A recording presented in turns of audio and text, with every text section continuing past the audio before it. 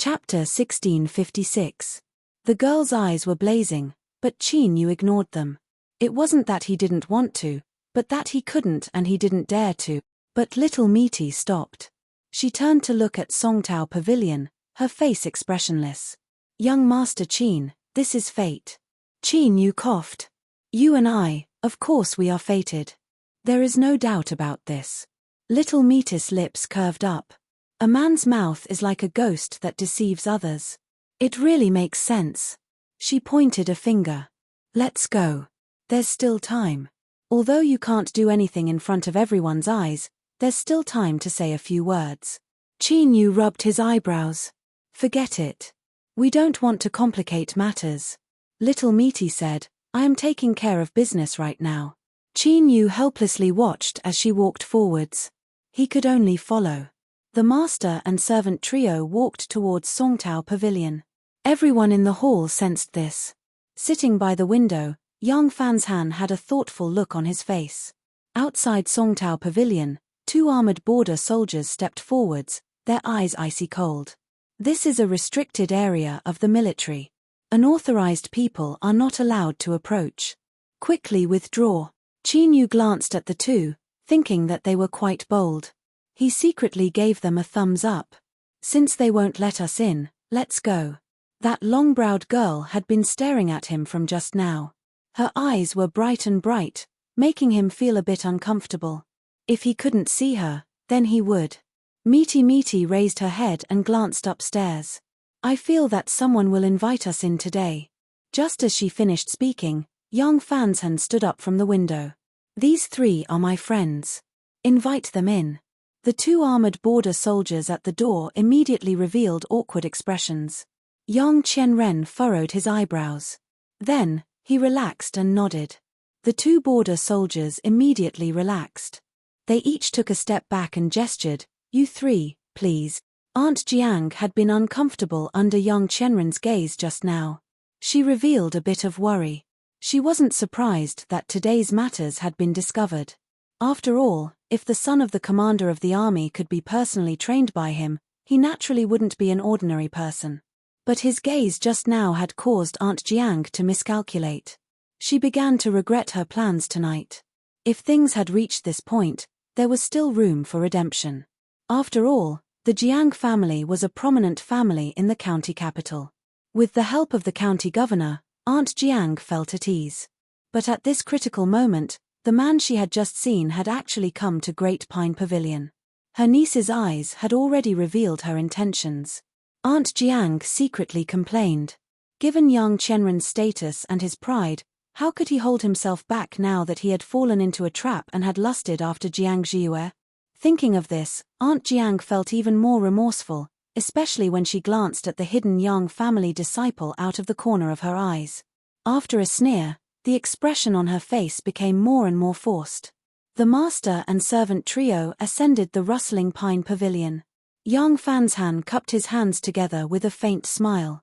You 3, we meet again. It really is fate that brings us together. If you don't mind, please have a seat and enjoy a pot of purple tea from the Eastern Pole Mountains with me. As the saying went, purple aura comes from the east. To the east of the East Pole Mountain was the famous Eastern Wasteland Divine Prefecture. With such a name, the value of the tea naturally skyrocketed. Moreover, purple aura tea was truly wondrous. Not only did it contain abundant spiritual strength, but after the tea leaves were brewed, faint traces of purple energy lingered around them. When a cultivator drank it, they would feel refreshed and refreshed. In a crowded situation, little Meaty basically didn't speak, so Baiji naturally wouldn't overstep her boundaries. Thus, Qin Yu became the master of the house. He smiled and cupped his hands together. Then I'll have to trouble you. Although little Meaty didn't explicitly say why she came to Great Pine Pavilion, Qin Yu could guess what her intentions were. If someone said that little Meaty was really here to create a chance for him and Miss Longbrowed to meet, then he couldn't believe half a word of it. Otherwise, she wouldn't have stabbed Qin Yu several times outside Great Pine Pavilion just now. It was clear that she was extremely dissatisfied with this situation. Even though he was dissatisfied, he still chose to endure it.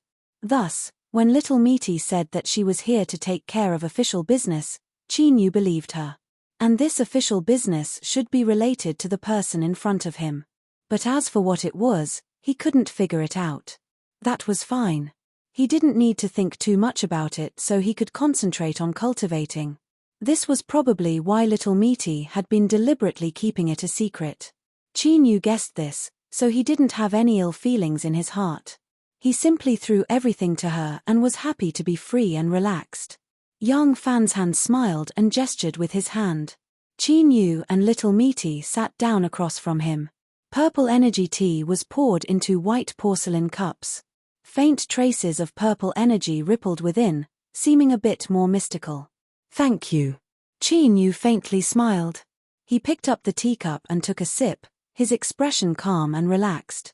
But now, except for long eyebrow besides Miss Long-browed Lady's eyes, there was also another gaze that fell upon him. A beautiful girl looking at me is fine. Although I can't stop her, I'm actually secretly happy in my heart. But why is a rough soldier like you looking at me? What was the reason for that cold smile at the corner of his mouth? We've never met before. Jiang Zhiyue suddenly stood up. She didn't know where this girl's courage came from. Could someone have lent it to her? Many pairs of eyes instantly gathered on her face. She was a bit flustered, but she clenched her teeth and forced herself not to sit down. Otherwise, if she sat down, she wouldn't have the courage to stand up again, and it would be impossible for her to say another word to him. She took a deep breath and quickly walked to the window. Her face was bright red, and under the light of the lantern light, her beauty was indescribable. Yang Qianren suddenly felt that this girl in front of him was far more beautiful than the one he had seen before. He couldn't help but narrow his eyes, the corners of his lips curving up even more. "My name is Jiang Zhiyue, the Jiang Zhiyue of the moonlit night flowing like flowers." "What is your name?" Perhaps because she was too nervous, the girl's voice was a bit loud. Moreover, her first words had clearly stated the meaning of her father's name in the past. She was embarrassed beyond belief. Her face flushed even redder, but she continued to bravely stare at the person in front of her. Yang Fan's Han was slightly startled. He silently watched from the side. He had only invited the three of them to Great Pine Pavilion because his thoughts had stirred. If the heavens didn't kill him, there would naturally be a chance. Otherwise, to be able to see such a brave and truthful girl before he left could be considered a fortunate matter. Little Meat held a cup of tea, her face expressionless as she looked straight ahead.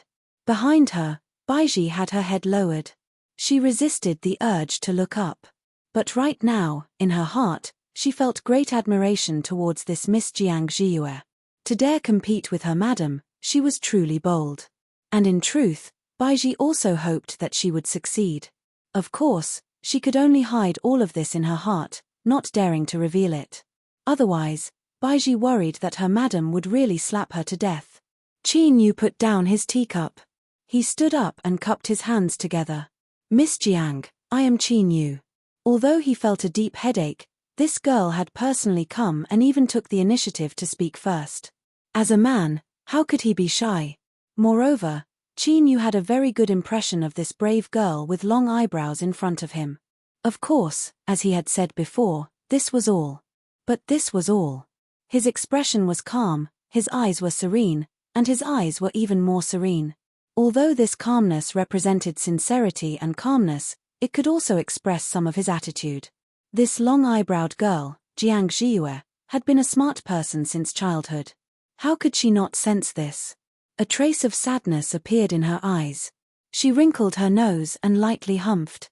"I just want to know what your name is. I don't have any other meaning." Qin Yu cupped his hands together. "For Miss to know my name is already my honor. I don't dare to ask for anything more." This girl was thin-skinned, so of course he had to take care of her. Did he really want to argue with her? Even if he didn't know how to flirt, there was still a limit. Jiang Zhiyue felt a little better, but she still felt wronged. Why did he not like her when they had only met 3 times and spoken a single sentence? She had asked for his name and also received a way out. She knew that she should turn around and leave. But for some unknown reason, it was like her feet had taken root and she couldn't move. Little Meat suddenly said, "If you don't want to leave, Then sit down and drink a cup of tea. Is it comfortable to stand and be stared at? Jiang Zhiyue regained her composure. Her face flushed red, but she really did sit down. She looked at Yang Fanshan and said, "Thank you." Yang Fanshan deeply admired this Miss Jiang. He smiled and poured a cup of tea for her, saying in a soft voice, "Miss has such a good personality." Across from him, Little Meat glanced at him. Seeing the praise in Yang Fanshan's eyes, she lowered her head and continued to drink her tea. If there was anything else, she would stand up and leave. Although it would be a little troublesome, she naturally had to do what she had promised. At worst, she would just have to use a few more tricks. Yang Qianren's eyes grew colder.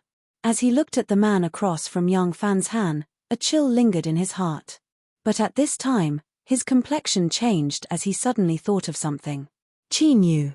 Qin Yu. This name seemed somewhat familiar.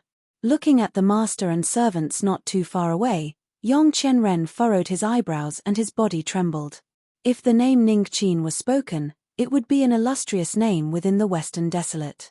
Many people had heard of him in Songwave Tower today. It wouldn't be an exaggeration to say that his name was like thunder piercing the ears. But the name Qin Yu was so common that no one would react. This was also the reason why Qin Yu had been willing to follow his heart and tell Jiang Zhiyue his true name. But he hadn't thought that in this Songwave Tower, there would be someone who could spy on Mount Lu. True face, because accompanying a father was like accompanying a tiger. Although the pressure was great, his eyes and ears were sharp. In addition, there was a high probability of passing through the Eastern Border Army on the way to the Central Desolate Divine Prefecture.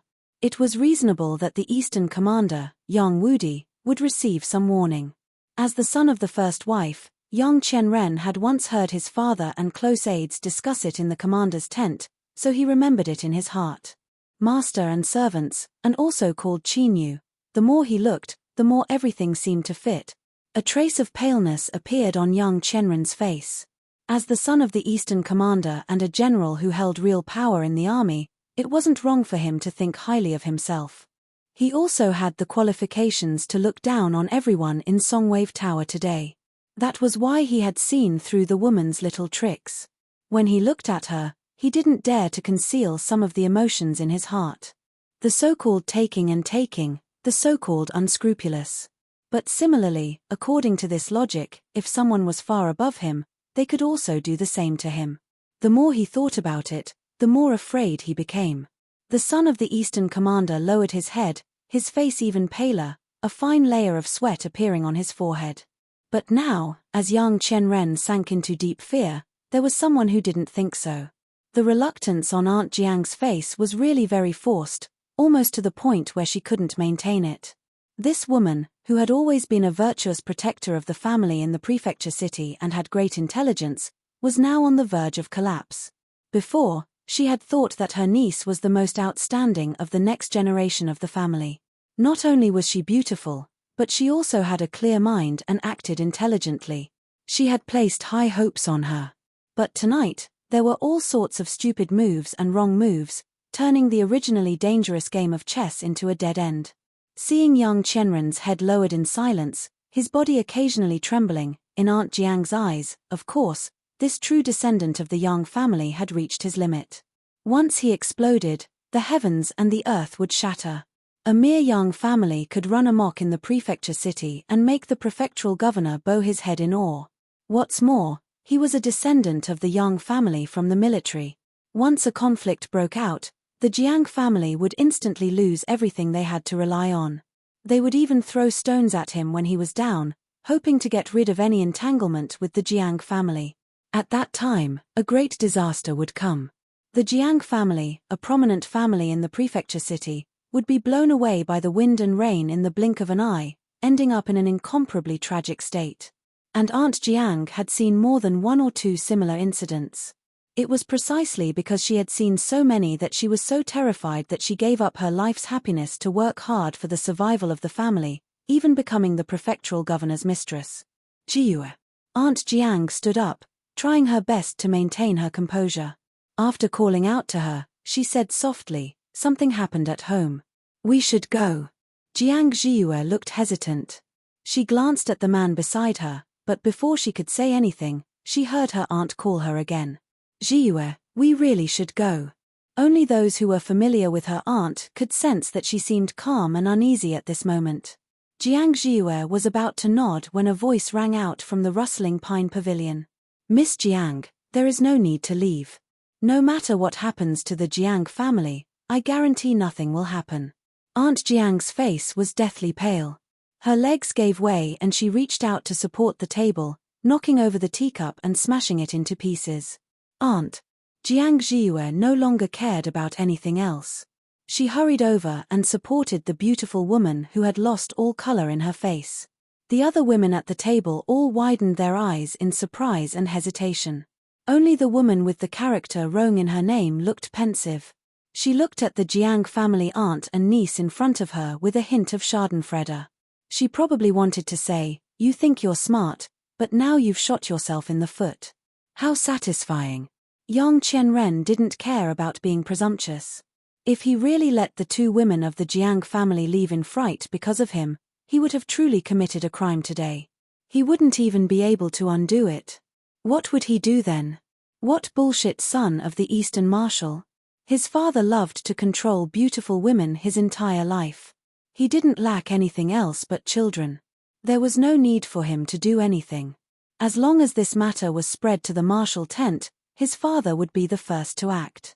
He would cut off his head and personally deliver it to him as an apology. As for his brothers in the army, they would definitely be happy to do this. The Yang family wouldn't kill each other. This was the only family rule that his father had set down, one that made one feel a trace of warmth. But to kill someone, one didn't need to personally do it. Borrowing the strength of others was clearly a better choice. Yang Qianren paled and sweat dripped down his forehead. He quickly walked over to the window and cupped his hands together. Lord Qin Yu, I have eyes but failed to see. If I have offended you in any way, I ask that you forgive me. At this moment, there was a deathly silence both inside and outside the rustling pine pavilion. Chapter 1657. Qin Yu frowned. He really couldn't figure it out. After a moment of hesitation, he said, Sir, did you mistake me for someone else? His body trembling, Yang Qianren fell to his knees without hesitation. My lord, please forgive me, otherwise I will die. He kowtowed, motionless. It seemed his identity had been exposed. Was it because of the name Qin Yu? Looking at Yang Qianren, Qin Yu thought for a moment. You are a member of the Yang family? It was true. With these words, he couldn't be wrong. Yang Qianren respectfully said, This humble servant is Yang Qianren, my father is Yang Wudi. Qin Yu nodded. Ignorance is not a crime. Leave. Yang Qianren was startled and then overjoyed. Those in high positions needed face, and his father was no exception. Today, under the watchful eyes of so many people, if he received these words, then everything would be fine. Thank you, my lord, thank you, my lord. Yang Qianren stood up, about to withdraw from Songtao Pavilion. He didn't want to be an eyesore. This was something he was aware of. Little Meat suddenly lifted a hand and pointed at Jiang Jiue. You can't touch this girl. Yang Qianren lifted a hand and slapped himself in the face. He respectfully bowed to Jiang Jiue. Miss Jiang, from now on, wherever you are, I will stay far away. Scram. Yang Qianren left as if he had been pardoned. The Songtao Pavilion became even more deathly silent. Even Yang Fanshan, who had invited the three up, couldn't help but widen his eyes in shock. Little Meat looked at him and stood up. Let's go, it's almost time. Qin Yu nodded. He smiled at Jiang Jiue and cupped his hands. The three turned and left. Yang Fanshan clenched his teeth and chased after them. Please wait a moment. Will you also enter the pass tonight? Qin Yu had seen through Little Meat's intentions when he saw Yang Qianren's thoughts. He stopped and turned. Yes. Does Sir Yang wish to accompany us? Yang Fanshan's eyes brightened. Of course. Outside Songtao Pavilion, the two Yang family companions were waiting. One was a skinny old man with a goatee and the other was a woman with dark skin. They glanced at each other and wisely maintained their silence. What had happened in the Li family was not known to ordinary people, but the Yang family was well aware of it. Even if what had happened just now had not happened, the young family could not afford to offend these three. However, they did not expect that the background of these three people was so powerful that even Commander Dong could not afford to offend them. Yang Fan's Han was really lucky. Yang Qianren bowed from afar, not daring to approach. His face was a little pale. The so-called instant between life and death was really just a moment's difference. If Jiang Jiwe hadn't asked for his name just now, he would have completely cut off his way out. As he thought of this, he recalled the warning the madam had given him before she left. After watching them leave, Yang Qianren turned and entered the Great Pine Pavilion. Arriving in front of the Jiang family niece and aunt, he cupped his hands in greeting. Please forgive me for offending the two of you before. My name is Yang Qianren. If the two of you have any trouble in the future, you can go to the Yang family in the prefecture capital and report my name. Excuse me, I'll take my leave. He turned around and left without any hesitation. Some of the thoughts in his mind were completely wiped away. Nonsense, he still dared to have such thoughts. Was he tired of living? Not to mention retreating, so what if he was willing to give up 30 times or 300 times? As the saying goes, a wise man submits to circumstances. Yang Qianren was not lacking in this aspect. Otherwise, he would not have knelt on the ground and begged for mercy as soon as he sensed something. This could be considered a powerful survival skill. As for whether Yang Fan's Han had managed to avert danger this time or had other fortuitous encounters, he did not care. But this matter had to be reported to his father as soon as possible. Regarding this, Yang Qianren did not have the slightest bit of luck. Taking the initiative to speak might be meritorious, but if he was lucky, he could avoid death, but he could not escape punishment. Leaving the Great Pine Pavilion, Yang Qianren mounted his horse and galloped away with his men. Inside the pavilion, the people who had finally recovered from their daze all had complicated expressions on their faces. No one had thought that the situation would take such a turn and suddenly turn into the current situation. Jiang Jiwe's insight was actually much better than her astute aunt's. In the vast sea of people, they had only met once or twice from afar, but she could actually see that the man was not ordinary. A big shot, an absolute big shot. Even the great Commander Wudi in the Eastern Border Army's tent had to be wary of him. Otherwise, as the great commander's son, Yang Qianren would not have such an attitude, almost in fear and trepidation, begging for mercy. Today, receiving Yang Qianren's promise was tantamount to putting his name in front of Eastern Commander Yang Wudi. In the future, in addition to the Yang and Li families, there would most likely be another Jiang family in the East Pole Commandery. And the Li family had been in constant turmoil recently. There was no telling what would happen in the future. Perhaps the Jiang family could seize the opportunity to replace them. Thinking of this, the people's gazes converged with more envy. Of course, there was more jealousy, but they did not dare to show it. Aunt Jiang grabbed her niece tightly. Her face was slightly flushed, and her whole body was glowing. It could be said that she was radiant. She turned her head and glanced at Jiang Jiwe, slightly lowering her voice. You. She seemed to be complaining, but her tone was full of pride. She was full of joy, thinking that her niece had long since discovered something but did not tell anyone. This cautiousness was, of course, excellent. Otherwise, this lucky chance would not have fallen into the Jiang family's hands. Jiang Jiwe's lips moved, but she did not say anything. She only lowered her head. The scene of him smiling and cupping his hands appeared in her mind. It's not because I guessed you were a great figure that I looked at you differently. In the future, will we ever meet again? She did not know, but she knew that keeping silent now was the best way for the Jiang family to obtain the most benefits.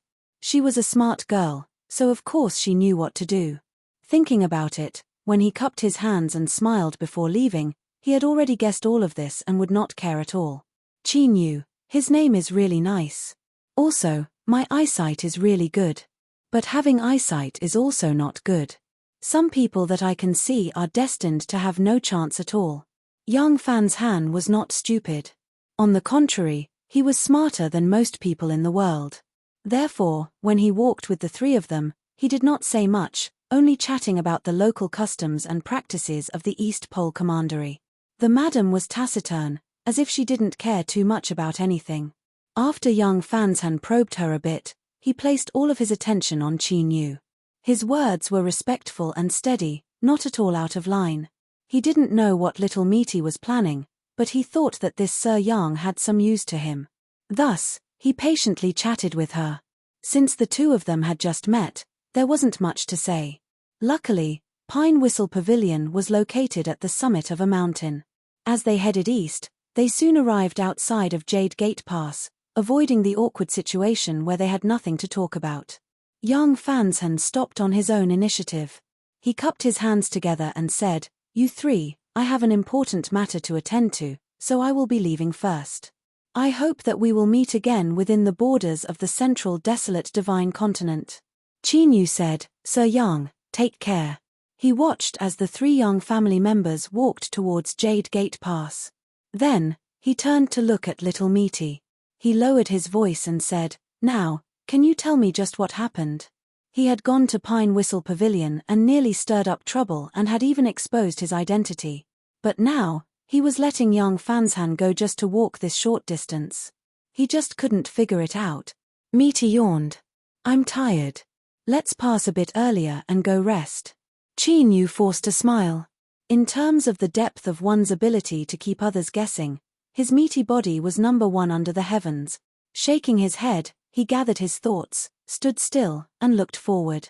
The Jade Gate Pass was right in front of him, and the pass medallion on his body started to glow. There was also a mysterious aura that enveloped his body. It was also because of this that they were able to stand outside the Jade Gate Pass unscathed without worrying about being burned by the light.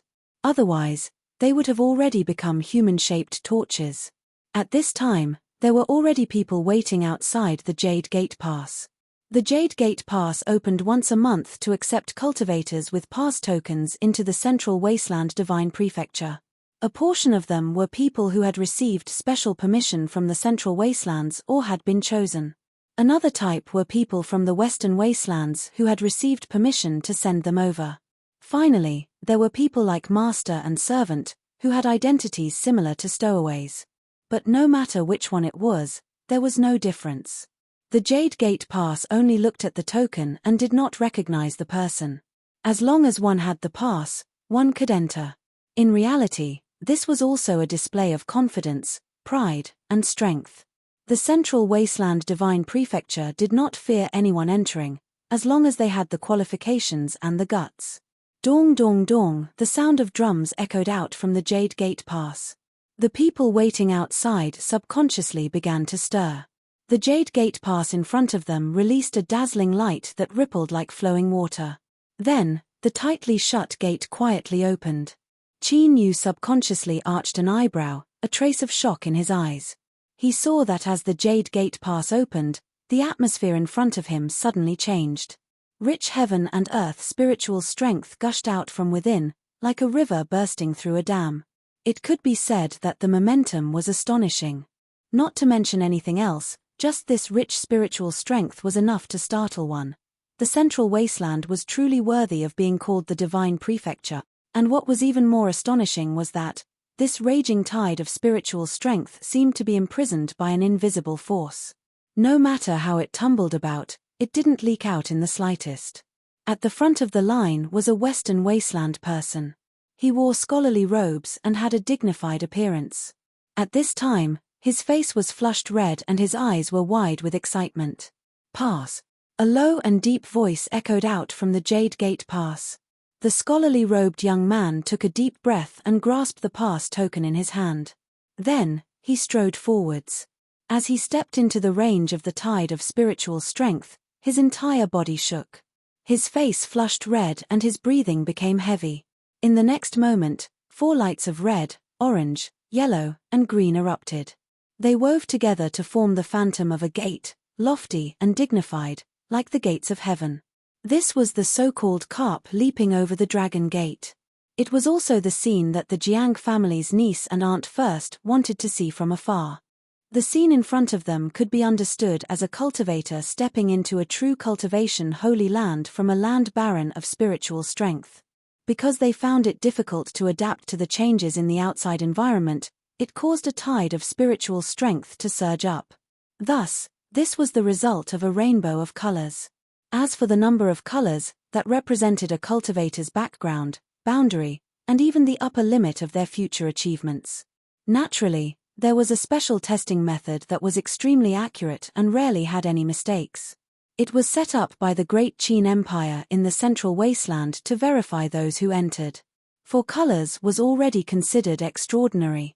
As for the scholarly robed young man, he would likely be recruited after entering the Jade Gate Pass. And this was the reason for the carp leaping over the Dragon Gate scene. After the scholarly robed young man stabilized his footing, he had a happy expression. But there was a trace of sadness in the depths of his eyes. This was because according to the plan, he should be able to stimulate a 5-colored halo of light. But that touch of blue never appeared. The surging heaven and earth spiritual strength around him gradually calmed down, indicating that he had gradually adapted. It was impossible for a miracle to occur again. He took a deep breath and walked into the Jade Gate Pass, his figure disappearing from everyone's sight. Although the touch of blue that the scholarly robed young man longed for hadn't appeared, it had already been said that 4 colors was already extraordinary. As the first person to step into the Jade Gate Pass, he was absolutely the first to do so. The second person who had fallen behind had a gloomy expression. But the order had already been decided, so he could only brace himself and move forward. Red, orange, and yellow intertwined together. This wasn't bad, but with 4 colors in front of it, it wasn't conspicuous at all. After that, more and more people entered. Even the best were only 3 colors. This continued until a sickly black-clothed girl with a pale face appeared. She stepped into the tide of spiritual strength. 5 colors instantly erupted. Red, orange, yellow, green, and blue intertwined with each other. The phantom of the gate became increasingly solid and dignified. Among the 5 colors, there was even a light blue dot that seemed to be embellished. Although it hadn't completely condensed into form, its existence itself indicated that this sickly-looking girl had almost achieved the magnificent scene of all 6 colors descending at the same time. "Are you willing to enter Golden Toad Palace to cultivate?" An old woman's voice suddenly sounded out from the Jade Gate Pass, echoing in everyone's ears. It was incomparably calm and natural. It released a boundless pressure, like a towering mountain whose peak couldn't be seen at a glance. "My Qingjiang Lake is willing to accept you as a direct disciple. You can enter the ancestral hall and receive the protection of the sect." Another mellow middle-aged man's voice sounded out. Outside the Jade Gate Pass, everyone's eyes were filled with burning envy. Before even stepping into the Jade Gate Pass, he was already being fought over by 2 great sects of the central desolate divine region. This had not happened for many years. The black-clothed girl was silent for a moment. Then, she respectfully said, "I'm sorry. Neither of your sides are my target." Like this, the man from Qingjiang Lake fell silent. The old woman from Golden Toad Palace coldly sneered. "Little girl, in the end you aren't one of the 6 colors. It's best if you keep your feet on the ground and don't bite off more than you can chew. Golden Toad Palace can also give you the status of a direct disciple, but that is our bottom line. You might as well consider it." The black-clothed girl only shook her head. Humph. The old woman from Golden Toad Palace faded away. The black-clothed girl vanished from everyone's line of sight. She had actually directly rejected the recruitment of 2 sects of the central desolate divine region. Many people's eyes widened, disbelief on their faces. The 5 colors descended, suppressing this day. Afterwards, everyone was like stars in the night sky, each one of them dim. Young Fanzhan stepped into the tide of spiritual strength and erupted with 4-colored light. After him, the 2 young family cultivators, the skinny old man with a goatee and the dark-skinned woman, each only had 3-colored light. As expected, the standard of judgment wasn't cultivation. As the number of people in front of him decreased, Qin Yu frowned. He glanced at Little Meaty and saw that she had a calm expression. She lightly said, "Don't worry, I have already made my preparations." Then there was nothing to worry about. Chapter 1658. Qin Yu was the first to step into the great tide of spiritual strength. His figure paused for a moment before he stood still. A faint red and orange light covered his body.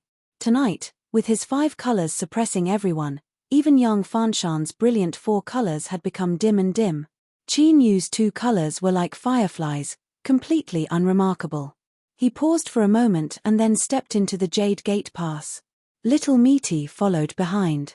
Her performance was slightly better, but she only had 3 colors. However, very few people discovered that the moment she stepped into the pass, she looked up. This glance caused a certain restless existence to fall into complete silence. It curled up into a ball and shivered, not daring to move at all. Baiji was the third to step in. 4 colors. This scene caused strange expressions to appear on the faces of the people outside the Jade Gate Pass who had yet to enter. The master and servant trio had entered, but the performance of the 2 masters was far inferior to that of a single maid. This could be called a rare situation. At the Great Pine Pavilion. Looking at the Jade Gate Pass from afar, the people present all had strange expressions. The view here was excellent. There was plenty of light near the gate, and in addition to the outstanding eyesight of cultivators, everything could be seen. The master and servant trio had entered one after the other. They had high expectations, but now they were even more disappointed. For a maid to be able to follow such a great figure, it was natural that she wasn't ordinary. It was also natural for her to erupt with 4 colors. But that great figure called Qin Yu only had 2 colors. Even the woman who had reprimanded young Chen Ren only had 3 colors. Could it be that a descendant of a great family had gone out to explore the Western Desolate? Was this why there was such a great disparity in performance between master and servant? But that wasn't right. With Eastern Commander Yang Wudi's status and strength, what second generation could make young Chen Ren feel such fear? Or could it be that this young master had made a mistake and recognized the wrong person? Although this was the least likely possibility, everyone was looking forward to it the most. Because if this was true, then there really would be a great show to watch. Jiang Jiue suddenly said, "Auntie, have you heard of the fish dragon White Robe?" Auntie Jiang's eyes brightened. The actions of great figures are indeed reasonable. Perhaps they have some other mission in entering the Central Desolate, so they deliberately hid their identities after coming to our East Pole County city. In order to avoid unnecessary trouble, it is reasonable for us to conceal ourselves. She glanced at the crowd and said in an indifferent tone, "As for us, since we accidentally saw something, we should keep our mouths shut to avoid the disaster comes from the mouth." Everyone's expression changed slightly, and their hearts trembled. At this moment, within the Jade Gate Pass, Great Qin's Tiger General Zhao Yuan, who was in charge of guarding the pass, frowned slightly. He put down the wine cup in his hand, stood up, and took a step forward. Ignoring the restrictive spells within the pass, he tore through space and arrived at a forbidden area. The cultivators serving here were already in chaos. Seeing the Great General arrive, they hurriedly bowed. "Greetings, Great General." Zhao Yuan was expressionless. What happened? An azure-robed cultivator walked out from the crowd in front of him and bowed. "Grand General, the heaven-peaking insect was suddenly startled just now. It retracted all its tentacles and fell into great panic." Zhao Yuan frowned. "Why?" The indigo-robed cultivator broke out in a cold sweat. "We have not found out yet." Zhao Yuan looked at him coldly. "Hurry up and investigate. If you can't give me an explanation, what is the point of keeping you around?" The faces of the people on the other side turned pale. They bowed and hurriedly left. Normally speaking, these people came from large sects and weren't from the army. At most, they were only cooperating with the Qin Empire and didn't need to fear the Great General. But the person in front of them was different. He was a direct descendant of the Zhao family, one of the 5 great general clans of the Qin Empire. He was known to be the most ruthless person. Over the years, he had personally killed at least 100 cultivators from various sects. Among them were even disciples of the upper 4 sects. But he still remained in the Jade Gate Pass, not causing any trouble. How could he not be afraid? Inside the Jade Gate Pass, there was another world. Standing at the peak of the East Pole Mountain, one could only see a small city from afar. It wasn't even half the size of the East Pole County city. But when one truly entered, they discovered that the sky was high and the earth was vast. Everything within 1,000 or even 10,000 miles was within the Jade Gate Pass. Taking a deep breath, heaven and earth spirit energy was as thick as water.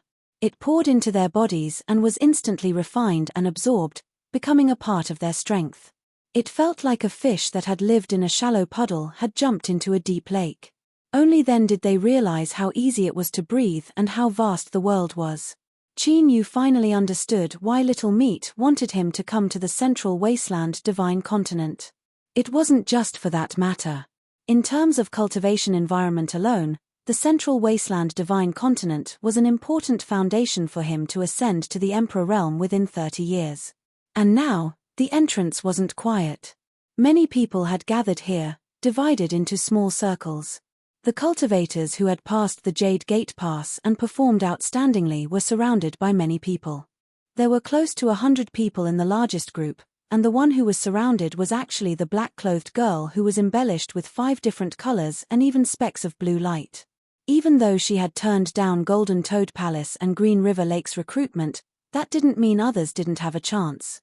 As the saying goes, a fine jade is right in front of you. Even if there's a chance, you have to fight for it with all your might.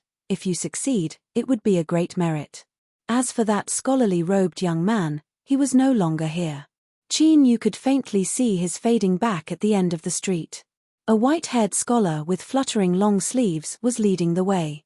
The Confucian-robed young man respectfully followed behind with his head lowered. This was an agreement. Once he entered the Central Wasteland Divine Continent, he would be led away. It seemed that this young man would have great achievements in the future. The scholar seemed to sense something and looked back at the entrance. It seemed that his eyes weren't too good from reading all year round. He squinted his eyes but still couldn't see the figure clearly. This caused the scholar to hesitate. He thought for a moment, shook his head, and continued forward. Since he couldn't see clearly, it meant that the time wasn't right. There was no need to look anymore. The Confucian-robed young man said, "Teacher, what are you looking at?" The white-haired scholar smiled. "An interesting little fellow, I should say very interesting." The Confucian-robed young man said, "Fate with the academy?" The white-haired scholar nodded. "There is some fate, but the time hasn't come yet." After speaking, he paused. "Mausoleum of Dew, when you enter the academy in the future, you must learn to appreciate the word fate. This is the most essential aspect of our academy. In the future, when you travel the Central Wasteland, you will suffer less. Otherwise, I fear it will be difficult for you to pass through that road of study." Mausoleum of Dew respectfully bowed. "Yes, teacher." One in front, one behind, the 2 scholars walked away. Qin Yu looked away. The white-haired scholar turned his head. When their gazes met, Qin Yu was aware of something. With just a thought, he covered it up. In such a hurry, it was better to avoid trouble. Since they had just entered the Central Wasteland, this was fate. Then, they would naturally meet again in the future. "Let's go. What is there to see?" A chubby figure appeared at Qin Yu's side. She looked up at the skies, her complexion not too good. Qin Yu didn't know what was wrong with her. Following the principle that it was better to avoid trouble, he simply nodded. "I'll do whatever you say." But he still couldn't smoothly leave. 2-colored or 3-colored wasn't worth mentioning and wouldn't be able to arouse the attention of the people of the Central Wasteland Divine Continent. But 4-colored, that was enough. Several figures blocked the way. Their eyes fell on Baiji. A Daoist carrying a long sword on his back bowed. "Fellow Daoist, are you willing to enter my limitless temple to cultivate? Although my status in the temple is low, I can accept a disciple on behalf of teacher. As long as you nod and agree, you will be a 4th-generation direct disciple of my limitless temple." The complexions of several people changed. They glanced at the old Daoist carrying a sword and thought that no one would dare to pretend to be someone from the limitless temple, especially a 4th-generation disciple. They couldn't help but feel helpless. They had managed to find a good seedling with great difficulty, but she was actually fancied by someone from the limitless temple. How could they compete for her? Baiji furrowed her eyebrows, not speaking. The old Daoist had a sincere expression. He slowly said, "There is no need for you to have any scruples. You only need to nod or shake your head. Since I have appeared here, I will naturally help you remove all worries. As he spoke, he swept his eyes over Qin Yu and little Meaty. Luckily, there was no arrogance or threat in his eyes, otherwise Qin Yu felt that this old daoist who had lived for countless years would have died today. Baiji shook her head. The old daoist revealed an anxious expression. He took a step forwards. You can consider it for several more days. There is no need to hurry and reply. I will be in Jade Gate Pass these days. If you change your mind, you can come find me at Immortal Seeking Tower at any time. After he finished speaking, he waved his hand. Without giving Baiji a chance to continue speaking, he turned and left. From the looks of it, it seemed that he feared he would be thoroughly rejected, so he left some hope for Qin Yu. Because of this old daoist, Qin Yu's prejudice against the cultivators of the Central Wasteland suddenly lessened by a great deal. After the old daoist left, the others glanced at each other in dismay. Thinking that since they had already come, they all reported their names.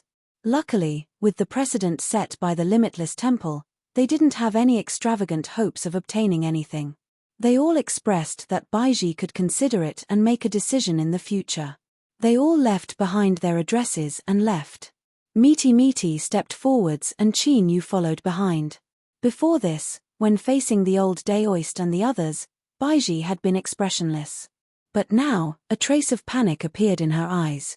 She quickly chased after them and whispered, "Madam, I absolutely didn't have any thoughts towards you." Meaty coldly sneered, "What does it have to do with me?" Baiji no longer spoke. She lowered her head. Qin Yu coughed. "I actually think that old daoist isn't bad." Meaty chuckled. She glanced at Qin Yu. "You think he's good, but what a pity, from start to finish he didn't even glance at you." Although this was indeed the case, with Meaty's words, why did it feel like the situation had changed? Besides leaving people in suspense, when it came to insulting others, Meaty might even be able to compete for a ranking in the world. Qin Yu shut his mouth, not speaking. It was clear that she was in a terrible mood right now, and yet she still wanted to look for trouble. Did she have a hole in her head? This little girl Baiji, she had learned to be smart. The master and servant trio left the pass. They didn't care which direction they were heading in and simply left aimlessly. Not long after they left, young Fanshan hurried over. He stood at the pass and looked around, his complexion gradually turning pale. The skinny old man with a goatee looked at the woman across from him. He frowned, puzzlement in his eyes. He also couldn't understand. This woman had always been considered smart, so why was she acting so crazily this time? The woman's skin was dark and her appearance was average, but her figure was actually quite heavy. She lowered her head in silence. As for the goatee looking at her and young Fanshan's dark and gloomy expression, she pretended not to notice. Since she had done it, there was no turning back. In fact, from many years ago, she had never been able to turn back. After waiting for a long time, he still didn't find the master and servant trio. Young Fanshan took a deep breath and turned to leave. The goatee old man turned and followed. The woman fell behind. "You stay here and don't follow me. Otherwise, I'm worried that if I fall asleep one night, my head will be separated from my body." The woman really did stop. After a moment of hesitation, she bowed and left. Chapter 1659. The reason young Fanshan had entered first was to wait here so that he wouldn't be separated from the master and servants. He had a favor to ask of them, so he had to be careful. As for why he didn't say anything before, it was because only here could he show them his sincerity. But he never imagined that this taciturn woman would suddenly stir up trouble. Although it wasn't serious, it was enough to delay them for a moment. Thus, the scene before them occurred. Let alone saying that it was a coincidence or that she was innocent, no one would believe it. As for the woman, she didn't hold any hope that this would happen. What was done was done. The goateed old man sighed inwardly. He wasn't willing to meddle in the internal affairs of the young family. As an exalted one had to have the attitude of an exalted one. One had to do what they were doing and not care about anything else. For instance, this woman had suddenly attacked today, ruining young Fanshan's chance to turn things around. But what about the truth? Who knew what the future would be like? Even if everything went smoothly and young Fanshan really died, the ones who died were still the young family members. As for the woman that participated in this matter, would she have a good ending? The goateed old man glanced at young Fanshan walking in front. He had a fairly good impression of him. But what a pity, he had taken a momentary stroke of luck and wasn't able to fully grasp it. Just how difficult would it be to obtain it again? He feared things didn't bode well for him. Outside the door, young Fanshan wasn't there. This was beyond Qin Yu's expectations. But he was only a little surprised. He glanced at little Mita's calm and gloomy expression and then ignored her. As he followed behind her, his eyes were half closed. The majority of his mind was already focused on cultivating. In such an environment, if he didn't hurry up and cultivate, it would be a waste of heavenly treasures. After walking for a while, Qin Yu endured it again and again. In the end, he opened his eyes and said, "Where are we going?" She said she was tired, so couldn't she hurry up and find a place to rest? He wanted to go into seclusion and cultivate right now. Little Meaty humphed. "What are you in such a hurry for? We're just up ahead." Luckily, it really was in front of them. After turning a corner, a restaurant by the side of the road appeared in front of him. The words Immortal Inquiry Tower hung on the signboard. It wouldn't be an exaggeration to say that it was grand and majestic. These 3 words were like 3 huge mountains. When he looked at them, they towered into the clouds. When he looked up, he couldn't see their heads. Qin Yu's lips twitched. Was there a need to be in such a hurry? But of course, he didn't dare to say this out loud. But it turned out that even thinking about it wasn't safe. Little Meaty turned and narrowed her eyes at him. "Qin Yu, do you want to die?" Qin Yu waved his hand again and again, forcefully shaking his head. He used his sincere eyes to express that he really hadn't lived long enough. Little Meaty clenched her teeth. The current Qin Yu was becoming increasingly thick-skinned. She felt as if he were a slippery loach. He had to find a chance to make him remember, lest he forgot who the creditor was. The Immortal Seeking Tower was extremely famous. Everyone in the East Pole County knew about it. The God's Nectar in the building was even more acclaimed as a sacred wine, a fine wine that people on this path absolutely could not miss. As it turned out, fame and price were also directly proportional. Luckily, before he left the East Pole County city, he had received compensation from Shi Yu's store. Spending someone else's money to drink the God's Nectar was naturally much better. The 2 of them sat down again. Baiji stood at the side.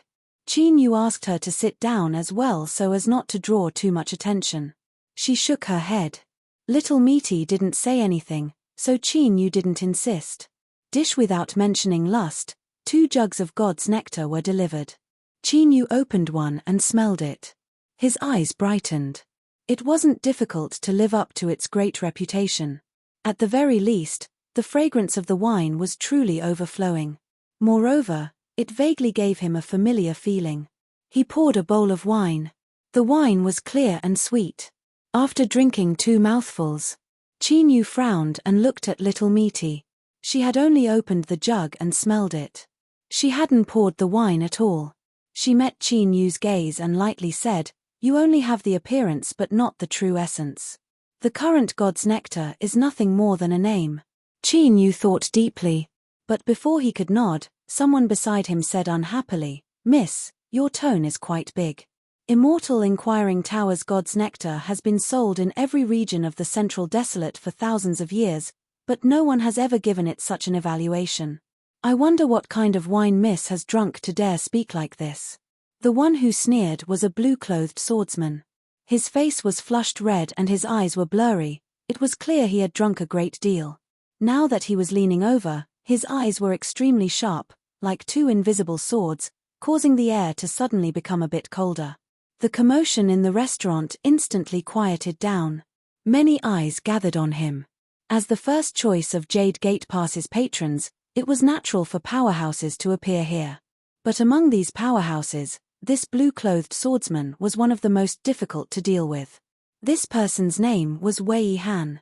His current status was a sword cultivator under Great General Zhao Yuan's command. It was said that he used to be part of a great sword sect, but because he had provoked a calamity, he had been expelled from his sect and ended up in his current situation. His swordsmanship was extremely high. Wei Han was addicted to drinking. Most of the money he received from the army every month ended up in this immortal inquiring restaurant. He had to borrow money from time to barely appease the alcoholic bug in his stomach. And the god's nectar was his favorite drink. If he didn't drink a pot of it every day, he would feel uncomfortable all over. Therefore, when he was drunk today, he had spoken up after hearing Xiao Ru's words. He truly couldn't tolerate such a fine wine in the world being looked down upon by a woman. Little Ru glanced at the disheveled sword cultivator and calmly said, "Since I said this wine isn't worth mentioning, I am naturally speaking the truth." Wei Han supported himself on the table and stood up. He sneered, "Then today, I will uphold the god's nectar's reputation. Since you say it isn't worth mentioning, then bring out an even better wine to convince this Wei. Otherwise, I will unsheath my sword today and leave behind several gins of Miss Blood as a warning to future generations." The master and servant trio remained calm. Even though there was an invisible sword intent circulating around their bodies, their expressions didn't change. No matter how strong a sovereign realm sword cultivator was, how could he touch the master and servant trio in the slightest? The onlookers weren't afraid of things getting out of hand. This was especially true after they drank some wine, so the situation became even more intense. Someone shouted. Sword Immortal Wei was truly heroic. He was willing to offer a sword to a woman for the wine in his cup. He was truly a romantic wine lover. Someone shouted, "Little miss, don't be so arrogant. If you have the ability, then bring out some good wine and peel off Great Sword Immortal Wei's face in front of everyone. Let him see what it meant that there was always someone better than the heavens and there was wine above wine." The crowd was bubbling with noise and excitement. Qin Yu's eyebrows rose up. He swept his eyes around, thinking that the central desolate realm of gods was truly filled with outstanding people. There were more people here who didn't fear death than elsewhere. But, what was little Ru doing today? It was just a mouthful of wine. Was it worth fighting over? He couldn't figure it out. He felt that little Ru's recent actions were becoming increasingly difficult to fathom. Could it be that after the crack in the world shattered, she was no longer the same as before? She was becoming more and more like a real woman? If this was the case, then there was an explanation. Little Ru glanced at Qin Yu. Her eyes clearly showed that he was about to die. Qin Yu hurriedly lowered his head and drank. This god's nectar only had its appearance, but it wasn't bad. He could at least drink it. Wei Han laughed.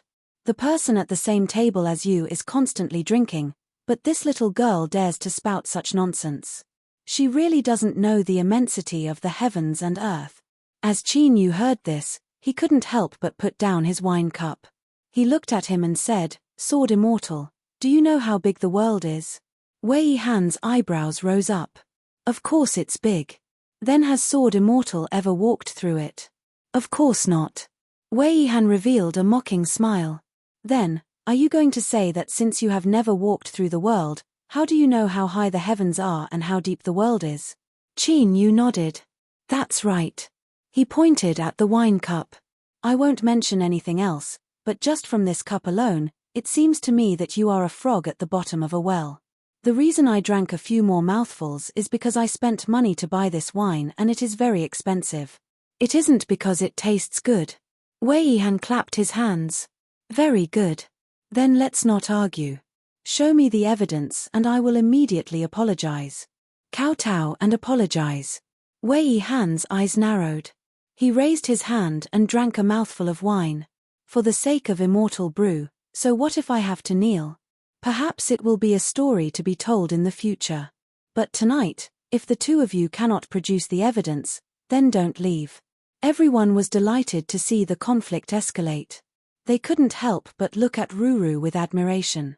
They thought to themselves that this girl really deserved to die. In addition, her expression didn't change at all. It seemed that she was very confident. TSK, I knew it. She came from a rich and powerful family. Did she really think that she could do whatever she wanted just because of the prestige of her ancestors? Don't forget, This was Jade Gate Pass. And the Grand General Zhao Yuan who guarded the pass was the person who cared the least about these things in this world. Were the disciples of the four upper sects amazing? Then their background could truly be said to be heaven-defying. In the central desolate divine continent, even if they couldn't do as they pleased, they could at least walk 7.5. But what were the consequences of causing trouble in our Jade Gate Pass? All of them were beheaded, their souls shattered, and their bodies and souls destroyed. They didn't even have the chance to reincarnate. What were the consequences? Nothing at all. Jade Gate Pass was still Jade Gate Pass, and Grand General Zhao Yuan was still that son of a bitch. He was still alive and kicking. This little girl didn't cover her mouth. She feared that she would suffer a great loss at Jade Gate Pass this time. To have Wei Han kneel, this had really touched his reverse scale. Even if this matter reached Zhao Yuan's ears, with the Grand General's protective nature, he wouldn't be able to obtain any good results. From the very beginning, no one believed that Ruru and Qin Yu were speaking the truth. Could there be wine in this world that was better than God's nectar? Moreover, it was in a place outside of our central desolate divine continent. It was clearly impossible. The manager of Immortal Seeking Tower's Jade Gate Pass bitterly smiled as he came out to mediate. He first respectfully bowed to Wei Han. Sword Immortal Wei, when Immortal Seeking Tower opens its doors to do business, what it fears the most is being embroiled in these conflicts and stirring up trouble. I wonder if you can give me face and let today's matter rest. As long as Sword Immortal Wei agrees, the debt you owe us last month will be written off. There was another uproar as everyone laughed and scolded the manager for delaying them from watching a good show. Some people even threatened that if the manager continued to spoil the mood, they wouldn't buy any more wine. The manager pretended not to hear them. A bunch of drunkards, young and old, were guarding the God's Nectar card, so how could they not be restrained? If they had the ability, then don't come and drink. Chapter 1660. Wei Han smiled faintly as he rapped the table. Manager Liu, it's not that I don't want to give you face, but didn't you hear that the girl opposite me clearly wants me to kowtow and apologize? This matter is not something that can be resolved with a month or two's worth of wine. It's best you watch from the side. Don't worry. No matter how big today's matter becomes, I, Wei Han, will bear the responsibility. I will not implicate your Immortal Seeking Tower. I'm already very sincere. Treat me as a friend, so just sit down and watch. Sword Immortal Wei is awesome. To be able to shirk a month's worth of wine, you are truly impressive. It looks like something big is going to happen today. Quickly call someone over to watch the show. Wei Han cursed. All of you scram. I'm not an actor on stage for you to fool around with. At that moment, his expression changed. He put down his wine bowl and cupped his hands. Uncle Master, why are you here? The old Daoist walked over with a sword on his back. He stood by the table with a calm expression.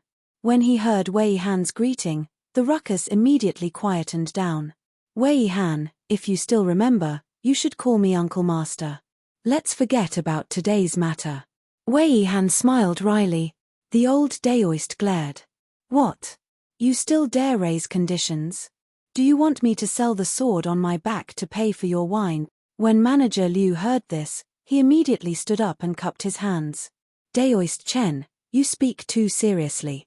As long as Sword Immortal Wei is willing to let this matter rest, my words are still valid.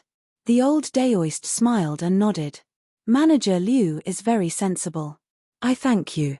He glared at Wei Han. Hurry up and get off the stage. Do you want me to kneel down and beg you? Wei Han's expression turned even more bitter. Uncle Master, how can I not agree to your request? But you have to give me a reason. The old Daoist's gaze landed on Baiji. Wei Han looked at her and nodded with a sigh. Forget it. If that's the case, Uncle Master, please get this lady to take back her words and pretend nothing happened. The old Daoist grunted. At least you know what's good for you. Inside the Immortal Seeking Tower, everyone cursed inwardly. Where did this old Daoist come from? He deserved to be hacked to pieces. Of course, he didn't dare to say it out loud. He just muttered it in his heart. The old Daoist seemed to sense something. He smiled and cupped his hands together. Infinite Temple, I am Chen. I have disturbed everyone's mood today. My apologies, my apologies. As soon as the name Limitless Temple came out, everyone's expression changed. How could they dare to have any objections? They all put on smiling faces and said that the old immortal was kind-hearted. They admired him greatly and did not dare to be disrespectful. This made the smile on the old Taoist's face even brighter. However, when his eyes fell on Baiji's face, his heart skipped a beat. This girl actually didn't seem to notice anything at all. Could it be that you haven't discovered the fame and status of our immeasurable temple? When they parted at the gate, the old Daoist was full of worries. When he returned to his residence, he felt uneasy. He sighed for a long time and was about to drown his sorrows in alcohol when he saw this little girl again. Surprised and delighted, he immediately intervened and did not hesitate to reveal his identity in front of everyone, forcing Wei Han to lower his head and drink the water. He originally thought that the little girl had changed her mind, but looking at her now, that didn't seem to be the case. But since things had come to this point, he had to try again. The old Daoist braced himself and calmly walked over to the table of the master and servant. I take back what I said before. This matter will end here. In the future, when you travel the world, think carefully before you speak to avoid stirring up trouble. He turned his head and his eyes fell on Baiji. He squeezed out a smile. Fellow Daoist, have you thought it over? Our limitless temple's doors have always been open to you. Whoosh, everyone was in an uproar. After all this time, this old immortal had come to accept a disciple. No wonder he had interfered. Today's matter. They secretly rejoiced that they hadn't been muddle-headed before.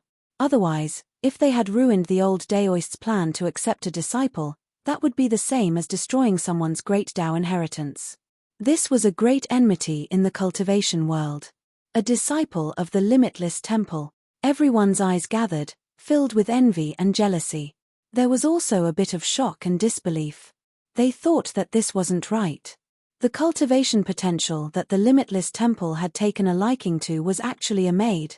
Baiji shook her head. She was straightforward and efficient, without any hesitation. Thus, in the blink of an eye, everyone's shocked and envious expressions turned into broken eyeballs and broken jaws. The old Daoist could feel the determination in Baiji's eyes. He was immediately heartbroken. He suddenly felt that he really couldn't accept this disciple for his teacher. The more he thought about it, the more his heart ached and his complexion paled. The old Daoist's lips trembled. He said, "You won't reconsider?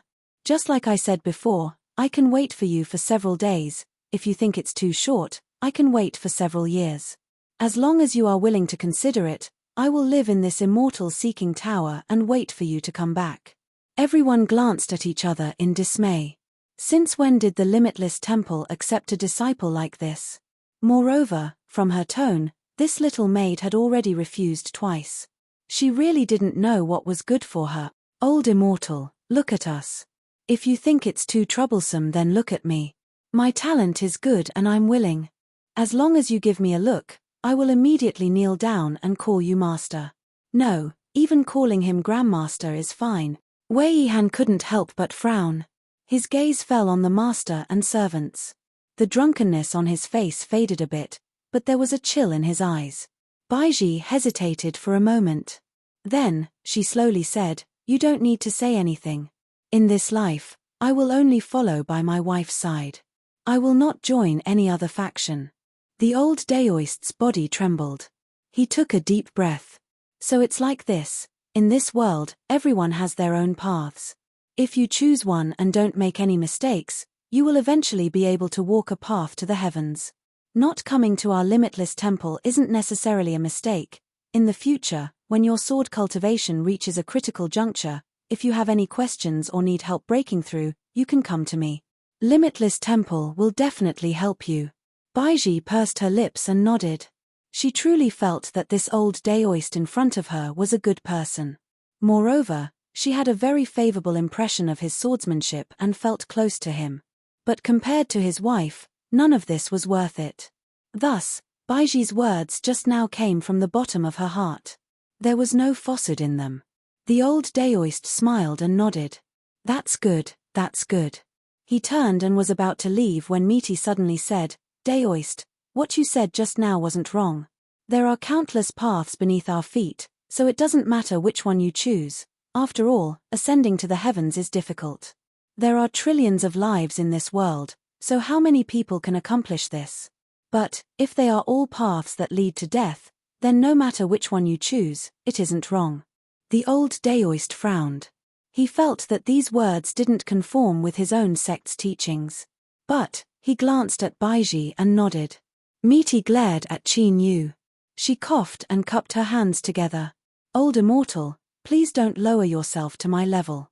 After personally experiencing Senior's words and actions today, this junior is filled with admiration. This is a wine fruit that I plucked from an unknown tree. I hope that Senior will accept it. The old Daoist glanced at Wei Han and then at the wine fruit in Qin Yu's hands. He thought for a moment and nodded. Then I won't be polite. Qin Yu smiled and extended his hands. Meaty had already stood up. The master and servant trio walked out. Wei Han wanted to speak but was stopped by the old Daoist's eyes. He looked down at his hands, a dignified look in his eyes. The master and servant went downstairs, left the building, and walked far away. Wei Han coughed lightly, Uncle Master, although it's for you. In any case, I'm the one who lost face. Ahem, as the saying goes, those who see it have a share. The old Daoist sneered and turned to leave.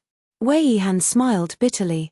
Boos immediately sounded in the restaurant, causing Sword Immortal Wei to scold him in a joking manner. Feces and farts flew everywhere. Shopkeeper Liu had a pensive look on his face as he watched the old Daoist leave. Smiling, he excused himself and left alone. A moment later, outside the old Daoist's residence, Wei Han frowned and looked at the smiling shopkeeper. His eyes were filled with ill intent. Shopkeeper Liu, you are not a good friend. Why did you come with me? Manager Liu's smile remained unchanged. What are you saying, Sword Immortal Wei? This is the inn behind my restaurant. As a manager, where can't I go? What's more, old Taoist Elder Chen is an honored guest of my immortal seeking tower. Today, he has suffered a disturbance, so I personally came to apologize.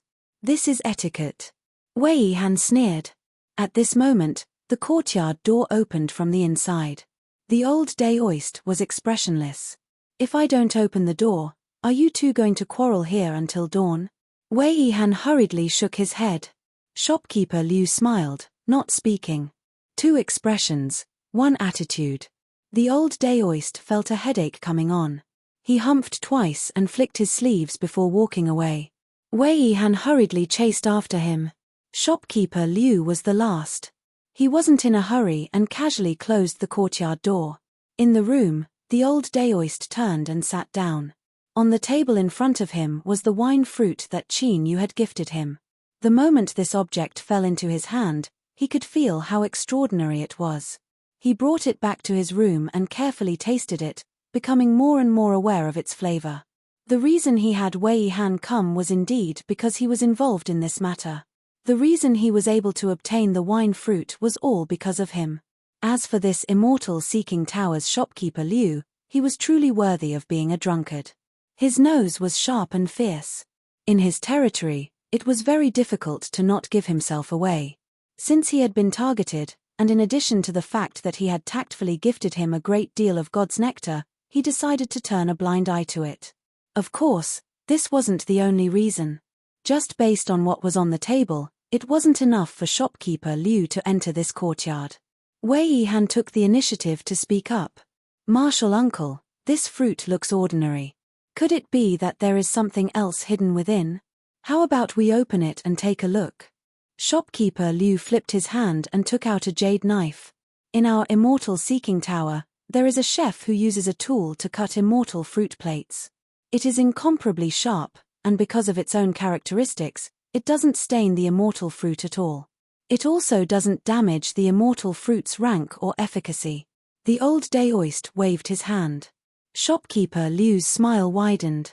He turned and handed over the jade knife. Although he took this object, he wouldn't personally do it.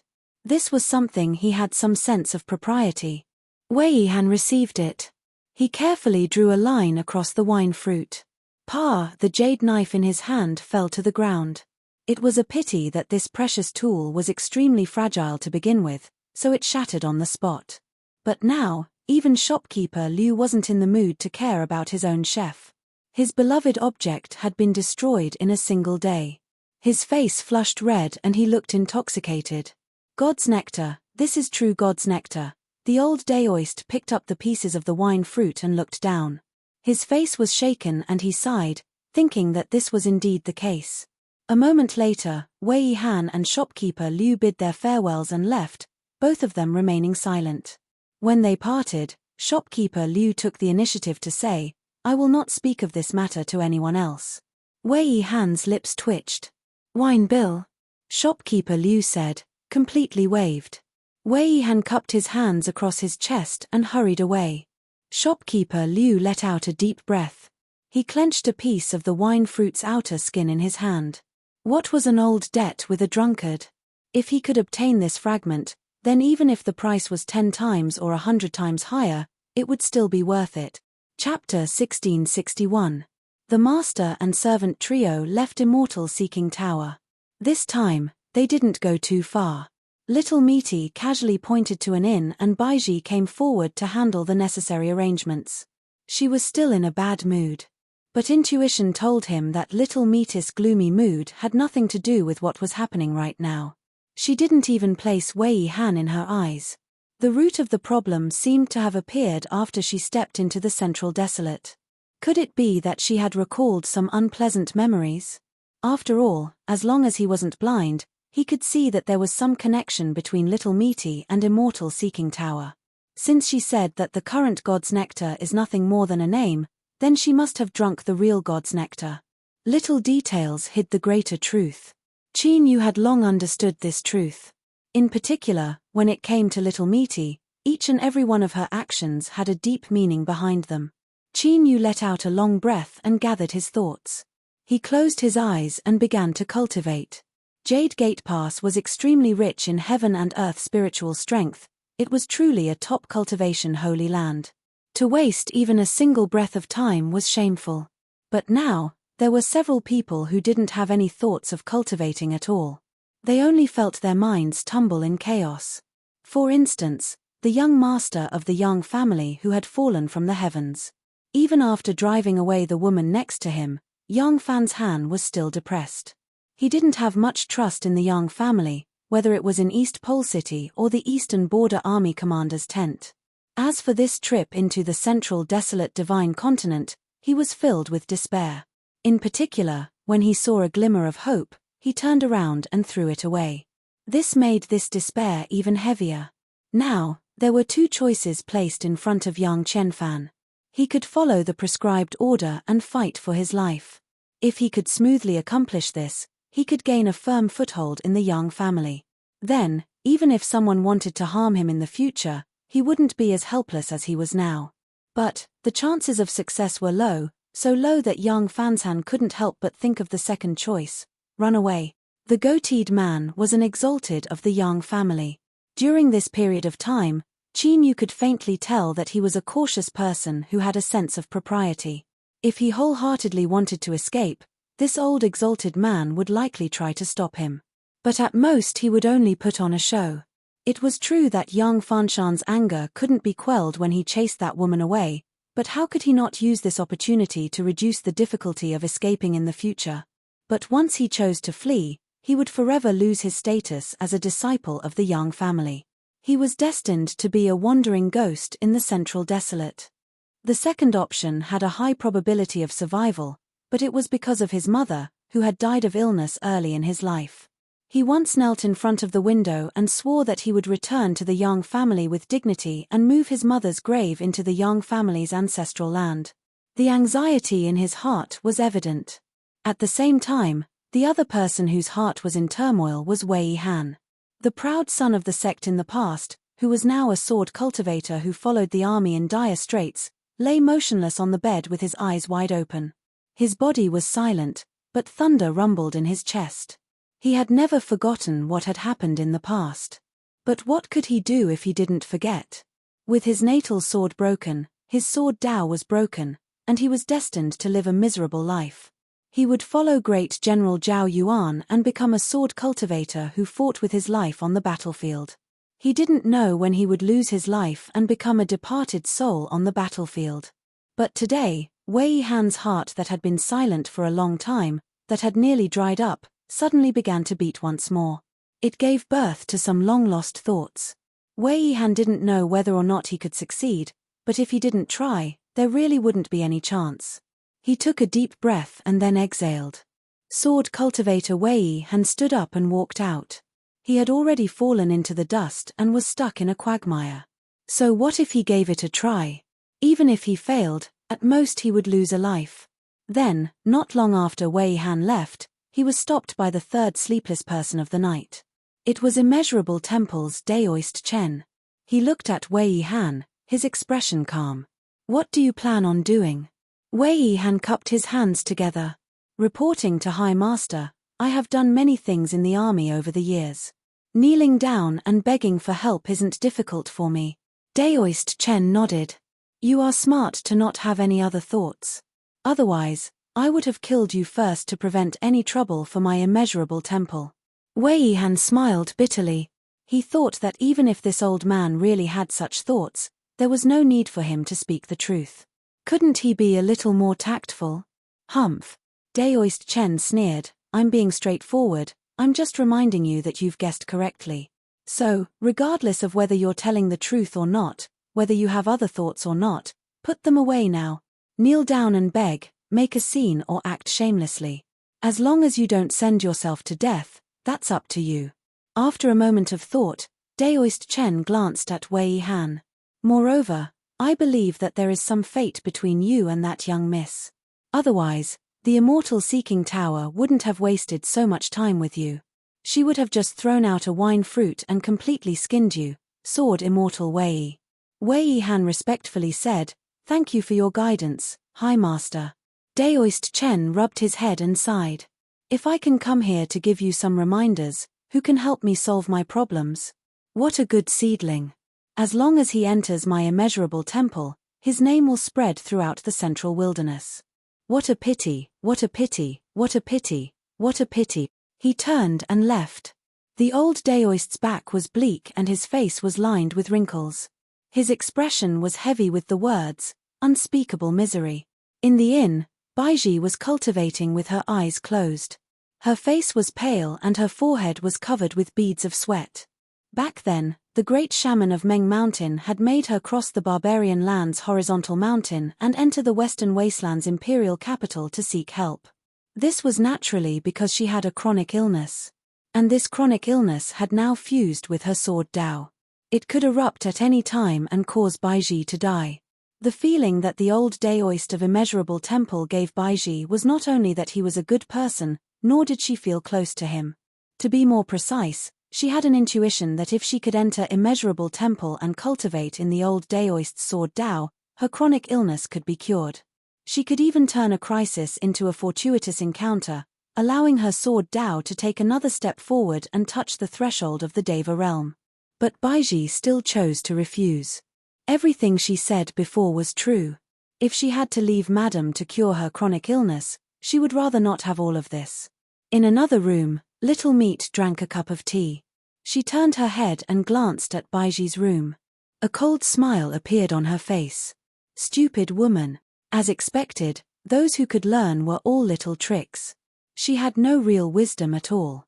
But rejecting Immeasurable Temple was the right thing to do.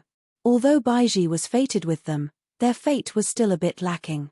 Taking it slow and enduring it was good for both of them. But she still had to go to Immeasurable Temple. What was the point of staying by her side? Besides being an eyesore, she was really useless. If she was lucky, she might even get a chess piece that might be of some use in the future. Little Meat was indeed tired. Entering the central wilderness divine continent was very bad for her. She was constantly suppressed and restricted. It was as if she was carrying an entire mountain on her back. She had to be careful with every step she took and avoid revealing her aura. Otherwise, if she were discovered by others, it would be a world-shattering calamity. She wasn't afraid herself. At worst she could return home and seek refuge. But where could Qin Yu escape to? He would definitely be caught. And so, without further ado, he would definitely suffer a miserable fate. So, Little Meat was in a bad mood and found Qin Yu displeasing to the eye. Strictly speaking, it wasn't that she was throwing a tantrum, but that there was a reason for it. It was late at night and yet Little Meat was still awake. This was because she was waiting for someone. That boy, unless he was stupid to the extreme, he wouldn't be able to understand this. If he didn't come, then she could only blame herself for making a mistake. The fate between Baiji and Immeasurable Temple would have to be endured in the future. At this moment, Little Meat, who had put down her teacup, curled her lips and revealed a smile. Several breaths of time later, there was a knock on the door. Wei Yihan requests an audience with Madam. The door opened. Little Meat was sitting motionlessly. Sword Immortal Wei, you have chased me here in the middle of the night. Are you here to seek revenge? Wei Yihan untied the long sword on his back and put it aside. Only then did he kneel on the ground and kowtow 3 times. Dong, dong, dong. The sound was deep and the ground trembled. He looked up, revealing his red and swollen forehead. With an extremely respectful tone, he said, Wei Yihan has come to kowtow and apologize to Madam for my previous offense. Little Meat pointed at the door. I've finished kowtowing. If there's nothing else, Sword Immortal Wei, please do as you please. Wei Yihan kowtowed 3 more times. Madam, Wei Yihan has a blood feud that has yet to be avenged. I beg you to help me reopen my path of cultivation. Once my revenge is avenged, Wei Yihan's life will be yours. Little Meat gently rapped the table with her fingers. And if I don't agree? Wei Yihan knelt to the ground and respectfully said, Wei Yihan will rise and leave. I will come back tomorrow. Little Meat humphed. At least you aren't an idiot. Otherwise, even if your head was smashed to pieces, I wouldn't give you a second glance. Wei Yihan was overjoyed. His face was filled with excitement and joy, but he didn't dare to reveal too much. He only kowtowed even more respectfully. To you Central Desolate Sword cultivators, having your life sword destroyed is indeed a matter that damages your foundation and breaks your great Tao. But to me, this isn't difficult at all. I can save you, but the conditions will change. From this day forth, you will be my chess piece. If I tell you to kill someone, then you must do so. Kill without asking for a reason. If I don't tell you to kill, even if your past enemies are right in front of you, you will still have to endure it and not reveal anything. Of course, I will promise you that you will have your wish fulfilled and your revenge will be avenged. Wei Yihan didn't hesitate at all. I am willing. No, from this moment forth, I will be Madam's evil dog. I will only listen to your orders. Little Meat coldly sneered. I said you were smart, but you turned around and became an idiot. You must listen to my words, and you must also listen to Qin Yu's words. Do you understand? She waved her hand. As for being a dog, you came too late. I already have a dog by my side, and it's quite a coincidence that he is also a sword cultivator. I don't like too many dogs, one is enough. So, you can be at ease and be an obedient chess piece, understand? Wei Yihan respectfully kowtowed. Yes. Little Meat lifted a hand and pointed a finger between Wei Yihan's eyebrows. He stuffily coughed and his face paled. The phantom of a broken sword appeared above his head. He lifted a hand and grasped forwards. The tip of the broken sword was taken into Little Meat's palm and the rest of the broken sword violently shook. Wei Yihan's body shivered and his face was drained of all color. His body emitted cracking sounds as countless wounds appeared on his body. Fresh blood gushed out, and in an instant, he was dyed red with blood. And at this time, the broken sword began to regenerate. After several breaths of time, it had become a complete sword. It was just that the upper half was a bit illusory. Little Meat drew back her hand. Wei Yihan fell to the ground with a thud. He gasped for breath, his body twitching uncontrollably. But at this time, his eyes were wide open and filled with wild joy. How many years had it been? Ever since the calamity of the past when his life sword was broken, He had never felt his sword intent completely flow through his body. Even though this was a completely unfamiliar sword Dao, it was profound and lofty like a path that led to the heavens, and it shot straight into the clouds. Your sword path has been broken and there is no longer any possibility for you to reach greater heights. So, I have given you a completely new sword path. But, this has its drawbacks. Although there are no obstacles ahead of you, and as long as you are willing to suffer, you can rapidly rise. But, your achievements in the sword path have already been determined today. It will be impossible for you to rise any further. Wei Yihan struggled to stand up. He knelt to the ground and kowtowed. Wei Yihan is satisfied. Thank you, madam. Little Meat waved her hand. Wei Yihan staggered away. The door closed on its own. The bloodstains on the ground seemed to be wiped away by a great invisible hand. Little Meat looked up and rubbed her eyebrows. Her eyes revealed a weariness that could not be concealed. She stood up and staggered to the bed. Then, she threw herself onto it and fell into a deep sleep. Qin Yu stood outside the door and listened to the gentle breathing inside. His brow furrowed slightly, revealing a bit of worry and unease. When Wei Yihan arrived, he had already noticed that this had nothing to do with cultivation. Rather, it was the disparity in realms. The 9 bends to heaven Great Dao had not only given Qin Yu a stronger future, but also astonishing perception. The great net of heaven and earth existed at all times. As long as he willed it, no one under the Emperor realm could escape. With a creak, the door to the side opened and Baiji walked out. She glanced at Qin Yu with a calm expression and said, Lord Marquis, go cultivate. I will guard the madam. Neither of them were stupid. They all understood each other's true feelings. Since this was the case, there was no need to hide it. Qin Yu was very worried about Baiji, but there was no problem with her loyalty to Little Meat. So, after confirming that Little Meat had only fallen asleep and her aura was slightly weak, there was nothing wrong with her, he nodded and left. Baiji watched Qin Yu leave. Then, she pushed open the door and entered the room.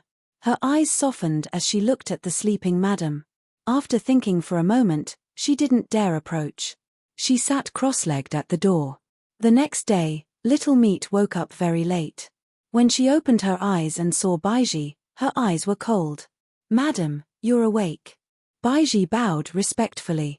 Little Meat said, Did Qin Yu come by last night? Baiji said, Yes. The Lord Marquis carefully sensed your aura. He only returned to his room to continue cultivating after confirming that there were no problems. Little Meat glanced at her. Are you really not willing to go to Immeasurable Temple? Baiji nodded. This servant only wishes to follow the madam in this life. I have no other thoughts. Little Meat sneered. Stay by my side, and then when you can't suppress the sword energy in your body and die with me. Baiji took a deep breath. This servant would rather fall to hell and never be reincarnated than harm the madam in the slightest. Ph, idiot. Little Meat's eyes were cold.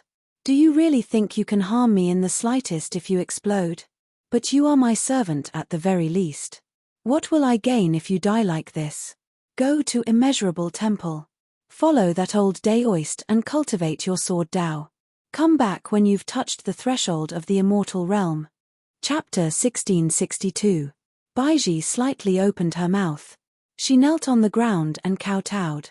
Yes. Meatis' lips curved up. You've indeed learned a lot of clever tricks.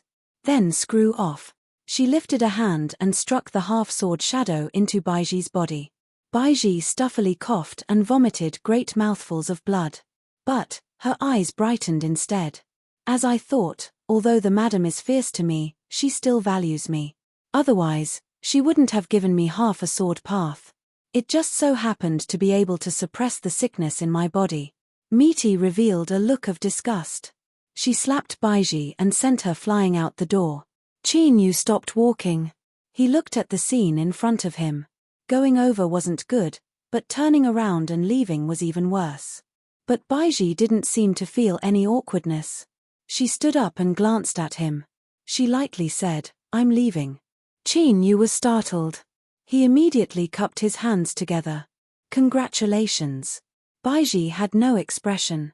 When I'm not here, if the madam feels any discomfort, You must take care of her. If there is even the slightest mistake, I will die with you. She didn't have full confidence she could kill Chinyu, but it wouldn't be difficult to die with him. Within the room, Mita's icy voice echoed out. Baiji, if you want to die then don't leave. Baiji respectfully bowed and turned to leave, vanishing from sight. Chinyu rubbed his nose. He thought to himself, what do you two want? Don't drag me into this. Injustice. This was really injustice. Chinyu. Mita's voice was filled with annoyance and depression. Chinyu coughed and calmly entered the room. I came to see how you were doing. Also, when are we leaving? Mita's eyes were dangerous. She stared at Chinyu for several breaths of time. Luckily, his concealment skills were excellent and he didn't reveal any emotions. Humph. Miti stood up and walked out. She used her actions to answer. The Limitless Temple's Daoist Chen had spent the entire night scratching his lungs. He was holding a pot of wine and drowning his sorrows. As he looked at Baiji walking towards him, he was stunned silly. There is something I must make clear to you. For the rest of my life, I will only be the madam's maid. Once I finish learning the sword, I will go find the madam. If you want, I will follow you to the Limitless Temple. Daoist Chen almost cried tears of joy. As long as little grandaunt is willing to follow me to the immeasurable temple to inherit our lineage, I won't have the slightest objection to whatever you say. Therefore, in the immortal-seeking restaurant, the old Daoist who owed a huge debt for wine left behind a sentence to tell the innkeeper that he didn't need the innkeeper to return the rest of the money. Then, he took his newly acquired treasured junior martial sister and boarded the carriage, leaving the Jade Gate Pass. As for the waiter of the immortal-seeking tower, he really didn't care. It wasn't because he knew some inside information, but because shopkeeper Liu had already ordered that this old immortal of immeasurable temple was not to stop him no matter what he did. The carriage continued on into the distance. The old Daoist priest personally drove the carriage. He could feel the aura of the way of the sword emanating from the carriage. He could not help but lift his hand and take a sip of wine. His eyes narrowed in bliss. Master, disciple Chen Chuan did not disappoint you. I've finally found a successor who can inherit your legacy. The Jade Gate Pass was extremely large, so large that there were 3 mountains and 6 rivers within. It was also divided into 2 regions, inner and outer. A simple explanation was that the East Pole Mountain at the edge of the Western Wilderness was nothing more than an entire mountain range that originated from the Central Wilderness. It was a common-looking mountain top. Suppressing West, Fighting Bull, and Sifting Star were the names of the 3 mountains within the pass. They were arranged from west to east, and now, Chinyu and Little Meaty were walking on Fighting Bull Mountain. That's right, they were honestly walking forwards one step at a time. Chinyu asked for the reason, but Little Meaty sneered in response, saying that he didn't understand. Indeed, when it came to choking people, Meaty was the best at it. Chinyu willingly admitted defeat. Fighting Bull Mountain was also known as Fighting Bull Mountain. In the legends, there was a great monster that cultivated deep within this mountain. Because of its cultivation, the surrounding land for 1,000 miles collapsed, forming the scene of an earth ball turning over. A great cultivator came here and used the supernatural powers of an immortal to subdue this great monster. He shattered its body and captured its soul to refine it into an earth vein, repairing the shattered earth and gathering heaven and earth spiritual energy. Afterwards, the Jade Gate Pass was constructed here. This was because after refining the great monster's soul, it would form a stable earth vein. Otherwise, an ordinary region wouldn't be able to withstand the weight of the Jade Gate Pass. It would likely collapse under the pressure, creating an endless abyss. Now, as Little Meaty walked on the mountain, the monster soul trembled deep underground. The phantom of a giant bull appeared and dissipated in the earth vein where red and yellow wove together. Fear appeared in its eyes. But within this fear, there was also excitement and disbelief. As they walked forwards, even if a cultivator didn't fly into the skies or burrow into the earth, their legs were still far stronger than a normal person's. Fighting Bull Mountain wasn't a treacherous place. After 4 hours, they arrived at the summit. Little Meaty frowned, a bit of impatience on her face. She suddenly sneered, "You better think this through. If you don't come out now, you will never need to come out again." As Qin Yu was frowning and his heart was chilled, the ground suddenly shook. A tall and sturdy bull with glossy fur leapt out. Its 2 front hooves fell to the ground and it respectfully bowed its head. This little monster greets 2 immortals. Not only did it speak human speech, but it also spoke with perfect articulation. Qin Yu never imagined that there would be a giant bull hidden beneath Fighting Bull Mountain. After carefully looking it up and down several times, he was able to see some of its depths. This giant bull seemed material, but it was actually formed from the condensation of strength. In essence, it was the soul of a great monster yellow bull. Very strong. Unfortunately, Qin Yu didn't know that the 9-tailed celestial fox that was hiding in the house had been killed. Otherwise, he would have discovered that this bull in front of him was a genuine great monster. It wasn't just a little bit stronger than the 9-tailed celestial fox that had luckily managed to advance. Of course, to little Meaty, this bit of strength made no difference. Even if she was different from before, of the myriad monsters in this world, none of them dared to bare their fangs at her. Otherwise, after moving from the Western Wasteland's imperial capital to the Thousand Islands County, they wouldn't have been so angry and hesitant before finally lowering their heads and admitting defeat. Little Meaty glanced at the giant bull. Her eyes were empty, but as they fell on the bull, they seemed even heavier than Fighting Bull Mountain. The bull's 4 legs buckled and it fell to the ground, its body shivering. Little Meaty furrowed her eyebrows. She thought that the monster races of this world were far too timid. They weren't like this in the past. But luckily, being timid didn't affect her ability to use it. Yellow Bull, meeting me today is your good fortune. As long as you are willing to offer up a monster core in your body, I will throw you into the monster pool so that your spiritual wisdom won't be extinguished and you can reincarnate once more. The giant bull shed tears of gratitude. It nodded again and again. Thank you, great immortal. This little monster is willing. All of the rumors originated from the truth, but the hateful cultivators of Great Qin had distorted the key points. In the past, in order to build the Jade Gate Pass, the Great Qin Empire had used a scheme to force it out from underground, resulting in the tragic scene of the bull flipping over 1,000 miles. Afterwards, they found an excuse to kill it and have its flesh and blood fuse into the earth. Then, they refined its soul into the veins of the earth and used it to stabilize the mountains and rivers, allowing it to withstand the endless pressure of the Jade Gate Pass. Now, its soul had fused with the veins of the earth and was close to the primordial divine Tao. Although it seemed undying and indestructible, it was actually constantly withstanding the pain of the mountain. Unless the Jade Gate Pass was closed, it would forever be a convict with no time limit. This sort of longevity was like being tormented by fire, like being placed on a mountain of knives and boiling oil. The giant bull didn't want to endure this for another day, so it agreed without hesitation. Of course, Meeta's promise was also an important reason. To be reborn in the monster pool was something that only peak great monsters had the qualifications to do. By being born with this knowledge, one's soul would be intact and their next life's cultivation would be like a tiger that had grown wings. They would also be able to obtain the destiny of the monster race. As for why little Meaty had only said a few words, and this great monster that had lived under Nyodo Mountain for who knew how many years had directly believed her, that involved an extremely secretive reason. The moment little Meaty took her first step into Nyodo Mountain, the big yellow ox had already discovered it. Little Meaty raised her hand and pointed. The big cow in front of her was like a bubble. It burst and dissipated with a pop. A perfectly round inner core the size of a knuckle appeared, completely golden in color. It spun around and fell into her hand. She looked down at it and seemed satisfied with its quality. She nodded and casually tossed the core into her mouth.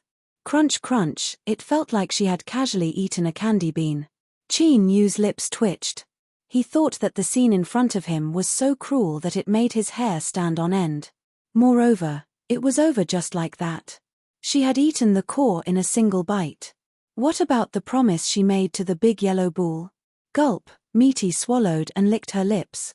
She probably thought that the core tasted quite good. She reached out and grabbed Qin Yu. Then, the two of them instantly vanished from sight. When he reappeared, he was already outside the 3 mountains. He gasped for breath and subconsciously turned his head to look behind him. He could faintly make out a towering mountain that seemed to support the heavens, piercing into the clouds. Sifting Star Mountain. The distance they had crossed this time was astonishing. They had passed through the entire mountain. Even with Qin Yu's physique, his chest still shook and his complexion paled. Misty glanced at him. "What are you doing? Since you've eaten it, why haven't you hurried away? Are you waiting for others to catch you?" She sneered. But her mood right now wasn't too bad. She had eaten a great monster's core and fused it with the earth vein for 10,000 years. Now that it had been contaminated by the earth energy, it could help her conceal her aura. She didn't need to be as cautious as before. Thus, this was why Misty had been able to bring Qin Yu here and use supernatural teleportation. Before this, she definitely wouldn't have been able to do this. Qin Yu thought for a moment. What about that big yellow ball? It was stupid and I ate it.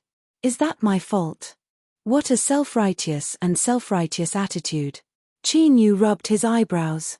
I just don't think you're lying to it. Humph. Sir Qin, I fear you haven't heard of a saying before. In this world, the more beautiful a woman is, the less trustworthy her words are. Qin Yu coughed. Miss Misty is certainly incomparably beautiful, but I think you are an exception. Misty rolled her eyes. What a bootlicker. He turned around and walked away, muttering in a low voice, "Before I ate the beast core, I sent its soul away. But the demon pool isn't that easy to enter. Whether or not it can smoothly reincarnate will depend on its luck." Qin Yu smiled. After passing the 3 mountains, if there wasn't an accident, there was also the Hung River. After crossing it, they would leave the boundary of the Jade Gate Pass and officially leave the borders of the Central Wasteland Divine Continent. The vast world, the millions and millions of powerhouses. This was the most vast and boundless world of the great desolate world. We've arrived. Although the current monster race was far from being as extravagant as their ancestors, they were still a lineage that had been passed down since ancient times. They didn't lack things like a foundation. The monster pool was the most important part of the monster race. It was known as one of their foundations that couldn't be lost. Its origins were unknown, but it seemed that it had already appeared when the monster race was born. In this world, as long as the monster race cultivated to the level of a great monster, they would have a faint chance of completing samsara in the monster pool after death, condensing flesh and blood to be reborn. They would be able to preserve their soul and be born with even greater talent for cultivation. Of course, the so-called faint chance was really only a faint chance. Roughly, for every 700 to 800 great monsters that died, only one lucky person would be born. Besides that, there were only 2 choices. Either you were strong enough to touch upon the destiny of the monster race, or you had a great background and had someone backing you. And today, as the waves tumbled about in the monster pool, a massive amount of destiny of the monster race gathered. A little monster began to condense flesh and blood. The eyes of the monster race guarding the monster pool brightened, revealing joy. This meant that 10 years from now, with the birth of this little monster, another pillar of the monster race would be born. In the future, as long as he didn't perish midway, he would surely become a world-shaking figure amongst the monster race. And the only thing that puzzled the great monsters was that the desolate region had been peaceful recently. They hadn't heard of any great monsters perishing. Could it be that some senior that was in seclusion had failed to break through and died in meditation? Countless eyes gathered on the monster pool. They watched as the little monster's embryo gradually stabilized. Their eyes pierced through the membrane, and they could faintly make out what seemed to be a little yellow cow. Sure, in the skies above the monster pool, a figure appeared out of thin air. He had blue hair and blue clothes, his appearance unparalleled. His calm eyes fell on the newly born embryo. Greetings, blue divinity. The great monsters bowed in unison, all of them extremely respectful.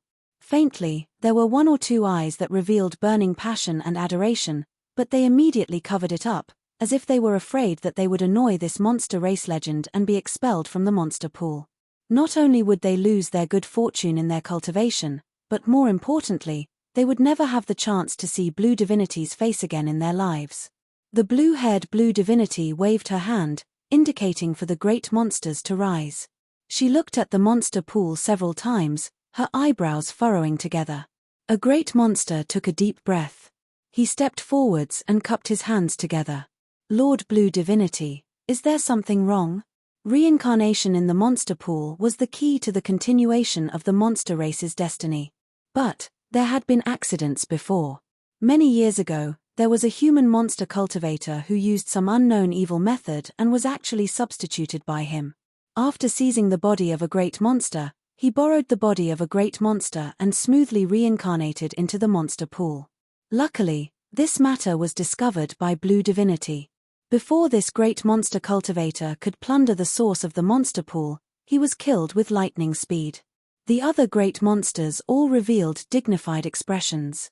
Blue Divinity hesitated for a moment. Then, she slowly shook her head. There is nothing wrong. He is indeed the reincarnation of a great monster of my monster race. What she found strange was that although this ox monster had the strength of a great monster, he clearly didn't have the qualifications to reincarnate in the monster pool. It was clear that someone had opened a back door for him. But what was strange was that even though she was the guardian of the monster pool, she hadn't felt anything strange from start to finish. Just which great elder of my monster race did this? Blue Divinity revealed a thoughtful look. This was the so-called twists and turns of the mountain, the so-called glimmers of hope at the darkest hour, the so-called, the heavens never shut off all path. Young Fan's Han was filled with sorrow. In the end, he didn't choose the second path. But, just as he was about to step out of the boundary of the Jade Gate Pass, he actually saw the two most important people in his life. Truly, he wept tears of joy. As he wiped away his tears, he strode forwards, fearing that if he was even half a step slower, the two people in front of him would vanish into thin air. Your Excellency Qin, Madam, it's a small world. Chapter 1663. The goat-like young family exalted was surnamed Jin Shun. At this time, his eyes widened. As he looked at young Fan's Han running forwards, he subconsciously stopped. The so-called old martial artists had countless experiences, and these experiences told him that there weren't too many coincidences in this world. If there really was such a thing, then it must have been done intentionally. There must be another reason behind it. Then, why had the two people resting in the pavilion by the roadside come here? Jin Shun didn't know, but deep in his heart, he subconsciously felt restless. At this time, he was already considering whether or not he should abandon his job as the young family exalted and turn tail and run away. At this time, the madam sitting in the pavilion seemed to be attracted by young Fanshan's voice. She looked over without expression. Then, her gaze swept over him in a seemingly ordinary manner. Jin Shun lowered his head, beads of sweat covering his forehead. He didn't dare to hesitate any longer and quickly followed. He had to accept his fate. There was no need to think about running away. Otherwise, the old exalted didn't doubt that he would only have enough time to turn around and then everything would go black. Young Fan's Han stepped into the pavilion. He calmed his breathing and impatiently said, "Your Excellency, I would like to make a transaction with you and the madam." He was too scared. He didn't want to wait a moment longer. Just as they were about to leave the boundary of Jade Gate Pass, Meaty suddenly said she was tired. She pointed at the pavilion and the two of them sat down. Then, they waited for young Fan's Han. Qin Yu glanced at her. Her expression was calm and indifferent, as if she didn't care at all. Her acting skills were quite good. He didn't know what Meaty was thinking, but he guessed that it was related to the transaction young Fan's Han spoke of. He cupped his hands together and said, "Sir Yang, meeting here is fate. How about you tell me what this transaction is about?" Standing outside the pavilion, the old exalted carefully swept his eyes over the three people in the pavilion. He sighed inwardly. Young Fan's Han usually seems like a smart person, so how come he's such a stupid fellow today? What nonsense transaction? Others are just waiting for you to deliver yourself to their doorstep. Once this topic was brought up, it was impossible to shake it off. Today, the two people in the pavilion, whether they lived or died would all depend on their luck. Of course, thoughts were thoughts and wails were wails in his heart, but Jin Shun didn't reveal any of his thoughts. This was also one of the survival philosophies of the old martial artists. Whether he would be able to turn the situation around or die without a burial place, it all depended on what he said next. Young Fan's hand sucked in a deep breath. Your Excellency Qin Yu, Madam, I won't hide anything from you. This time, I was ordered by my family to enter the Central Desolate to complete a transaction that my young family made with some great figure in the Central Desolate. This young doesn't know the specifics of the transaction. I didn't mean to hide it from the two of you. Please don't take it to heart. Looking at Qin Yu's complexion, young Fan's hand calmed down a little. He continued to say, my transaction is that I hope that the two of you can help me complete this matter. As long as the two of you help me get the transaction item and return to the Jade Gate Pass smoothly, I will give this item to you as a reward. He flipped his hand, and a jade tablet appeared in his palm. It looked like it had been buried underground for many years. Mud had seeped into it, and its surface was a mixture of yellow, white, and green. It looked very unremarkable. Qin Yu secretly frowned. If it weren't for young Fanshan's solemn expression and the reluctance in his eyes, he would have thought this Sir Yang was joking. Because this jade tablet was really very ordinary. There was nothing special about it. At least, it was so in his eyes. Little Meaty suddenly said, we agree to this transaction. Young Fan's hand was overjoyed. Thank you, Madam. Thank you, Your Excellency Qin Yu. Outside the pavilion, the old exalted was expressionless, but his heart was filled with despair. A worn-out jade tablet could actually invite these two unfathomably mysterious people in front of him? This was definitely a solid piece of evidence. If he knew this would happen, he would have learned from that woman when he was in the outer reaches of the Jade Gate Pass. If he was expelled, there would be great troubles in the future. But that was still better than being unlucky right now. The combined group of four continued on their way. According to young Fan's Han, they needed to go to a place called Duta Mountain and find a special guardian of the pagoda. The young family had their own way of identifying them. As long as they saw this person, they would naturally know. As for Duta Mountain, it wasn't too far from the Jade Gate Pass. It was located west of the Great Qin Empire, in the Langya region. It was a famous tourist attraction. As an old exalted who had visited the Great Qin Empire several times in the past, he braced himself as he met young Fanshan's eyes and explained, Duta Mountain is famous because of the hundreds of stone pagodas that surround it. It is said that the pagodas on this mountain all have a great origin and many lucky chances are hidden within. For many years, the reason that Duta Mountain has always been visited by tourists is because there have truly been people who have found a great good fortune here. Through Jin Shen's introduction, Qin Yu gained some understanding of Duta Mountain. When he heard something interesting, he would casually ask a few questions. Little Meaty remained silent the entire time. Qin Yu could be considered to have some understanding of her and could see that she really didn't care at all. In other words, Duta Mountain wasn't Little Meaty's goal. But thinking about it, if they really wanted to go to Duta Mountain, they wouldn't need to go through so much trouble. After all, they had their own legs. Then, it could only be young Fan's Han. Qin Yu glanced at him, a bit of pity in his eyes. He thought to himself, your life really isn't good.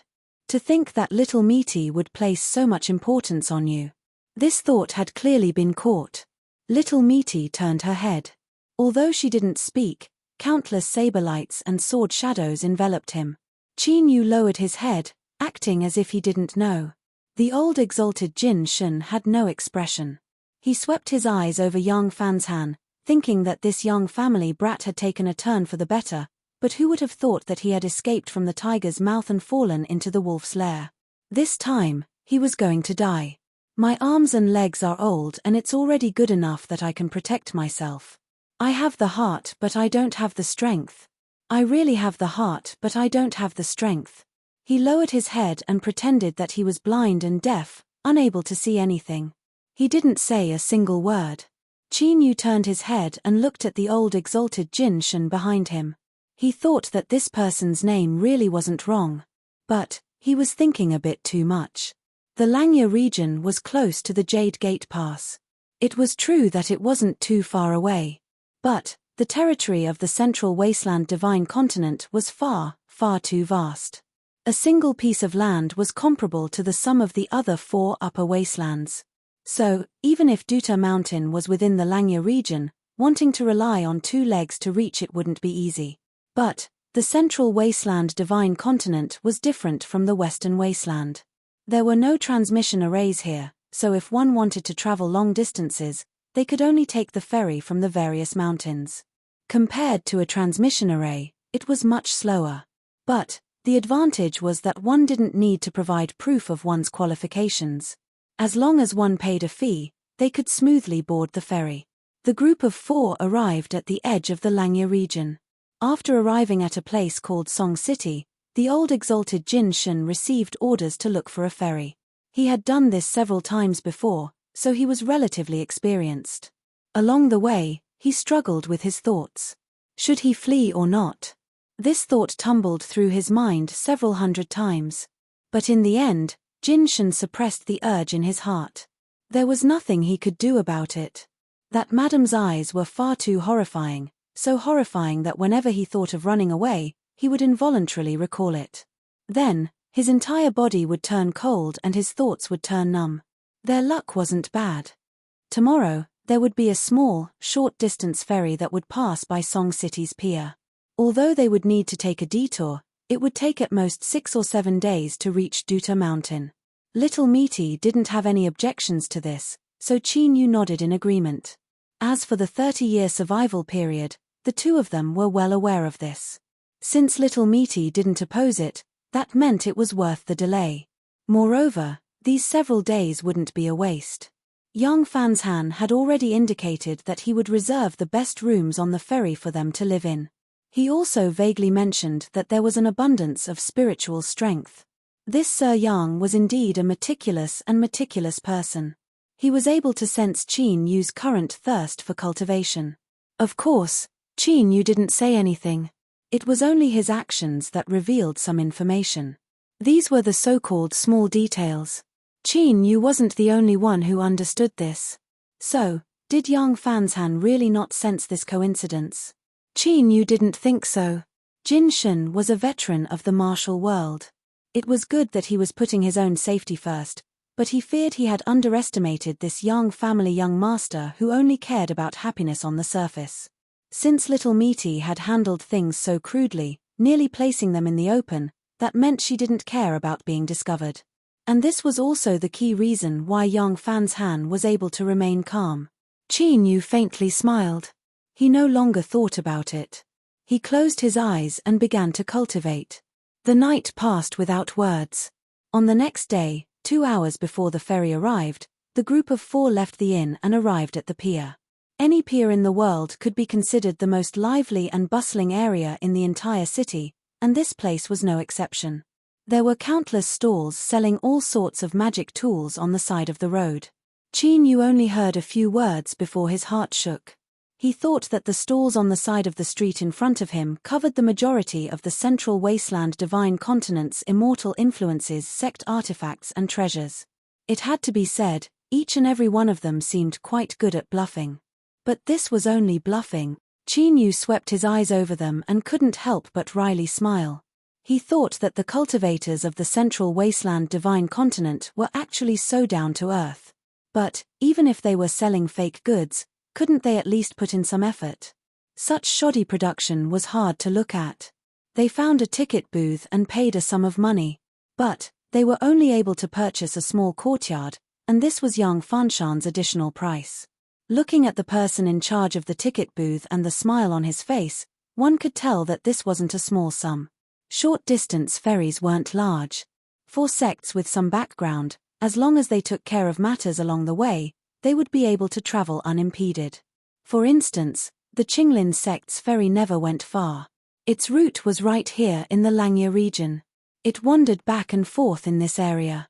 It was said that in the early years, a female disciple of the Qinglin sect had caught the eye of the Langya region's region lord and was taken in as a concubine. Unexpectedly, the region lord favored her and she gave birth to a pair of children. Their cultivation talents were also quite good. Thus, the Qinglin sect's ferry was created. Within the Langya region, the various immortal families were well aware of this matter. Thus, they turned a blind eye to it. After all, they still had to take into account the region lord's face. Of course, for many years, nothing happened because the Qinglin sect knew how to conduct themselves and never took the initiative to stir up trouble. After waiting for an hour, the ferry arrived at the pier a little late. The people of the Qinglin sect jumped off the ferry and began to arrange for people to disembark and disembark. They repeatedly apologized to the complaints in their ears. Finally, they gave all the guests boarding the ferry today a 10% discount. Only then was everyone satisfied. The so-called small ferry wasn't small. At the very least, it was much more extravagant than the airships that Qin Yu had seen before that transported armies. There were many buildings on the ferry and several streets were laid out. It was just like a small town. Qin Yu and little Metis' residence was a small courtyard in a secluded area. The terrain was very high and they could easily overlook the surroundings.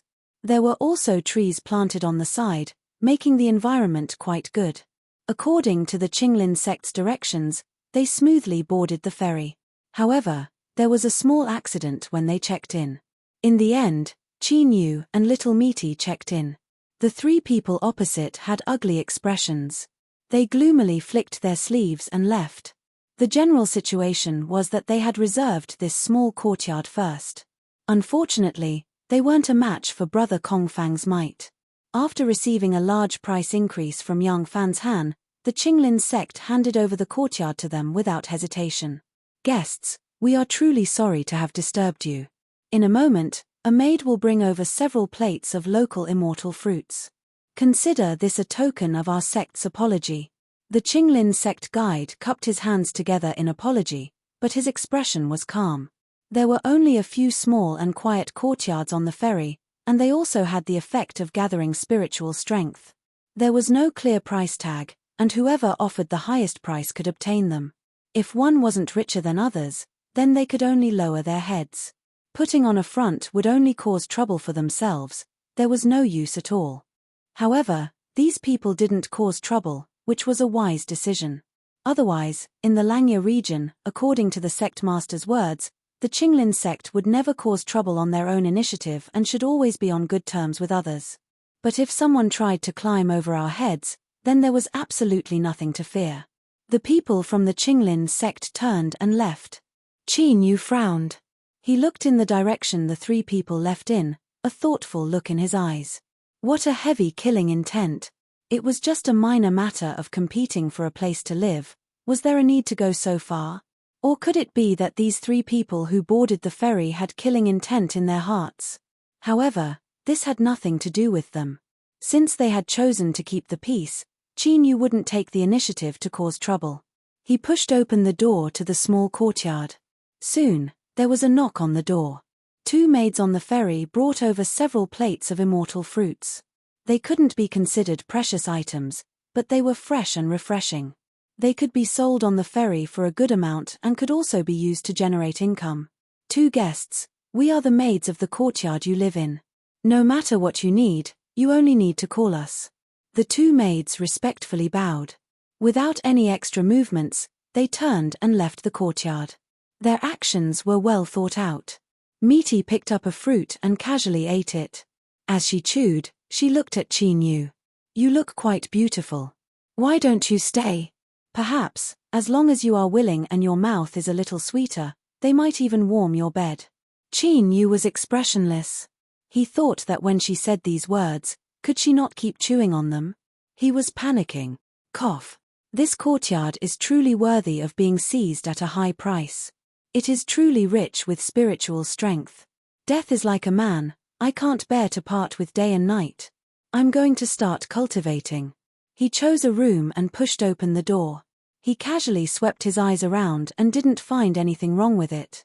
Then, he really began to cultivate. Catcher, Metis ate the fruit with relish. She glanced at Qin Yu's closed door and then reached out to take another fruit. An hour later, Metis patted her flat abdomen without the slightest bulge. She thought for a moment and rang the bell on the table. The two maids that had left before pushed open the door and entered. What instructions does guest have? Give me another portion of those fruits from before. The two maids couldn't help but widen their eyes. They glanced at the empty tray on the table and then at the piles of fruit cores, peels, and other things on the ground. They revealed stunned expressions. Meaty frowned. "You didn't hear me?" The two maids hurriedly nodded. "Guest, please wait a moment." After taking the tray, the two hurried away. 7 days later, they arrived at the pier of Dota Mountain. Before disembarking, young Fanshan received the bill for the extra expenses of the small courtyard. As he looked at the number, his lips twitched. Chapter 1664. The Qinglin sect person on the other side sighed with emotion. "The guest in the courtyard seems to like our Langya region's specialty immortal fruits very much. He eats several plates of them almost every day. The bill has detailed expenses. I have already given the guest a great discount on the total price. If you are worried, you can compare." In 7 days, the cost of fruits had more than doubled the small courtyard's rent. This was the first time this person had seen something like this. The old exalted quietly reminded, "Sir, there is no need to compare. The Qinglin sect has always been famous. They wouldn't cheat on such a small amount of money." The Qinglin sect person smiled. "This old mister is right. Our Qinglin sect is the most fair. We never swindle or cheat." Young Fanshan glanced at him and nodded with a smile. "I'm just a bit surprised. Pay up." Then he thought for a moment and cupped his hands together. "Immortal Master, do you have any extra immortal fruits on the ferry? I would like to buy some more." The Qinglin sect person smiled and nodded. "Of course. I will give the guest a little more discount this time." After the payment was made, the 4 people disembarked from the ferry. Duota Mountain was truly worthy of being a famous scenic spot in the Langya region. The scale of the pier was far greater than that of Song City. Besides the countless roadside stalls, both sides of the road were filled with shops. It wouldn't be an exaggeration to say that business was booming. The group of 4 didn't have any thoughts of shopping at the pier. But as Qin Yu hurried along, he saw 3 rather interesting shops. He didn't enter, but from the hanging banners, he could guess what they were selling. The first shop had a banner that read, "100-year celebration, great discount, 20% off all purchases." The second shop had slightly more words, "price raised, then lowered, ripping off all passers-by." The dog fart on the side was truly stinky. The third shop was relatively simple. The brother next door cursed extremely well. As Qin Yu passed by, he could see from afar that the workers of the 3 shops were loudly cursing and spitting. Their faces were flushed red and they wished they could tear off each other's mouths. But none of them truly did anything. At most, they played around with their mouths. The commotion attracted many passers-by to stop and watch. The workers of the other shops at the side watched the show with a mysterious smile, as if they were talking about a dog biting another dog. However, they didn't notice that the waiters of the 3 shops were cursing each other in full swing. They were patting their chests and making gestures, saying that the goods in their shops were genuine, and that whoever lied would be the one who had committed adultery. They had attracted quite a number of people into the shops. Compared to the other shops nearby, their business was not just a little bit better. It could be considered a good business method. However, the person who could use this trick was probably not a simple person. Otherwise, the various curses of the shop assistants would be enough to make those who were not very broad-minded spit out a few mouthfuls of blood on the spot. After leaving the pier, Mount Duo-Ta was right in front of him. This prosperous place was now in the hands of a sect called the Red Cloud Sect. Whether it was to climb the mountain for sightseeing, to search for opportunities, or to explore the ancient ruins, everyone had to buy a ticket to climb the mountain, and each person had to pay a lapis lazuli copper plate. The Great Qin Empire was the only country in the central barren divine continent. It had been passed down to this day and had never changed. It had established a universal currency system. For example, the lapis lazuli copper coin was made by mixing 2 special materials according to a certain ratio and using a special anti-counterfeiting method. It was issued by the Great Qin Empire's Ministry of Revenue and could be circulated throughout the entire Central Barren territory.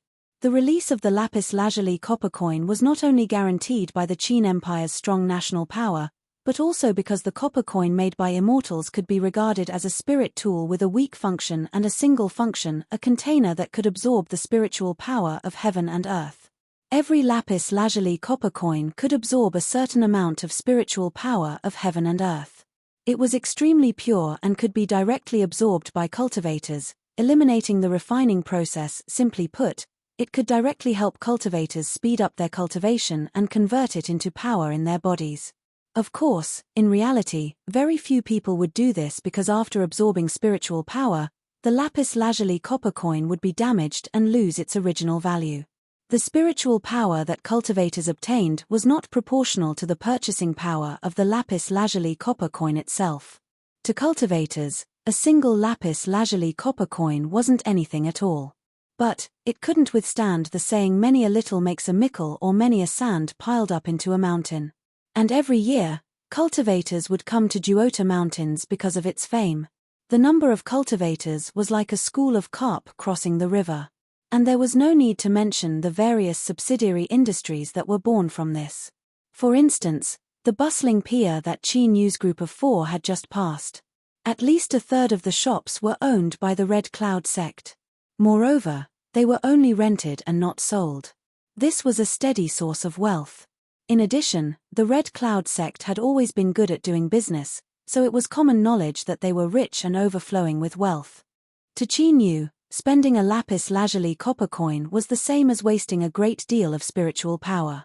Thus, it was still young Fan's Han who stepped forward. When this young master of the Yang family spent money, it could be said that he didn't even bat an eye. If he couldn't pass this hurdle in front of him, then there was only the word death for him. How could he care about such things? Moreover, the money was paid by the Yang family, not him, so what was there to feel sorry for? After handing over 4 lapis lazuli copper coins, Chi Nu received a wooden mountaineering tablet. He couldn't see what material it was made from, but it felt quite good to the touch. There were words engraved on it: "Between the mountains there is a tower, and within the tower there is a spirit." The words were carved in an excellent manner. It was clear that it came from a great master. Chi Nu subconsciously twirled his fingers several times. At the foot of the mountain, the Red Cloud sect female cultivator responsible for handing out wooden tablets faintly smiled. "If guests like it, you may take your wooden tablet with you when you descend the mountain. You only need 3 lapis lazuli copper coins." Without further ado, young Fanzhan took out a handful of lapis lazuli copper coins and counted 12. The female cultivator checked and confirmed that there were no mistakes. She faintly smiled. "All right, I have recorded it. You may take your wooden tablets with you." The 4 people began to climb the mountain. Duota Mountains was famous for its several hundred stone pagodas, and this naturally wasn't an undeserved reputation. Several dozen steps later, a stone pagoda appeared in front of them. The stone pagoda was hexagonal in shape and was constructed in a simple and unadorned manner. It was completely different from the current architectural style, and there were clear traces of time on its surface. The stone was mottled and moss could be seen everywhere. There seemed to be some writing on the surface of the pagoda, but it had long since faded away. One could only faintly make out some remnant strokes. But now, there was an endless stream of cultivators that climbed the mountain. Most of them chose to stop in front of this stone pagoda and carefully examine it, trying to decipher the contents of the writing on the pagoda. Chi Nu listened for a moment and understood the basic reason. Around 300 years ago, there was a disciple of a small sect who stepped into Duota Mountains. After that, he stayed in front of this stone pagoda known as the Welcoming Pagoda for 3 days, as if he were intoxicated. After he sobered up, he turned and left, not taking a single step up the mountain again. Afterwards, this person's cultivation advanced by leaps and bounds. He led that unknown small sect to become a large sect famous for refining flying swords within Swallow Mountain. The flying swords that his sect sold were of excellent quality and they were welcomed by all the great sword sects of the Central Desolate.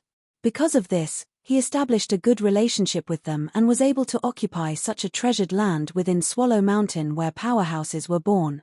After this person became famous, he publicly admitted that he had obtained an ancient sword art inheritance from this welcoming pagoda. This caused an uproar. No one believed that a sect master of a large sect with such a profound cultivation would lie about something like this. Because of this, Duota Mountain's fame skyrocketed. It was reasonable for this welcoming pagoda to receive so much attention. Qin Yu carefully looked at it for a moment.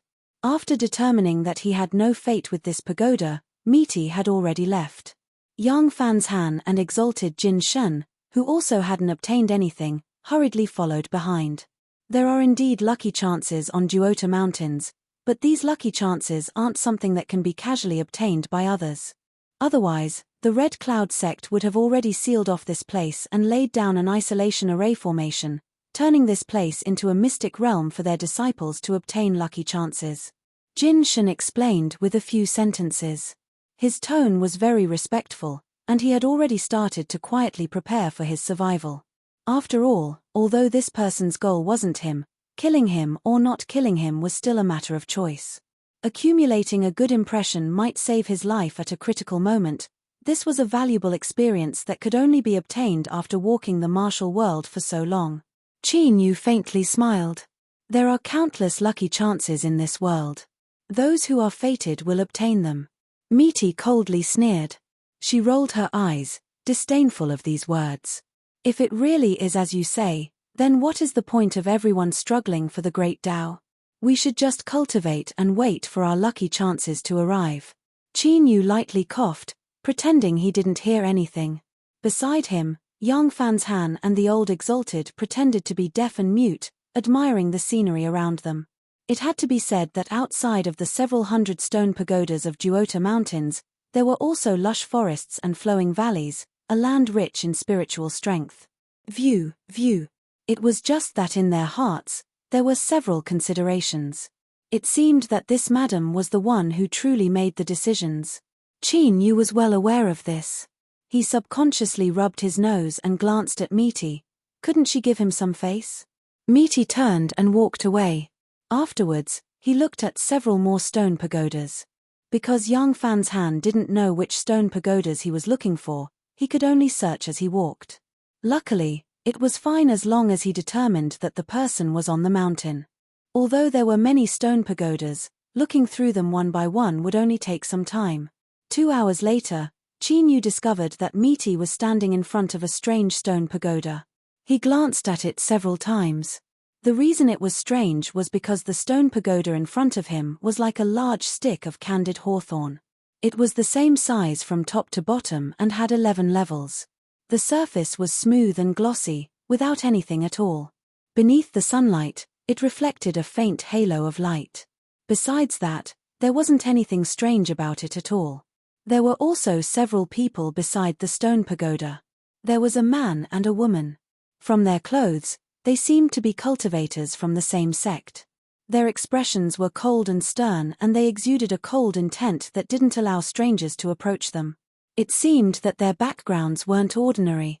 On the other side was a sloppy old man. His sleeves and lapel were shiny and his hair was loose, occasionally shining with a sharp light. The last person was a young girl. She wore a bamboo hat, so it was impossible to see her appearance. But from her figure, one could tell that she wasn't too shabby. Now, with the stone pagoda in front of him, Qin Yu's eyes suddenly flashed. His gaze fell onto the man and woman, the two cold and stern cultivators. Although the man was trying his best to endure it, there was still a trace of happiness deep in his eyes. After a moment, the two people turned and left. The sloppy old man had a thoughtful look in his eyes.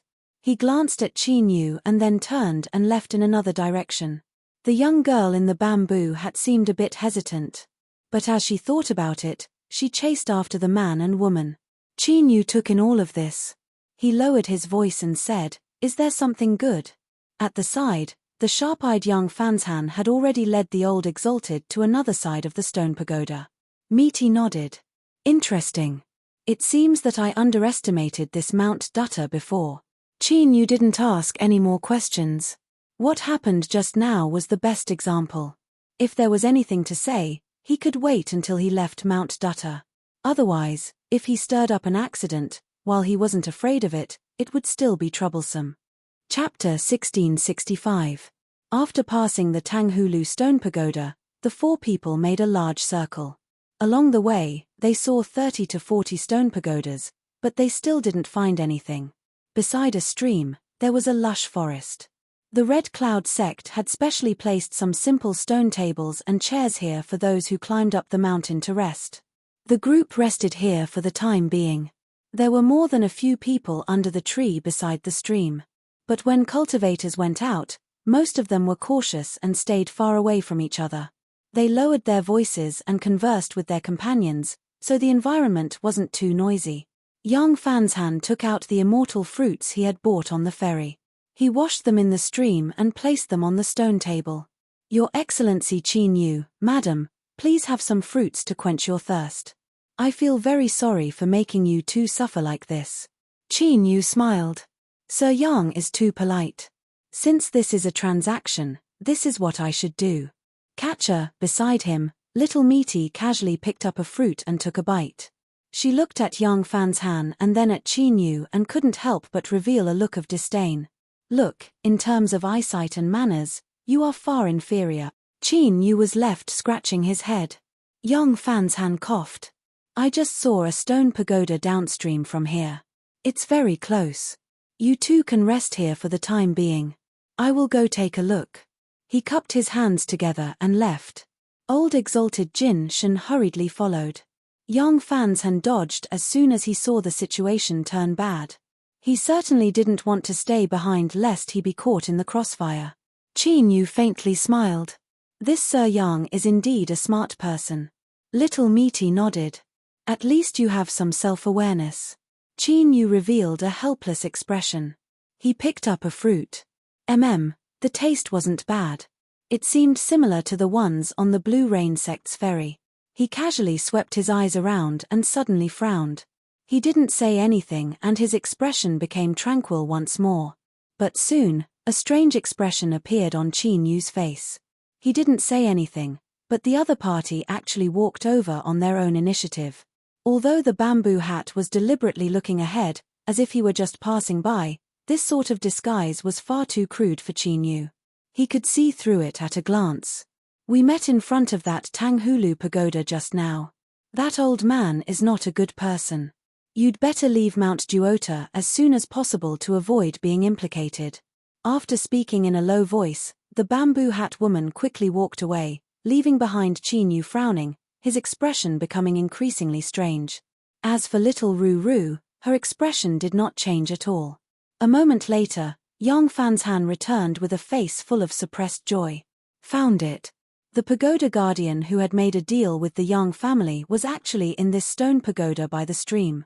Little Meat raised her head and glanced at the stone tower by the stream. She stood up and said, "Then let's go." Qin Yu coughed. "I'm a bit tired, so I'll rest here for a moment." "Madam, you can follow me." Little Meaty glanced at him, and the corners of her mouth curled into a mocking smile. However, she did not say anything, and directly walked towards the stone tower. Young Fanshan bowed to Qin Yu and hurriedly followed behind. Qin Yu rubbed his nose, a helpless smile on his lips. Indeed, when he was with Meaty, there was no way he could hide anything. However, you didn't object to it. Not objecting meant that he agreed. Thinking of this, Qin Yu smiled. He flicked his sleeves and put away the unfinished fruits on the table. These were things that Little Meat liked to eat. He couldn't let others take advantage of him. Then, he stood up and walked deeper into the forest by the stream. "You two, please wait a moment." Looking at the bamboo hat woman chasing after them, the man and woman turned and stopped. Their eyes were icy cold and their faces filled with vigilance. Luckily, when there was still some distance between them, the bamboo hat woman stopped, allowing the two to relax a little. The female cultivator coldly said, "What business does fellow Daoist have?" The bamboo hat woman waved her hand. "Don't misunderstand, I have no ill intentions towards you. I only chased after you to remind you that the sloppy old man from before is a fierce cultivator. He seems to have ulterior motives towards you too, so I ask you to be careful. If possible, it would be best if you send a message to your sect master or family elders to come to Dupta Mountain to pick you up so that no accidents occur." The complexions of the two people changed. The male cultivator stepped forwards and cupped his hands together. Thank you for the reminder. We understand. The bamboo hat woman nodded. That's good. I will bid my farewells then.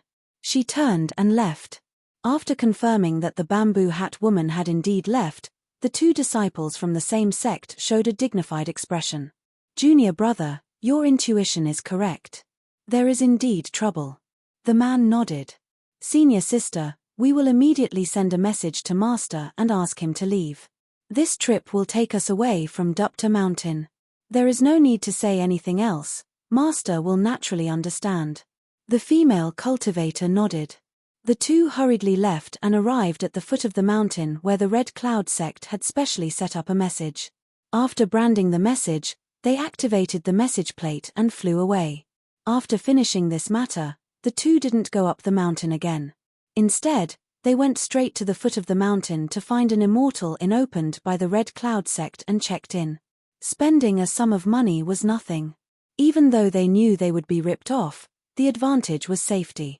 Just as the two people smoothly checked into the Red Cloud sect's immortal inn, an inconspicuous black gas flew out from the jade hairpin on the female cultivator's head and directly disappeared.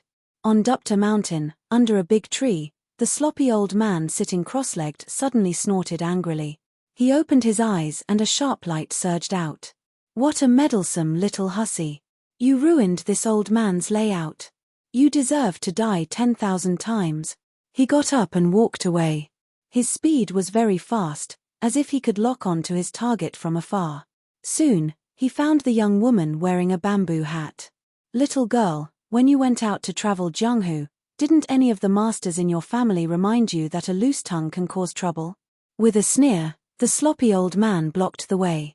His eyes were like those of a wild beast. The bamboo hat woman was obviously startled. She took 2 steps back and said in a slightly panicked tone, "What are you talking about? I don't understand a word. But I warn you, this is the Red Cloud sect's territory. No one can mess around here. Otherwise, they won't just stand by and watch." The sloppy old man grinned. This old man can't afford to provoke the Red Cloud sect. But I want to see how a little girl like you can let them know. The voice stopped abruptly. The sloppy old man frowned and glanced behind him. Little girl, you're lucky. The bamboo hat woman's heart skipped a beat.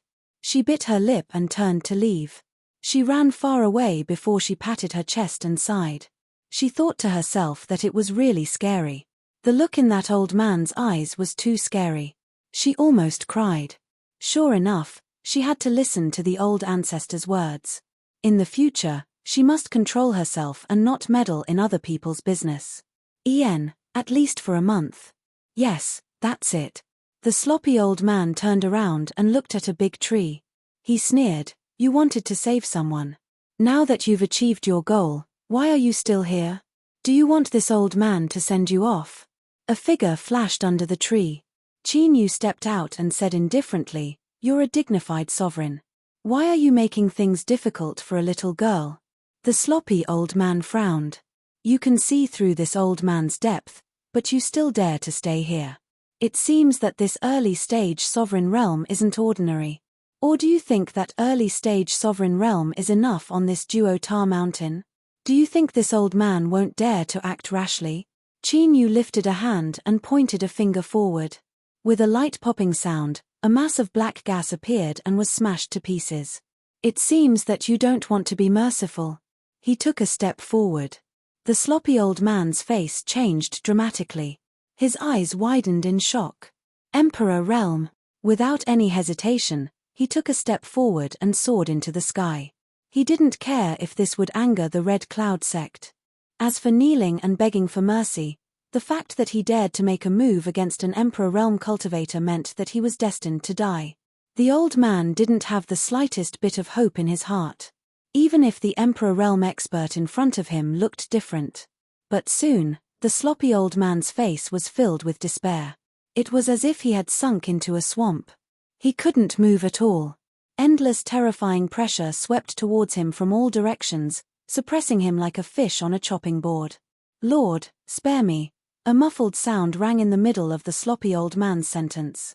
The space between his eyebrows shattered, and a transparent round hole appeared. The light in his eyes dimmed, and the expression on his face became more and more terrified and desperate. Following that, the sloppy old man's soul shattered as well. A sovereign realm expert died on the spot just like that. Qin Yu raised his hand and grasped the air. 2 storage treasures fell into his hand. With a flick of his sleeve, the old man's body turned into dust. He looked up and saw a figure above him. The anger on his face froze, and his expression was particularly interesting. When he saw Qin Yu looking at him, his body trembled. He quickly landed on the ground and bowed respectfully. Chief Elder of the Red Cloud Sect, Zhong Yuanji, greets you, Lord. That's right, the Red Cloud Sect had an iron law. In order to ensure the safety of Mount Duo-Ta, any cultivator who ascended the mountain was not allowed to fight. Otherwise, it would be regarded as the greatest provocation to the Red Cloud Sect and would be severely punished. But this matter also depended on who it was. The person in front of him. Unless Zhong Yuanji was crazy and wanted to bring disaster to the Red Cloud Sect, he wouldn't enforce the law impartially. He wasn't a fool. He could create a small world with a single thought and become the master of the heavens. He could suppress a sovereign realm expert to the point where they couldn't resist and instantly kill them. Emperor Realm, this was the heaven-defying means of an Emperor Realm master. Such a person ascending Mount Duo-Ta was giving the Red Cloud Sect a lot of face. Forget about killing a few people, even if he trampled half of Mount Duo-Ta with 1 foot, so what? Even if the sect leader came, he would give a thumbs up and praise the Emperor Realm Master for trampling on Mount Duo-Ta. Qin Yu didn't know that the Red Cloud Sect elder in front of him regarded him as an Emperor Realm Master, but he could guess the general meaning. As the saying goes, the less trouble, the better. I didn't say anything. What you think is your own problem. Today, because of an old friend, I took action on Mount Duo-Ta. I have no intention of targeting the Red Cloud Sect. This sentence was like drinking a bowl of cold mung bean soup in the hottest days of summer. Zhong Yuanji felt refreshed from head to toe. He heaved a sigh of relief. That's right. What he was most afraid of was that the Emperor Realm Master had a problem with the Red Cloud Sect and would find an excuse to attack them. What could he do? The worst-case scenario didn't happen. Moreover, from his tone, the Emperor Realm Master in front of him was easy to talk to. Zhong Yuanji spoke respectfully, "May I know if Lord's matter has been resolved? If not, the Red Cloud Sect is willing to listen to your orders." Qin Yu said, "Everything is fine now. You may leave. Don't reveal a word about my whereabouts. Rest assured, Lord." Qin Yu turned and left, dispelling the small world. His steps were neither fast nor slow, and he walked far away. When he was sure that the chief elder hadn't probed him, he let out a breath, his face pale. Killing a sovereign realm master in an instant might seem impressive, but in reality, he had consumed a lot of energy. But the effect was not bad. The dignified chief elder of the Central Wasteland Divine Prefecture, a peak sovereign realm master, shivered in fear. This feeling was exhilarating. Behind him, Zhong Yuanji wiped the cold sweat from his forehead as he watched the Emperor Realm Master leave. After some hesitation, he decided to keep this matter to himself. At most, he would wait for the sect leader to come out of seclusion and tell him. Otherwise, he would be courting death if he didn't take the Emperor Realm Master's words seriously. Zhong Yuanji took a deep breath and slowly exhaled. He felt that he, and the entire Red Cloud Sect, had survived a great calamity.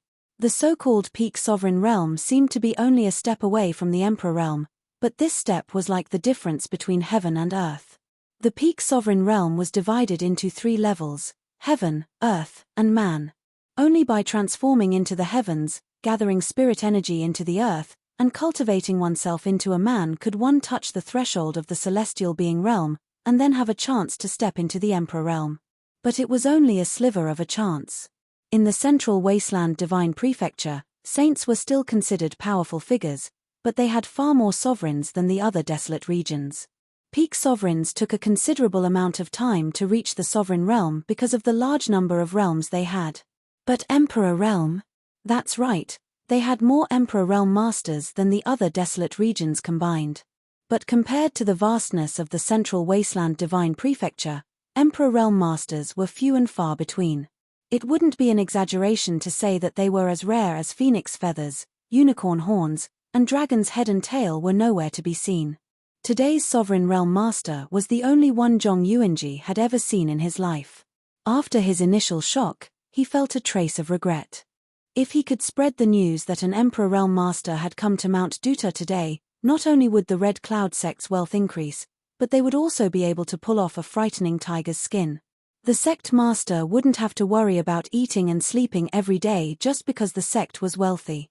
He was afraid that one day he would be killed and eaten. Qin Yu's expression returned to normal when he returned to the riverside. At least on the surface. After arranging the fruits, he sat down on a stone chair and let out a light breath. If the bamboo hat female cultivator hadn't come here and specifically warned him, he wouldn't have done anything even if he had sensed something was wrong. Therefore, although the peck and drink seemed predestined, there was karma involved. Closing his eyes, Qin Yu calmed his mind and unknowingly fell into a deep sleep. Swoosh, the meaty figure appeared next to Qin Yu. She looked down and couldn't help but raise her eyebrows. It seemed that things were a bit out of her expectations. She raised her head and looked at a certain spot on Mount Duta. After thinking for a moment, she said indifferently, "Consider yourself lucky." Then, she turned around and sat down next to Qin Yu. Yong Fanshan and Jin Shen appeared not far away. For some reason, their hearts trembled when they saw the scene in front of them, and they stopped in their tracks. After a moment's hesitation, the two of them walked to another part of the riverside. The other cultivators who had been sitting at the surrounding stone tables all looked at each other, then at each other, and then at the man and woman sitting at the stone table. They seemed to be frightened, and they hurriedly got up and left. Chapter 1666. After that, he waited for an entire day and night. Qin Yu still hadn't woken up. As for the wooden climbing tokens of Mount Duta, they each had a time limit. The old exalted reminded him in a low voice. Yong Fanshan revealed a grateful expression and hurried away. He found a Red Cloud sect disciple and handed over the black gold coins once more. Because he wasn't sure how long Qin Yu would sleep for, Yong Fanshan left behind a handful of black gold coins. After agreeing to a refund, he stood up and left. Another 2 days passed. Qin Yu stirred. He slowly opened his eyes and looked at Meaty in front of him. He subconsciously asked, "Is it done?" Meaty nodded. "It's done." Sensing that the danger signal had been lifted, Yong Fanshan waited for a moment and then brought the old exalted back. He cupped his hands together and bowed, "Congratulations." A powerful cultivator naturally wouldn't fall asleep for no reason. Moreover, he slept for 3 days and 3 nights. Yong Fanshan's eyes lit up with envy, but he didn't say anything. He didn't even mention Qin Yu's name. The old exalted looked at Yong Fanshan in front of him and suddenly realized, from the very start, he had known all of this. He knew that it wasn't a coincidence, but he had chosen to gamble. He had bet his life on a chance to turn things around and survive. A life to gamble. It turned out that he had underestimated this young master of the Yang family. The old exalted couldn't help but reveal a complex expression. Qin Yu had figured out why he had fallen asleep for 3 days. However, he couldn't sense anything different about himself. Well, at most, his connection with the great heaven and earth net seemed to have become much clearer. He glanced at Meaty. She had been sitting at the side the entire time. Since she hadn't interrupted him, there shouldn't be any problems. "Come with me to a place." Meaty stood up and walked away. Yong Fanshan and the old exalted elder had good eyesight and stayed where they were. Qin Yu faintly smiled and the two of them walked upstream. "Did you have some harvests this time?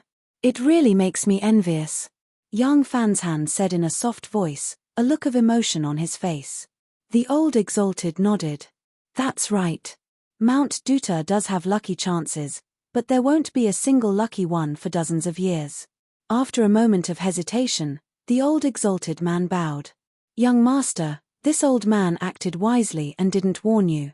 I hope you don't take offense." Yong Fanshan smiled and shook his head. "It's only human nature. Old exalted, there is no need to worry about it. Moreover, you have given me many reminders along the way. I will always remember them." Perhaps there were times when the experienced Jianghu people were not sharp, but they still had a good eye for people. He might not be able to see through everything, but it wasn't difficult for him to tell if a person was sincere or not when facing them face to face. Thus, the old exalted Jin Shen revealed an emotional expression. He cupped his hands together, and his recognition of Yang Fan's Han increased. This time, as long as he survived this disaster, he would definitely have a place in the Yang family in the future. Perhaps he could really make a comeback, inherit the will of the old master, and become the new head of the Yang family. Following the stream, Little Meat led the way and Qin Yu followed behind. The two of them didn't speak, but the atmosphere wasn't heavy. As the saying goes, being silent and deep is congealing. This is because the relationship between them is not close enough. Along the way, they passed by some stone pagodas. Little Meat didn't stop at all until they arrived at the source of the stream. There was a low and lonely stone pagoda in the middle of a field of rubble. And beneath the rubble was a crack in the earth. Spring water gushed out, flowing downwards until it became a stream. Little Meat stopped. She pointed a finger. Qin Yu, bow to this pagoda. Cupping your hands together is enough. It won't be able to withstand it if it's too big. Qin Yu had a thoughtful look on his face. He stepped forwards and cupped his hands together. His actions were respectful. Little Meat frowned but didn't say anything. In fact, in her opinion, this bow was far too heavy. She turned and walked down the mountain. She didn't explain anything to Qin Yu, as if she had come all this way just to have him bow to her. Qin Yu stood up. He glanced at the unknown stone pagoda in the middle of the rubble and then followed Little Meat down the mountain. After a moment of silence, Little Meat suddenly said, "Qin Yu, do you really believe in me now? I told you not to ask, but you really managed to endure it." Qin Yu smiled. "We've been friends through life and death together. If even you don't dare to believe in me, then my life would be too tiring." Little Meat curled her lips. "That's because you lack experience and don't know the true dangers of the world. To use self-harm to trick you, it must be extremely simple." Qin Yu shook his head. "That's not necessarily true." He lifted a hand and pointed to his own eyes. "I think that my eyes are quite accurate when looking at people." This could be considered a very subtle flattery. Little Meat's lips curved up before she composed herself. After several more breaths of silence, she slowly said, "The reason I helped Yang Fan's Han is because this is one of the contents of my deal with Shu Jiruo. In the Jade Gate Pass, the sword cultivator Wei Han is a good chess piece. That night, I gave him a sword. Although it restricted his future, it is indeed very suitable for his aptitude. In the future, when he completely controls it, it will probably be useful. Baiji, the reason I had her go to Infinite Temple is because that old Daoist's line of swordsmanship is nearly tailor-made for her. If she succeeds in her cultivation, not only can she repair her hidden injuries, but she can also take another step forward. As for what her future achievements are, that will depend on her own good fortune." A bit of warmth appeared in Qin Yu's eyes. He looked at her back and said, "You don't need to explain these things to me." After a brief silence, Little Meat asked, "Really?" Qin Yu coughed and rubbed his nose. "Of course, if you want to, you can tell me about it in the future. Perhaps I can even help you with some references. For instance, I can see that Qin Yu's name isn't too bad." Little Meat turned and glanced at Qin Yu. "That name is of course excellent. It cuts off at least 30% of his escape routes. But the reason I'm telling you this is not because I want you to have a better impression of me or because I need you to help me fill in the gaps. This is because I am very experienced in doing these things and I am also very skilled at them. I am more skilled than 100 Qin Yus added together." She was clearly blowing her own trumpet, but for some reason, when she said it, it inexplicably sounded believable. Moreover, wasn't I being despised and also ridiculed? As expected, warmth and affection never suited Little Meat. Qin Yu rubbed his face and nodded. But he definitely wouldn't take back what he'd just said. Curiosity was something that could be suppressed through cultivation, but it was still a very irritating thing. After a few more steps, Little Meat continued, "I'm telling you these things to remind you that I've always been helping you accumulate chess pieces. This is because the situation you will face in the future is far more difficult than you can imagine, 100 times more arduous. You may die, and the possibility is very high. I can't be sure that everything I'm doing now will help you survive, but I will do my best and raise the possibility to the highest. So if you are willing to believe in me, keep this trust, because the road ahead is still very long. Returning to the stream, the group of 4 didn't delay any longer and went straight down the mountain. After returning the remaining black gold coins, the 4 registered wooden tablets were now handed over to Qin Yu. He smiled at young Fan's hand to express his gratitude, causing the latter's smile to become even more radiant. If Qin Yu hadn't stopped him, he would have turned around to find a Red Cloud sect disciple and buy a pile of tablets for him. A moment later, the Red Cloud sect's chief elder, Li Yuanji, who'd purposely withdrawn his senses and didn't dare to probe the Emperor Realm Master, appeared out of thin air at the mountain gate. The disciples guarding the mountain hurriedly bowed. "Greetings, Chief Elder." Li Yuanji waved his hand and let them go about their own business. His eyes sneaked a few glances at the 4 figures that were already far away, and he let out a long sigh from the bottom of his heart. Although he'd felt a bit regretful that day, his heart had been on edge when he discovered that Qin Yu and the others had stayed on the mountain all this time. Especially since the sect master was in closed-door cultivation and he didn't even have someone to share his burden with. It was incomparably torturous. An Emperor Realm Master and his wife. Although he didn't know what realm they were at, Li Yuanji couldn't help but sneak a peek 2 days ago and almost went blind on the spot. Fortunately, no accidents had happened. Otherwise, he would have had no choice but to commit suicide as an apology and kowtow to the ancestors. If these 2 were to cause any trouble, even if it was just a quarrel, they could raze the entire Mount Duota to the ground. How could he not be afraid? It's good that they're gone.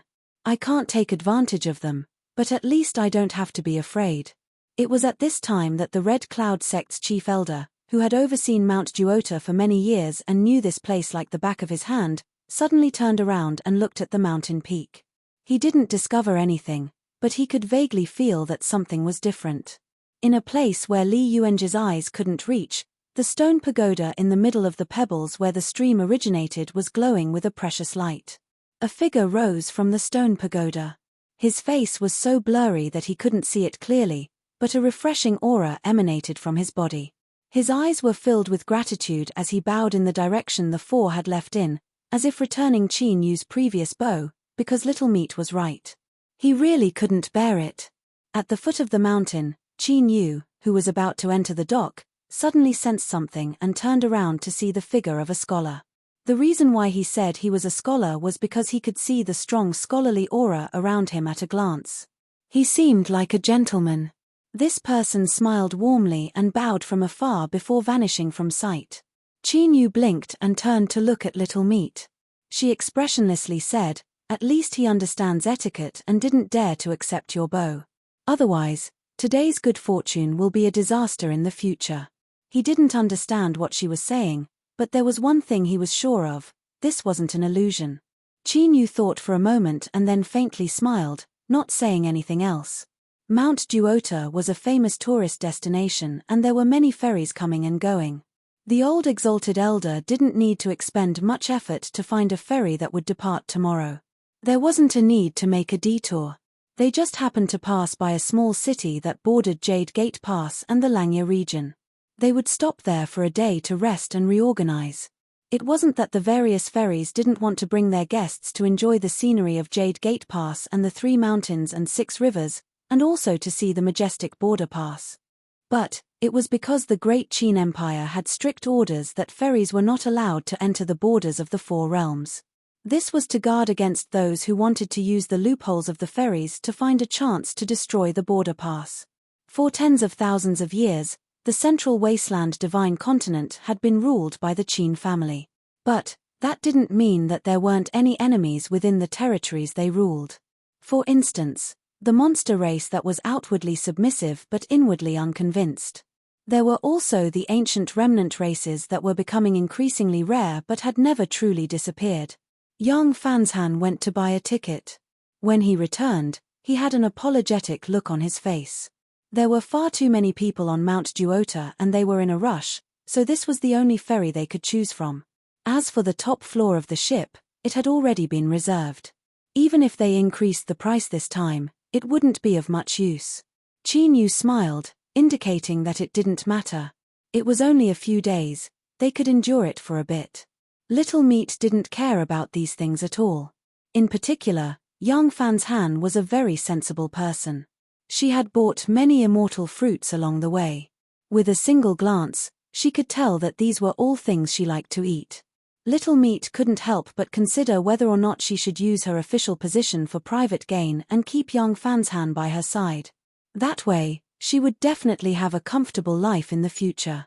By now, Qin Yu had a considerable understanding of Little Meat. He glanced at her complexion and could roughly guess what she was thinking. He glanced at the smiling young Fan's Han from the corner of his eye. He thought to himself, "You brat, you had best not be so considerate anymore. Otherwise, if you couldn't even cry in the future, you would just be asking for it." If young Fan's Han were to know that his attempt to curry favor with Little Meat had nearly reduced him to a servant boy that was ordered around in the future, he would definitely break out in a cold sweat. He would lift his hand and slap himself 17 or 18 times across the face. Luckily, Little Meat hadn't forgotten about the important matters at hand. Young Fan's Han had already been reserved. Unless she was willing to toss him around a bit more, he wasn't someone she could forcibly occupy. She could only suppress this thought with a bit of regret. The next day, the group of 4 smoothly boarded the ferry and departed. Chapter 1667. There were no walls in this world that didn't have cracks. What happened at Buldo Mountain had been exposed. Before, it was said that the establishment of the Jade Gate Pass required the support of the powerful earth vein beneath Buldo Mountain. Although this earth vein didn't completely support the Jade Gate Pass, it was still an important link. Once it was lost, it might be fine for a short period of time. But as time passed, it would be like a 1,000-mile dam collapsing under an ant's nest. Finally, it would lead to an unsalvageable situation. As the guardian of the Jade Gate Pass, Great General Zhao Yuan had an unshirkable responsibility for this matter. So today, he had appeared at the peak of Buldo Mountain. Looking down at the mountain, Zhao Yuan couldn't help but frown. He still couldn't figure out just who had the ability to deceive the heavens and take away the monster soul from the earth vein within the boundaries of the Jade Gate Pass. Not only did this have high requirements for the person who did this, but the Earth Ox monster soul had to be willing. Could it be a supreme elder of the monster race? But these stray dogs had lived with their tails between their legs. Did they really have the courage to do this? Weren't they afraid of being punished by the Great Qin Empire? Shua, another figure, appeared in the air. His expression was calm and his eyes indifferent. "Great General, although it's not too late to mend the pen after the sheep is lost, the sooner the better. After all, for every breath of time we delay, the foundation of the Jade Gate Pass will suffer a bit more damage." He wore a daoist robe and had white hair. His back was slightly curled up and he seemed listless, like a country bumpkin sunbathing beneath the warm sun. Zhao Yuan coldly snorted. He was dissatisfied with the daoist's urging, but he didn't do anything else. No matter how sickly the imperial scholar of the Great Qin Empire looked, he absolutely could not be offended. Regarding this, his family's old man had given him a stern warning. Although it was only once, it was enough for Zhao Yuan. He stepped forward and endless light gushed out from the ground. A giant armored beast appeared, respectfully prostrating itself on the ground to express its awe towards Zhao Yuan. Looking at this monster beast that had followed him for nearly 100 years, Zhao Yuan expressionlessly slammed his palm down. Puff, with a dull thud, the giant beast's head exploded and its massive body crashed to the ground. The monster soul flew out, its eyes filled with pain and unwillingness. Zhao Yuan didn't even look at it. He grabbed the monster soul and smashed it into the ground, forcefully sending it into the earth vein beneath Buldo Mountain. The behemoth's corpse quickly melted and was absorbed by the earth. All that was left behind was the scarred armor that covered its body. With a flick of his sleeve, Zhao Yuan kept the armor and said, "Is the imperial advisor satisfied?" The sickly daoist glanced at him and nodded with a smile. "Great General, you are decisive. I will report this to His Majesty. In that case, I'll take my leave first." Zhao Yuan shot up into the sky, stirring up clouds and lightning along the way as he returned to the Jade Gate Pass. His eyes were filled with murderous intent. Killing the giant beast and taking its soul to stabilize the earth veins was His Majesty's warning to him. Otherwise, it would not be difficult to find a replacement for Great General Zhao Yuan. There was no need for him to be in such a sorry state. This was the main reason why Zhao Yuan was in such a bad mood. Just who was it that had stolen the demon's soul from under Nyodo Mountain? He would never let this matter rest. The imperial advisor remained on the mountain peak. He watched as the great general left and shook his head. The young are full of vigor. He sighed. He turned and held his hands behind his back, looking down at Nyodo Mountain beneath his feet. Right now, his eyes were filled with vibrant colors. It was as if there was a world hidden in them that no one knew about. But in the end, the imperial advisor still came up with nothing. The person who had attacked had a high cultivation and their methods were profound, leaving one in deep admiration. With this cultivation, the demon's soul within the earth veins didn't dare to resist. This was something that couldn't be any simpler. Thus, the imperial advisor didn't suspect the monster race at all. After 10,000 years of killing, this was one reason. The other reason was that the imperial advisor felt that even if the guardian of the monster pond, goddess Qing Shun, personally came, she still wouldn't be able to escape his eyes. To say that he looked down on the current abject monster race was a bit too direct, but in reality, this was indeed the case. Ancient remnant humans? The imperial advisor whispered, a thoughtful look on his face. If it really was them, then he had to be careful. These fellows that hid in all directions wouldn't easily make a move. Once they appeared, they would surely have other intentions. It was best not to provoke any accidents. If His Majesty was angered, then even he, the imperial advisor, would find it difficult to endure. After all, accompanying a ruler was like accompanying a tiger. This saying really wasn't wrong, and at this time, 10,000 miles away from Nyodo Mountain, a ferry was sailing through the clouds. Little Meat now had a hobby of eating fruits. What she liked to do the most every day was to move a chair and sit in the corridor in front of her house. She would eat fruits while admiring the sea of clouds. As for nighttime, she would of course look at the starry sky. Others would have long since grown tired of these repetitive things, but she would always look at them with keen interest. A beautiful girl, cough cough, this wasn't too much to say. In particular, after this mysterious existence entered Little Meat's body, her delicate and shy facial features and her cold and distant demeanor fused together, making her all the more eye-catching. There was an endless stream of people trying to strike up a conversation with her. But after just a day, no one dared to speak any more nonsense. Each and every one of them acted as if they had seen a ghost. Their faces paled and they couldn't help but avoid her. There was a direct disciple of a sect who seemed to be the son of some sect master. After being startled, an elder of the sect, who knew whether it was because he was bursting with a sense of responsibility or because he wanted to take this chance to curry favor with him, but he took a firm stance and demanded justice from Little Meat. But in the end, he was blocked by this son of the sect master. His face was deathly pale and he clenched his teeth and roared in Qin Yu's ear. Qin Yu was a bit far away, so he only paid attention to this and didn't pay too much attention to it. He only faintly heard that if you want to seek death, don't drag us down with you. Qin Yu deeply agreed. He thought that this was truly worthy of being the son of the sect master. Although his cultivation was a bit lacking, his eyesight was quite good. Then that night, it was unknown what sort of communication the group made with the ferry, but they left that very night, riding the winds and flying far away. After this matter, Little Meat's ominous reputation spread far and wide, and no one dared to provoke her anymore. But it wasn't without harvests. The ferry realized that the guests living in ordinary rooms weren't ordinary at all. They sent out a steward who vaguely offered to change the guests to better rooms for free. The young sect master and his group fled in the middle of the night, so there just happened to be some empty rooms on the top floor. Since they had nothing better to do, they might even be able to pull in some favors. Young Fanshan didn't dare to rashly disturb Qin Yu's cultivation. He looked into the distance at Little Meat, who was gazing at the sea of clouds. After a moment of thought, he chose to refuse. The ferry steward didn't say much.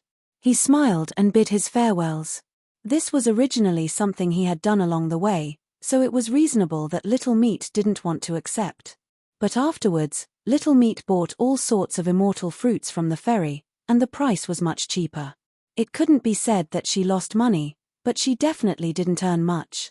This could be considered helping young Fanshan save a great deal of money on his wallet. The old Exalted cautiously reminded him that the ferry was only doing this to express their apology.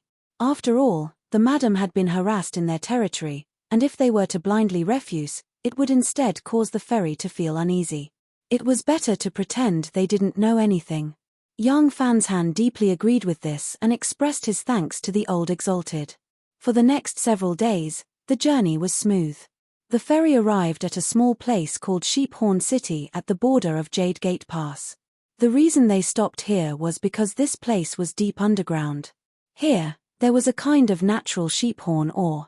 It was a good refining material in itself. The most mysterious part was that this type of sheephorn stone was wrapped in a thick layer of stone that naturally isolated divine sense. Only after opening it would one know what the quality of the ore was like. This was a true gambling method of immortals. Large numbers of cultivators disembarked from the ship, and most of them would buy 1 or 2 pieces to gamble on their luck. There was really someone who used a black gold coin to buy an ordinary-looking sheep horn stone. In the end, after opening it, he made a huge fortune. Of course, such a situation was extremely rare. The group of 4 left the ferry here. Of course, they weren't going to gamble on stones, because if they continued they would have to take a detour. The ferry steward appeared with a smile. He cupped his hands together and bowed. "Honored guests, I apologize for my poor hospitality before. I ask that you don't take offense." He waved his hand and 2 cultivators on the ferry came over. They each held a tray with dozens of large and small grey stones placed on it. These are sheep horn stones. They are of extremely ordinary quality and their value is around 1 or 2 blue gold coins. Honored guests, you can choose one of them. This can be considered a small gift when you leave the ferry and also a token of my Golden GE sect's apology. Young Fanshan sighed in amazement. He thought that he had learned something new. It seemed that one could conduct oneself well and be meticulous to such a degree. Indeed, the central desolate divine continent was a land of great heroes and there was knowledge everywhere. The Golden GE sect in front of him was like this, and so was the tower guard who had traded with the Young family on Mount Duta. As soon as he saw the madam beside him, he decisively abandoned all thoughts of stealing and obediently handed over the items and sent them off. She glanced at the tray in the hands of the 2 Golden GE sect cultivators and casually pointed. "I'll take this one." Qin Yu maintained his composure. He stepped forward and took one for her. He also took one from the side and cupped his hands together in thanks. Seeing them take the sheep horn stones, Young Fanshan and old Exalted Jin Shen naturally didn't have any objections. Moreover, to be honest, the feeling of being carefully treated by a central desolate sect was quite good. Now, many cultivators that chose to disembark at the pier looked at the 4 people and subconsciously revealed dignified expressions. Qin Yu handed the sheep horn stone to Little Meat. She twirled it between her fingers, looked down at the ferry, and then turned to leave. The steward watched them leave. Then, he returned to the ferry. On this voyage, there was a top-floor room that wasn't open to the public. He knocked on the door. After obtaining permission, he respectfully pushed open the door and entered. "Elder, according to your orders, they have already been sent away." "I understand." Golden GE sect elder Li Yuangui slowly said, his eyebrows furrowed together. The steward hesitated for a moment.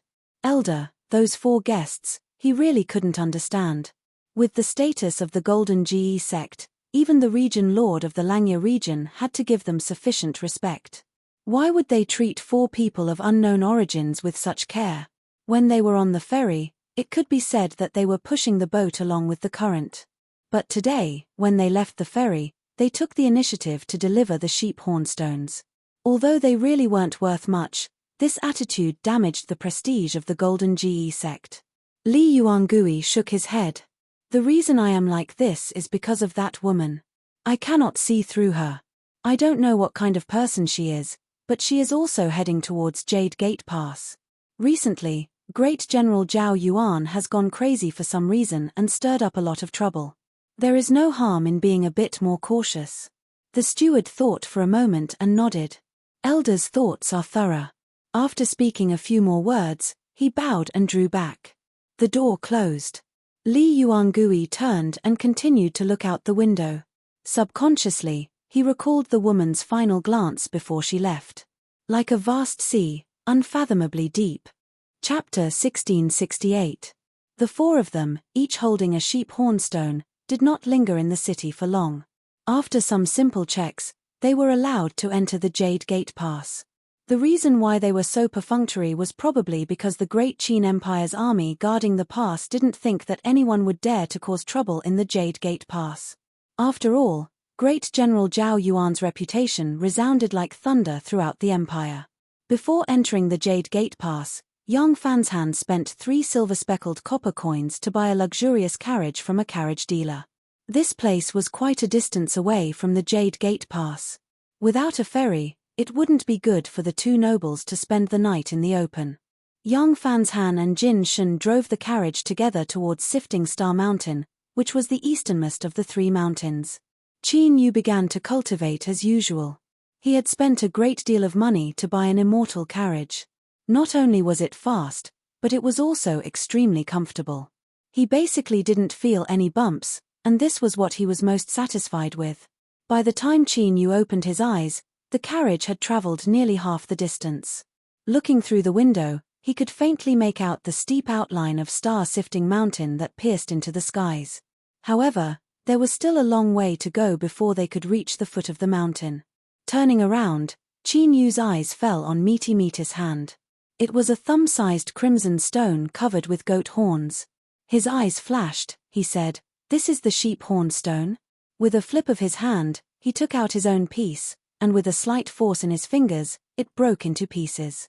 The stone chips on its surface fell off, revealing the true appearance of the sheep hornstone, which had a few red lines on its surface. Even if one did not know how to appraise it, one could still see that the sheep hornstone in his hand was worlds apart from the one in Little Meat's hand. The corner of Little Meat's mouth hooked up. "The piece in my hand is worth more than 10,000 pieces in your hand." Qin Yu sighed. "The Golden GE sect is quite generous."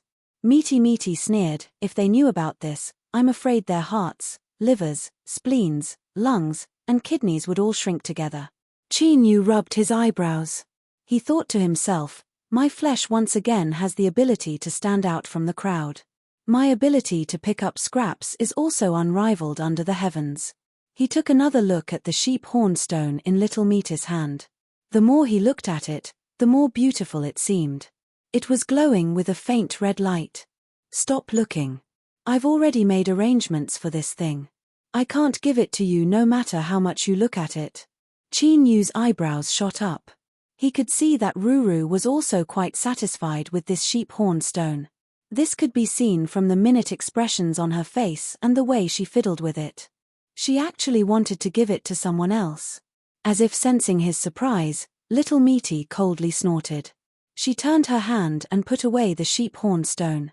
Then, she glared at Qin Yu, her eyes filled with ill intent. Thus, he immediately understood. This sheep hornstone was most likely related to the accumulation of chess pieces that Little Meaty had mentioned before.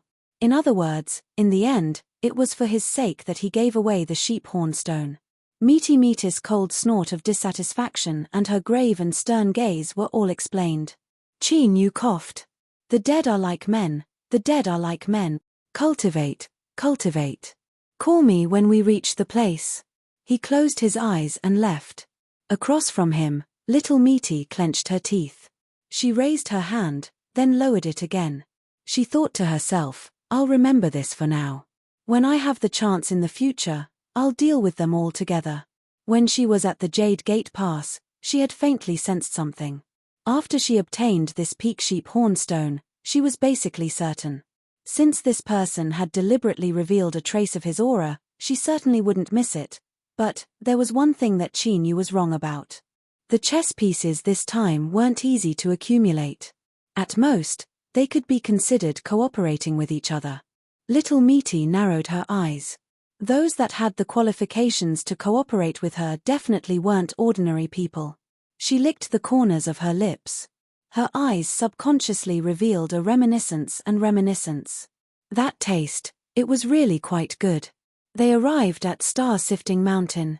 They had galloped all the way here. Even though the horses driving the carriage were endlessly talented, they had nearly reached their limit and had to stop to rest.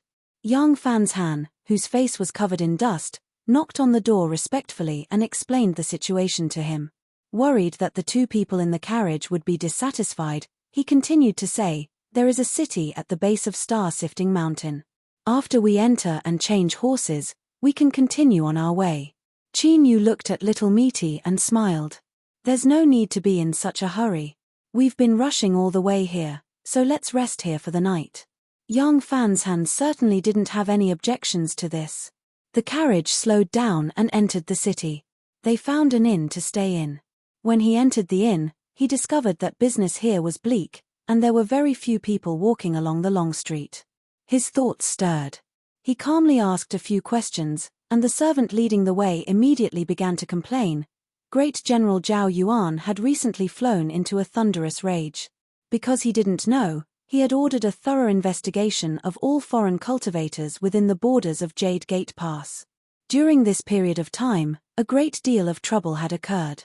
The military had actually managed to find many wanted criminals who had concealed their identities.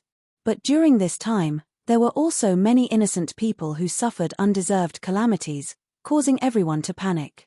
The cultivators that came from within and outside of Jade Gate Pass had to admit that they couldn't provoke the great general, so they could only flee in panic lest they encounter an accident. After speaking, the servant realized what he had said.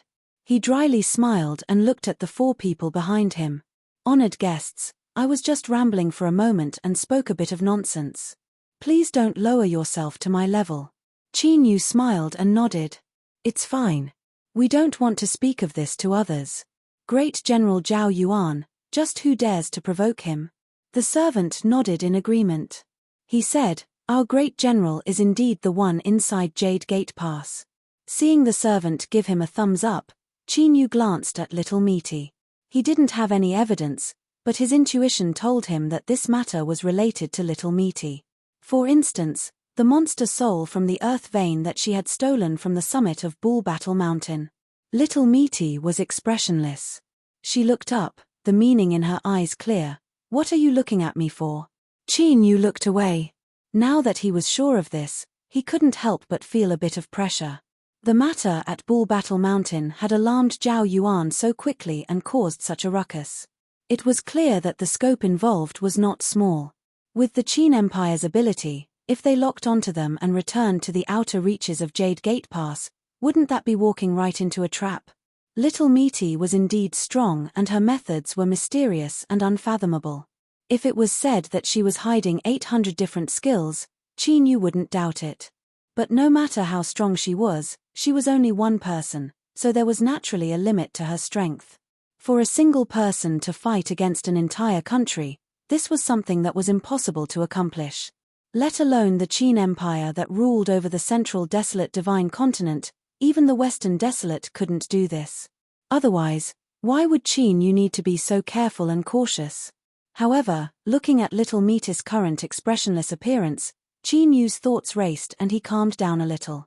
Since she didn't express anything, she naturally had confidence that she could cross the skies and wouldn't be caught by Great General Zhao Yuan. But even though he thought this, after assigning the rooms, Qin Yu paused his cultivation.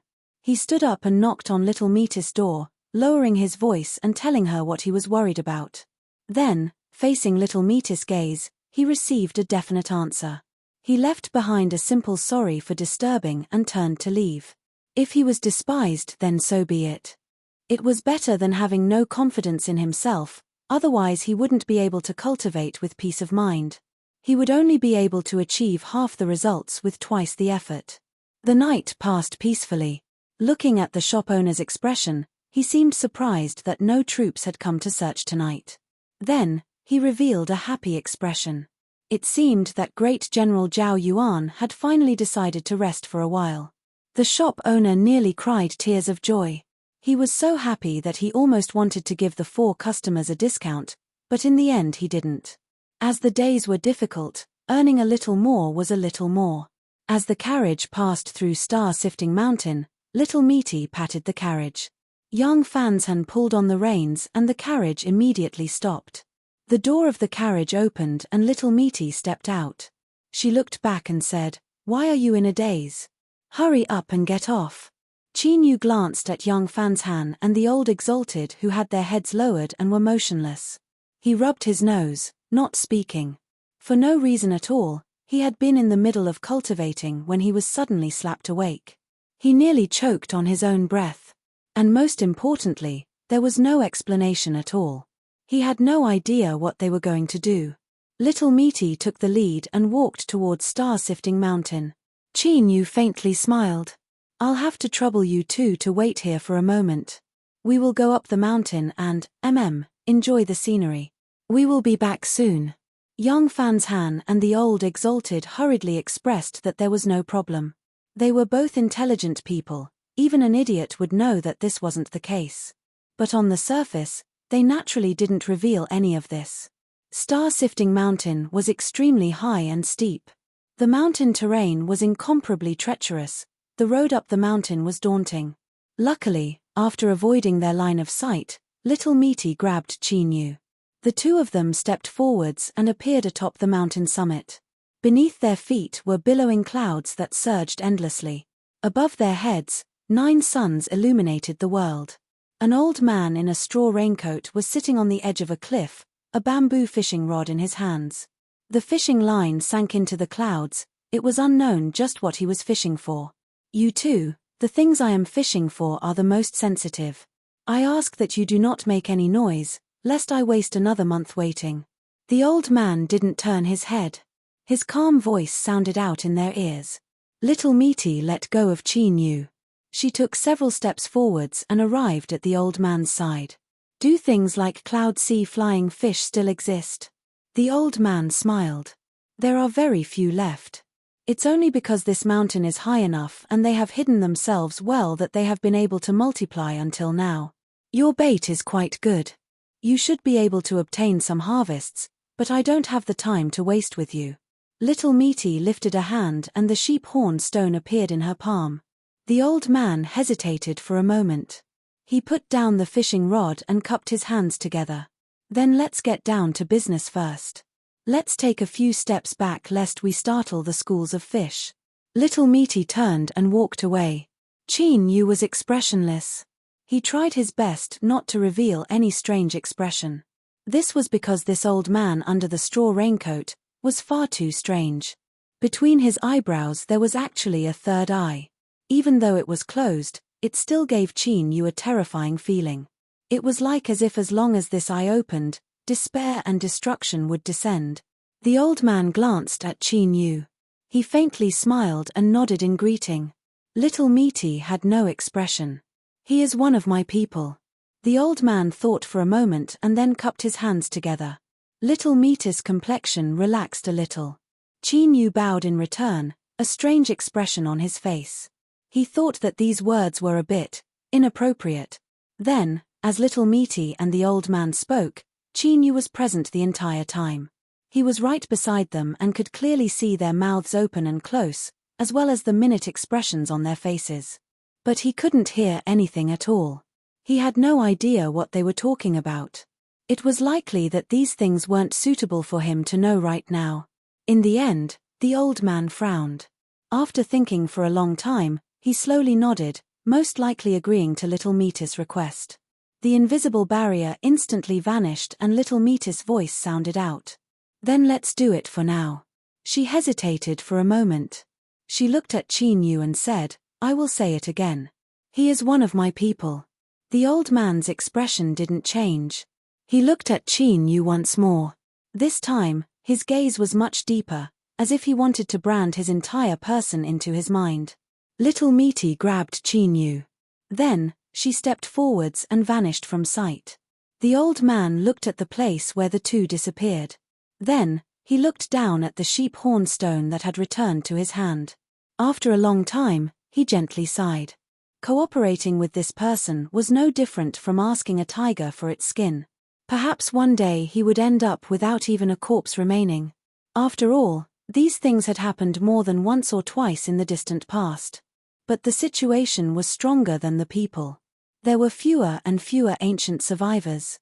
If they didn't do anything, there really was a chance that their bloodline would be severed. Suddenly, the old man's figure flashed.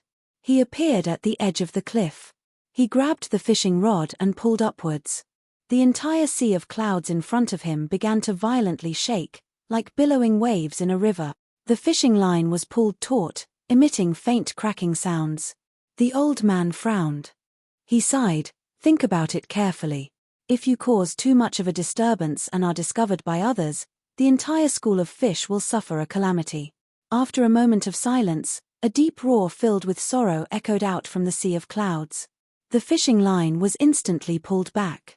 A palm-sized fish was pulled out from the sea of clouds. Its entire body was snow-white and it had 2 cicada-like wings on its back. It was hard to imagine that this little fish in front of them actually had the strength to stir up the entire sea of clouds. The old man reached out a hand and caught the fish. He sighed with emotion. "In order to protect your people, you were willing to give up your life, but isn't it the same for me? From this aspect, you and I can be said to be in the same boat." He opened his mouth, wanting to eat the flying cloud sea fish. He had sat here for an entire month, wasn't it all in order to eat his fill? Sympathy was sympathy, sorrow was sorrow, but none of this could fill one's stomach. So, this was something that couldn't be pretentious. But at this time, the old man stiffened. A bitter expression crossed his face. He stared at the flying cloud sea fish near his mouth, his eyes full of reluctance. After a moment of hesitation, he let out a deep sigh. He lifted his hand and tossed the flying cloud sea fish out into the clouds. At the base of the mountain, little Meaty was walking towards the carriage with Chin Yu. She suddenly looked up. "Little fellow, you're quite smart." A fish flapped its wings and quietly appeared in front of them. Chin Yu thought that this was the flying cloud sea fish that little Meaty mentioned before. It seemed quite exquisite. Little Meaty reached out a hand and the flying fish fell into her palm.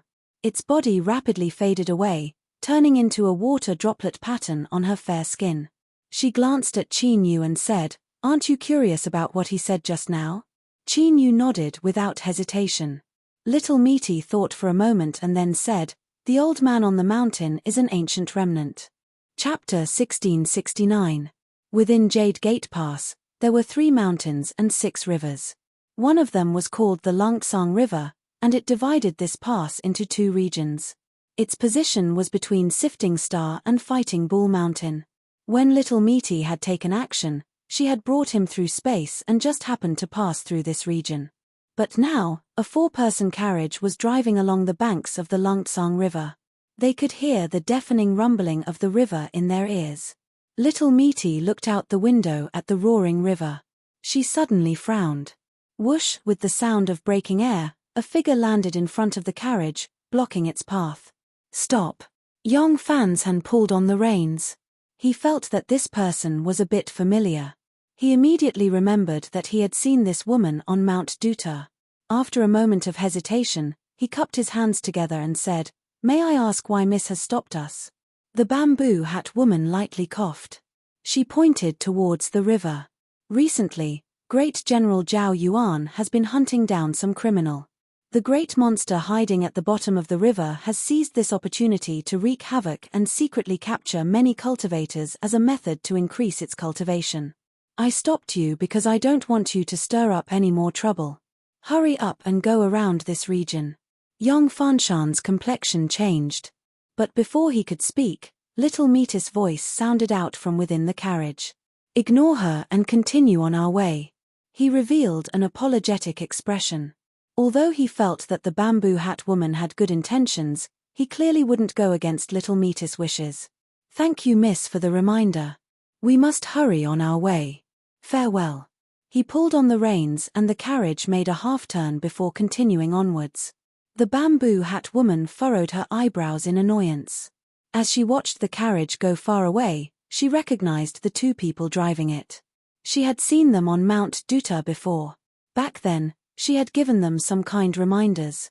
But now, not only did they not recognize her kindness, but they also didn't recognize her kindness. It didn't matter. If they wanted to die, that was their own business. The bamboo hat woman turned and walked away. But after taking just a few steps, she stopped, a look of helplessness on her face. After a long time, she sighed and slapped her forehead. Nyo Dudu, didn't you just swear that you wouldn't meddle in other people's business for a month? What? Do you want to go back on your word now? You really don't have any prospect. After taking a few more steps, she stopped and sighed heavily. She turned around and chased after the carriage. For lives. It was one thing if she didn't encounter them, but if she were to watch them die. Nyo Dudu felt that she wouldn't be able to sleep well for the next 6 months. This was the last time, definitely the last time. After that, he would not meddle in other people's business for 2 months. Nyo Dudu trailed far behind the carriage after finding a way out of this embarrassing situation. Although he had never seen the great monster at the bottom of the river, he had heard that it was very powerful. If it was a head-on battle, she might not be a match for him. However, it shouldn't be difficult for her to intimidate him from afar. Inside the carriage, Little Meat snorted. Her expression didn't look too good. The kind-hearted little girl was like a little white flower exposed to the wind and rain. Who knew when, with a pa sound, she would snap. Moreover, you're being too kind. Are you going somewhere else? Why does he keep staring at us? Or could it be that this girl's motive was not pure? She glanced at Qin Yu, her complexion becoming increasingly dignified. She lifted her hand and looked at Qin Yu again. After a moment of hesitation, she lowered her hand and coldly snorted. Across from her, Qin Yu, who had been cultivating with his eyes closed, suddenly felt a wave of discomfort. He opened his eyes. What is it? Little Meat sneered. Attracting bees and butterflies. Facing her cold and stern eyes, Qin Yu was instantly stunned. He thought to himself, just what was going on? Why was she talking about bees and butterflies? He rubbed his eyebrows and forced a smile. For better or for worse, give me an explanation. Little Meat rolled her eyes. Go and see for yourself. Qin Yu held his breath, carefully sensing the outside world. How did he meet her again? Moreover, this aunt wearing a bamboo hat, mother, if his judgment wasn't wrong, was currently chasing behind their carriage. He glanced at Little Meat, who had a nose that wasn't a nose and a face that wasn't a face. Qin Yu began to understand her meaning. But this matter, I've been wronged. What is she doing? Little Meat coldly sneered. Being a good person. Then, if she isn't careful, she will fall into a dangerous situation and have young Master Qin save her. If one saving grace isn't enough, then she will save you a second time and a third time. At least she will be able to give you a reason to accept this great kindness. Since there is no way to repay it, she can only repay it with her body. Qin Yu wryly smiled. What was going on? But at this time, he looked up at the great river outside the carriage window and vaguely guessed what was going on. This bamboo hat girl, wasn't she being too kind? Qin Yu couldn't understand. With her personality, how had she been able to live peacefully to this day? Cough. She's being kind, so it's not good to blame her. I'll just scare that fish monster in the river a bit and then we can safely pass by. Little Meat humphed in agreement. Deep in her heart, she didn't want to see that girl appear in front of her again. So what if she was wearing a bamboo hat? This lady's eyesight is good. A little seductress like you that can bring calamity to a nation should wear a layer of black cloth over your head. No, your body should also be covered with black cloth, and 3 thick layers at that. Very well, Baiji had just left and now this bamboo hat girl had arrived. Was there something wrong with Qin Yu's body? Should he try to change it a little? Little Meat rubbed her chin. Being stared at by her eyes, Qin Yu felt his heart skip a beat. He coughed and turned around, flicking his fingers. Rumble rumble, a great wave instantly rose up in the great river. Amidst the roaring of the surging river water, it wasn't obvious at all. But as this great wave rose up, a giant black shadow at the bottom of the river suddenly froze. Its eyes were fierce and filled with hesitation. In the end, it chose to suppress its bloodthirsty desires and didn't recklessly attack. It hid itself at the bottom of the river, its eyes wide as it watched the carriage gradually fade away. The bamboo hat girl followed behind the carriage. Her body was tense and her complexion was dignified. Along the way, she always felt as if there was a blade on her back. It was as if she had been locked onto by some icy cold and vicious eyes that could explode out at any moment. But luckily, the journey was smooth. They safely passed through the territory occupied by the great monster at the bottom of the river without any accidents. The bamboo hat girl let out a long breath. A smile lit up her face. She thought that it must have been something that the old ancestor had given her that had frightened the great monster so much that it didn't dare to hurt anyone. She had saved another 4 lives. Thinking of this, the bamboo hat girl's smile became even brighter. As she looked at the distant carriage, she felt incomparably happy. It was so comfortable to be a good person. The bamboo hat girl turned and walked away. As the saying went, when things were done, one would brush away one's achievements and fame. Something like gratitude wasn't something that chivalrous people like her cared about. You can leave like this without knowing anything. Who told me to be such a beautiful young girl who does good deeds without asking for anything in return? The bamboo hat girl blushed a little. She looked around and then relaxed. Speaking such words was indeed a bit shameful. She had no idea how the old ancestor had trained to speak such words with such confidence and confidence. As she thought, in terms of cultivating the human heart, she was still far from being able to do so. Within the carriage, Chin Yu's lips twitched. Although the bamboo hat girl's voice was low, to him and Meaty, since they were paying attention, it was no different from whispering in their ears. She really was a kind and interesting girl. Chin Yu glanced at the expressionless Meaty across from him and faintly smiled. Since there's nothing else, I will continue cultivating. But soon, Chin Yu discovered that things weren't so simple. As the carriage continued forwards, it soon encountered a group of cultivators. They were all filled with anger and a cold chill rose up from their bodies. Seeing young Fan's Han and the old exalted elder driving the carriage, a person flew out from the opposite side. He landed on the ground and cupped his hands together. Fellow Taoists, please. Young Fan's Han cupped his hands together in return. May I ask why you have stopped us? This person wore blue robes and had a dignified expression. Fellow Taoists, we came here today because we were summoned by Limitless Monastery's lesser limitless sage. We must go to the thousand-faced blue corridor river and find that fish monster that slaughters cultivators. We must seek justice for our fellow Taoists that died in vain. His eyes shined and his words were earnest. Fellow Taoists, have you all been disturbed by the fish monster? That is because not too long ago, a family of 4 cultivators was abducted by the fish monster. It must have eaten its fill and wasn't in the mood to hunt, thus allowing you all to escape calamity. Since we have met today, how about the 4 of you come with us to the Blue Corridor River? With Limitless Monastery's lesser limitless sage standing guard, it will be more than enough to execute that great monster. If news of this spreads out in the future, it will be a great reputation.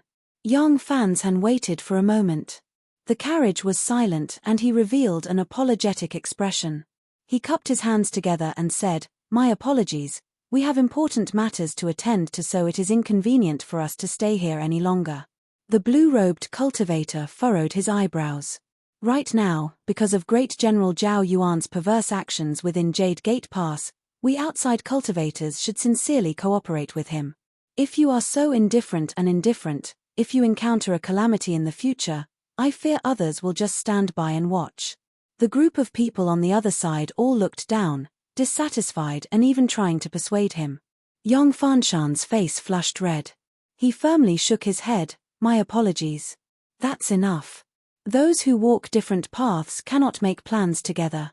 But this poor Daoist can see that the 2 of you and the people in the carriage are not locals of Jade Gate Pass. In the future, it is best to be a bit more careful lest you fall into Great General Zhao Yuan's hands. If that happens, even the heavens won't respond." In the crowd, an indifferent middle-aged Daoist holding a horsetail whisk slowly spoke up. The words "enlightened expert" were written all over his face. The blue-robed cultivator coldly snorted. He flicked his sleeves and left. The carriage passed by the group of people and continued onwards. Yu thought for a moment. He asked, is he really a cultivator from Limitless Monastery? If this was his style, then he didn't think Baiji should go. Misty shook her head. Yu understood. So this was a fake. Looking at the prestige of Limitless Monastery, this so-called lesser limitless sage's courage wasn't small. He took such a great risk just to gather a group of people and be praised by them, to enjoy the wonderful feeling of being surrounded. Even an idiot would know this wasn't true. There had to be some inside story behind this. But these weren't things he needed to consider. The carriage continued onwards. Moments later, Misty suddenly asked, young Master Qin, are you really not going to be a good person? Yu didn't open his eyes. I already saved her once on Mount Duta. Misty humphed twice. She looked him up and down, as if she wanted to see what he was feeling from his subtle expressions. But she didn't find anything. Or perhaps she didn't sense anything wrong. Misty took a deep breath and said, go. Save that little girl. This time, don't hide your head and show your tail. Yu opened his eyes, surprise on his face. Misty reached out a hand and gestured as if she were holding a chess piece in her hand. Yu reacted. Although this sort of purposeful action felt a bit strange, he still had to save her. Otherwise, if good people really didn't live long, then who in this world would still meddle in other people's businesses? That sort of world was far too boring. I understand. He lifted a hand and knocked on the carriage. The carriage stopped. Yu pushed open the door and walked out. He said to young Fan's Han and the old exalted, I have some matters to attend to. You can continue on your way. He turned and left. After several flashes, his figure vanished from sight. Chapter 1670. There was a secret that Dudu had never told anyone. It was that she was a little timid. So, when she saw such a large group of people coming at her aggressively, Dudu's first thought was to quickly hide. She was even less interested in joining forces to kill the demon. She had never heard of the immeasurable temple's little infinity perfected being, so he wasn't that powerful. But the great demon hiding in the Longtsang River was really powerful. She didn't want to run over and send warmth to it. But soon, Dudu was filled with righteous indignation. She forgot about her timid nature and widened her eyes, gritting her teeth. How could there be such an evil demon in this world? It captured a family of 4 and ate their parents in front of them. It even deliberately kept the 2 siblings alive to torture them into despair so that they would taste better when they ate it. Dudu immediately decided that she would save the pitiful siblings. She couldn't let them die so miserably and helplessly in the mouth of the great demon. As for what she said before about not meddling in other people's business for 2 months, she had already thrown it to the side of the sky. I, Dudu, will punish evil and promote good. I will be a beautiful warrior that warms the world and fights against all evil. Moreover, although my cultivation is a little weak, according to the old ancestor, it's not worth mentioning. So, when I fight, the best way is to use a treasure to smash the opponent. But this time, in order to avoid being found quickly, Dudu deliberately didn't take the treasure pouch that the old ancestor gave her. Now, all she had on her were some small objects that were usually inconspicuous, but they should be of some use. Just now, she was frightened by the fish demon in the water. In the crowd, the little infinity perfected being glanced at the jade hairpin that Dudu was holding tightly in her hand. His expression changed slightly and then a trace of heat appeared in his eyes. Of course, it was just a flash. Before Dudu could sense that something was wrong, she turned her head and saw this expert smiling and nodding. This time, with this young lady joining our team, our chances of success have increased by a bit. If everyone in the world is as chivalrous as you are, there is no need to worry about the injustice of the world. The green-robed cultivator nodded in admiration. That's right. He then frowned and revealed a look of disdain. Just like those people who drove the carriage past just now. They only know how to protect themselves. If everyone in the world was like that, how low would the world fall? How despicable. Dudu asked a few questions and bit her lips. So they were such people. If she had known earlier, she wouldn't have helped them. The azure-robed cultivator observed her expression. Miss, you know them? Nyo Dudu hesitated for a moment. She was too embarrassed to talk about her feat. I've met him twice before, but I'm not familiar with him at all. The green-robed cultivator reminded seriously, since we have seen the true face of such a person, it is better to stay as far away from them as possible. Nyo Dudu nodded listlessly. In the distance, with his back against a large tree, Chi Nyu's lips twitched. He couldn't help but wonder just how this bamboo hat girl had managed to survive to this day with her level of skill. No matter how he looked at it, he didn't think he was a character that would last more than 3 episodes. Just now, that perfected being Lesser Wuji's eyeballs had almost poked into his face, and he hadn't even noticed it. His heart was also tired. Chi Nyu rubbed between his eyebrows. He stood up and followed. Although he could directly take her away right now, and that perfected being Lesser Wuji wouldn't dare to say a single word. What he feared was that this bamboo hat girl wouldn't appreciate his kindness and would become increasingly disappointed in him. Then, she would stubbornly run off to her death. Whatever. Since he had already made this trip, he would delay for a bit longer. Once she saw the true faces of these people around her, he would save her life. From a utilitarian perspective, saving someone's life and warning them to prevent danger from occurring were on 2 completely different levels. At the same time, he would take this opportunity to teach this bamboo hat girl a lesson.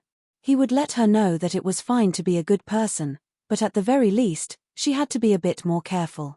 After all, it wasn't like her luck would be so good every time. The fish monster at the bottom of Lang Kang River seemed to have sensed the arrival of the crowd.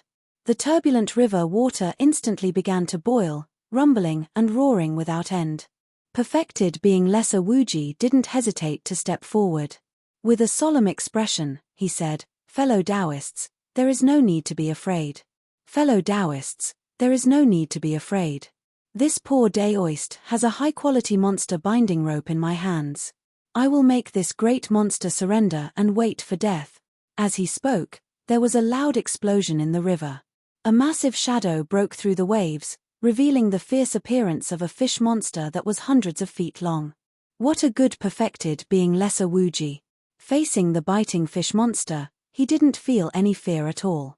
With a loud shout, he flicked his sleeves and a shining golden rope howled out, wrapping around the fish monster.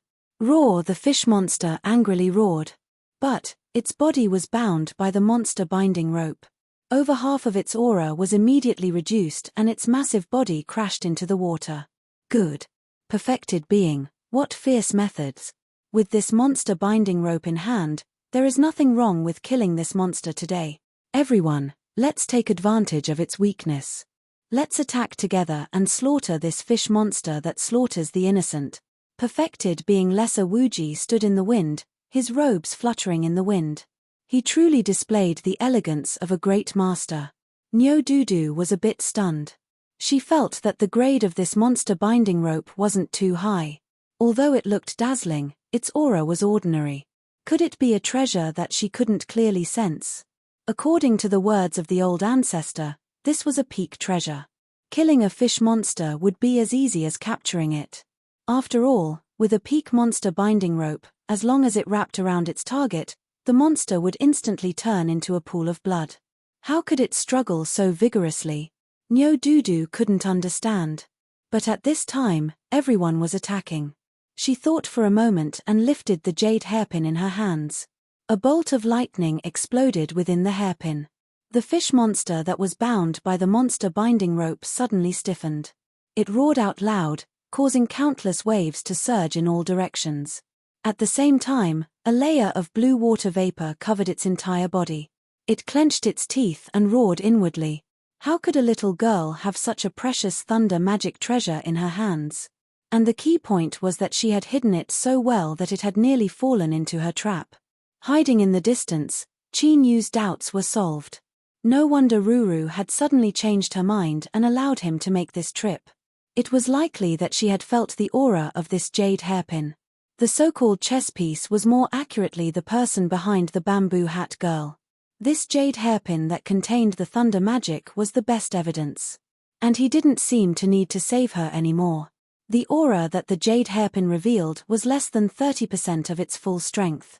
In Chi Nyu's perception, The might of the thunder magic contained within was also ridiculously powerful. As long as he brought it out, it would be more than enough to turn this fish monster at the bottom of the river into charcoal. He didn't even need to worry about its aim. Who told it to hide at the bottom of the river? Where water flowed, thunder magic was its greatest nemesis. But what happened next caused Qin Yu's lips to twitch. He looked at the bamboo hat girl from afar and subconsciously asked the third question of his soul. Just how did you manage to survive until now? Daoist Lesser Limitless shouted out loud, "This is bad, this fish monster has another hidden card. Does anyone have a thunder magic treasure? Hurry and lend it to me, otherwise it will be too late." Nyo Dudu. The moment she lifted her head, the eyes of the people around her fell on her. After all, the jade hairpin in her hand was sparkling with lightning. It was obvious that it wasn't an ordinary item. Some were surprised, some were happy, but most of them were hinting and persuading. A rough interpretation would be, "What are you spacing out for?" It was better to hurry up and hand over the thunder magic treasure in his hand to the enlightened person. Nyo Dudu felt that something was wrong. However, with so many people staring at her and urging her with their gazes, she could not help feeling flustered. He panicked and his cowardice was completely exposed. Without knowing what was going on, he handed over the jade hairpin. Qin Yu covered his face with his hands and let out a long sigh. Daoist Master Everlasting, who was holding the jade hairpin, revealed a look of joy. He laughed and said, "Thank you, miss. Once I kill the demon, I will return it to its owner." He took a step forward and directly charged into the river. "Die, evil creature." On the riverbank, everyone watched as the spiritual master displayed his divine might and jumped into the river. Everyone's eyes widened. "Let's go, we will follow you into the river to kill the demon." It was unknown who shouted, but everyone howled out. Like dumplings being thrown into a pot, they all jumped into the river. Among them was the dazed Nyo Dudu, who hadn't yet regained her composure. It was only when the water-repelling magic treasure on her body automatically activated and formed a barrier around her that she regained her composure. Her eyes widened. It was unknown what Nyo Dudu had sensed. She wanted to run away, but it was already too late. Bang! The river water instantly thickened. It was like an entire mountain of water was pressing down on top of everyone's heads, imprisoning them deep within the water and making it impossible for them to move. A loud roar exploded from beneath the water. "Damned foreign cultivators, you dare to attack my residents. You deserve to die." They saw that the water monster from before was now wearing a suit of blue-black armor. It swam up from beneath the water, its giant eyes stubbornly staring at the crowd. As for the monster binding rope that was wrapped around its body, it had long since disappeared.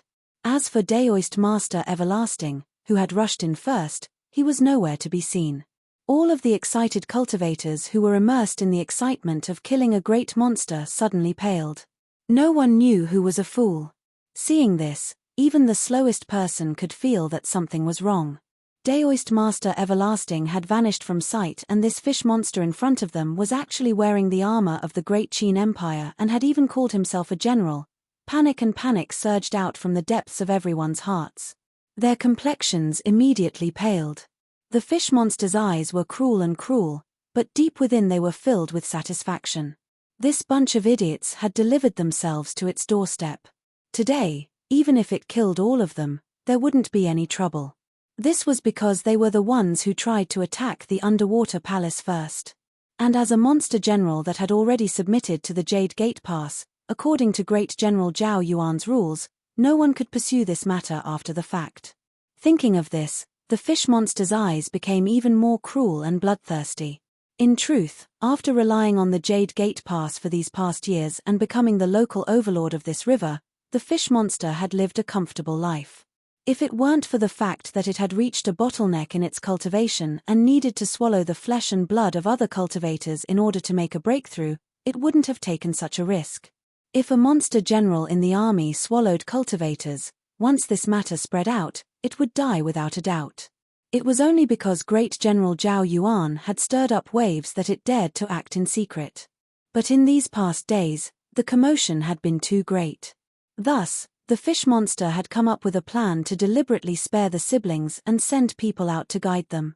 This was how it had obtained today's harvest. As a fish monster that wasn't known for its intelligence, for it to be able to come up with such a flawless plan, it was simply perfect. As for the so-called Daoist Master Everlasting, amongst human cultivators, there had never been a lack of cowards that feared death. If it was used well, it would be successful in every endeavor. True priceless advice. The fish monster licked its lips. Drool constantly gushed out and was instantly washed away by the river. Looking at the group of cultivators in front of it, it felt a burning hunger in its stomach. Who should it eat first? Its eyes turned and fell on Nyo-Doo-Doo. The reason was simple. Of all the cultivators in front of it, only this little girl could make it feel threatened. If it wanted to eat someone, it would naturally be her. Moreover, the girls of human cultivators were all fair and tender. Their mouths were exquisite and the taste was endless. Hiss, saliva flowed out. The fish monster swung its tail and swam over to Nyo-Doo-Doo. Its target was obvious. The surrounding cultivators all revealed looks of horror as they struggled to retreat to the side. Nyo-Doo-Doo, who discovered that she was the only one left in her original spot, turned pale under the bamboo hat. What happened to slaying the monster together? Why did they all run away now? No, at a time like this, I shouldn't continue thinking about these things. Otherwise, I'll really die. But what should I do? I can't defeat the fish monster. Its teeth are too long and look very sharp. Will I bleed? Definitely. Moreover, I might be bitten into two and then chewed and eaten. Woo woo woo woo, this old ancestor is so scared. Chapter 1671. Just as the fish demon was about to eat its fill, the savage bloodthirst in its eyes suddenly froze. It widened its eyes and looked at the figure that had appeared out of thin air behind Nyo-Doo-Doo. An uneasy feeling rose in its heart. Now that the water region was covered by its divine ability, it was like a domain. That was why the people in front of it had nowhere to run. But this person was actually able to directly barge in. More importantly, during the entire process, as the owner of the domain, it actually didn't sense anything. This was a little scary. Ah, don't come over, my old ancestor is very powerful. He can strangle you to death with one hand. If you dare to touch me, my old ancestor will definitely not let you off. Arth, old ancestor, save me, save me. Nyo-Doo-Doo suddenly screamed, her voice harsh and shrill, causing Chinyu to jump up in fright. As for the fish monster, it shivered and nearly turned to flee. Then, she found that she was still full of energy and didn't show any sign of injury. She thought, is this fish monster really scared? But I didn't say it out loud. The name of the old ancestor was really timid. Nyo-Doo-Doo opened one eye and then the other.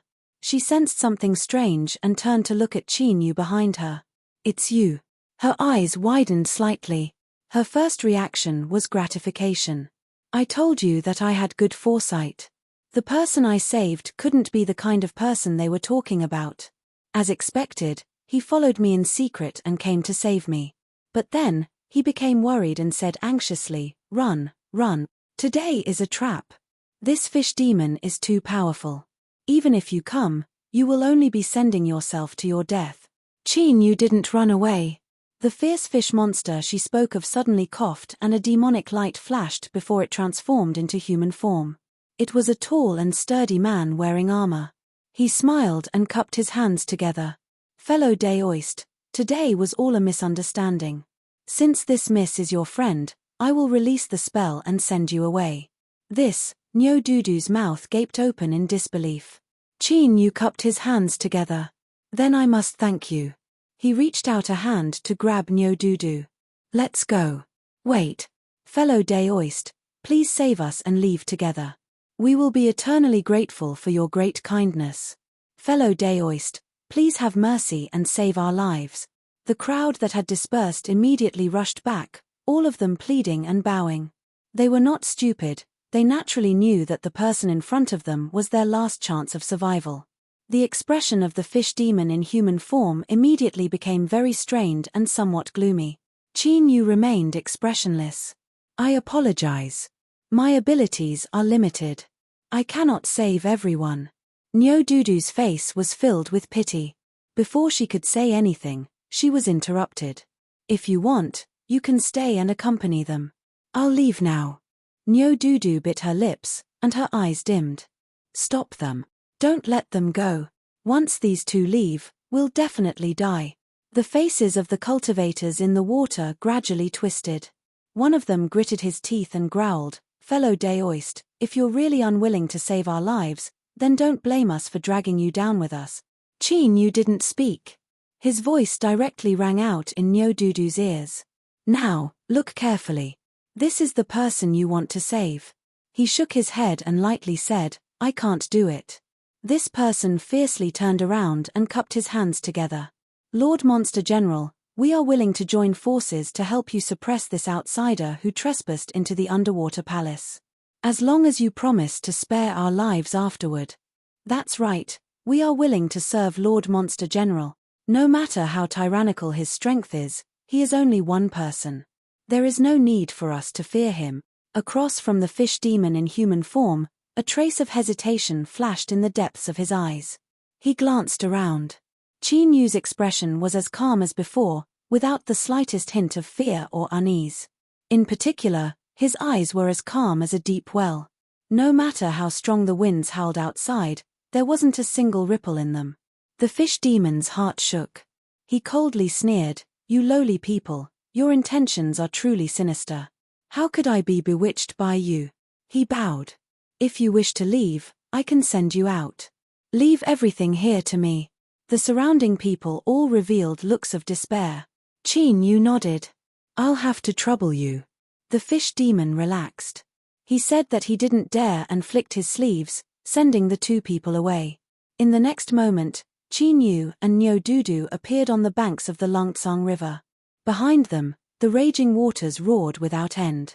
It could be expected that those people who entered the river before this wouldn't have a happy ending. Nyo-Doodoo hesitated. Chin-Yu lightly said, "If you still want to save them now, then go by yourself. Just pretend that I never appeared here today." Nyo-Doodoo's face flushed red. She waved her hands. "It's not like that. I just want to ask you to rescue that pair of brother and sister." Chin-Yu frowned. He thought for a moment and then turned. "You stay here." He took a step forward and vanished from sight. At the bottom of the water, the fish demon was shocked to see Chin-Yu return. But after hearing his request, he hurriedly nodded in agreement. Very soon, a few of his subordinates brought two unconscious teenagers over. Chin-Yu glanced at them. After determining that they were fine, he cupped his hands together and thanked them. Then, he picked them up and left. This caused those people who had a glimmer of hope to fall into the abyss of despair once more. They couldn't help but cry out loud. Some people even began to curse out loud. In their opinion, if Chin-Yu could easily force the great monster underwater to bow its head, then saving them would only be a matter of convenience. Why didn't he give them a path to live? However, he didn't understand the logic behind the words "why should I?" Chin-Yu ignored them. He brought the brother and sister with him and stepped across the river, landing beside Nyo-Doodoo. "Thank you," Nyo-Doodoo said in a low voice. Chin-Yu lightly said, "You should indeed thank me. If we count this time, then you owe me 2.5 lives." Nyo-Doodoo's eyes widened. It was only after a moment that she remembered that they were on Mount Duta. Her face flushed red and her heart filled with shame. So it turned out that the beautiful young warrior who had fought against evil was the one who had truly been saved. This was far too shameful. But the slightly more serious little girl braced herself and said, "Why do you still have half a life?" Chin-Yu looked at her. "Before, did you really think that you scared away the great monster underwater and allowed us to safely cross the river?" Nyo-Doodoo really wanted to dig a hole in the ground and crawl into it. Chin-Yu turned and walked away. Nyo-Doodoo was stunned. She looked at the unconscious brother and sister. "Hey, where are you going?" "Miss, I still have many things to do, so I can't keep you company. So, if you want to continue being a good person in the future, please think about what happened today. They are the ones you wanted to save, so I ask you to make your own arrangements. Farewell." His figure flickered and he vanished from sight. Nyo-Doodoo was disappointed and disappointed. She lowered her head and twisted her fingers. I still don't know, What your name is. Luckily, after experiencing today's great ups and downs, she quickly woke up. It was dangerous for her to continue staying on the riverbank. That person had already left. If the great monster underwater changed its mind, then wouldn't they be in a miserable state? Thinking of this, she took out a paper boat. She blew on it, causing it to grow in the wind.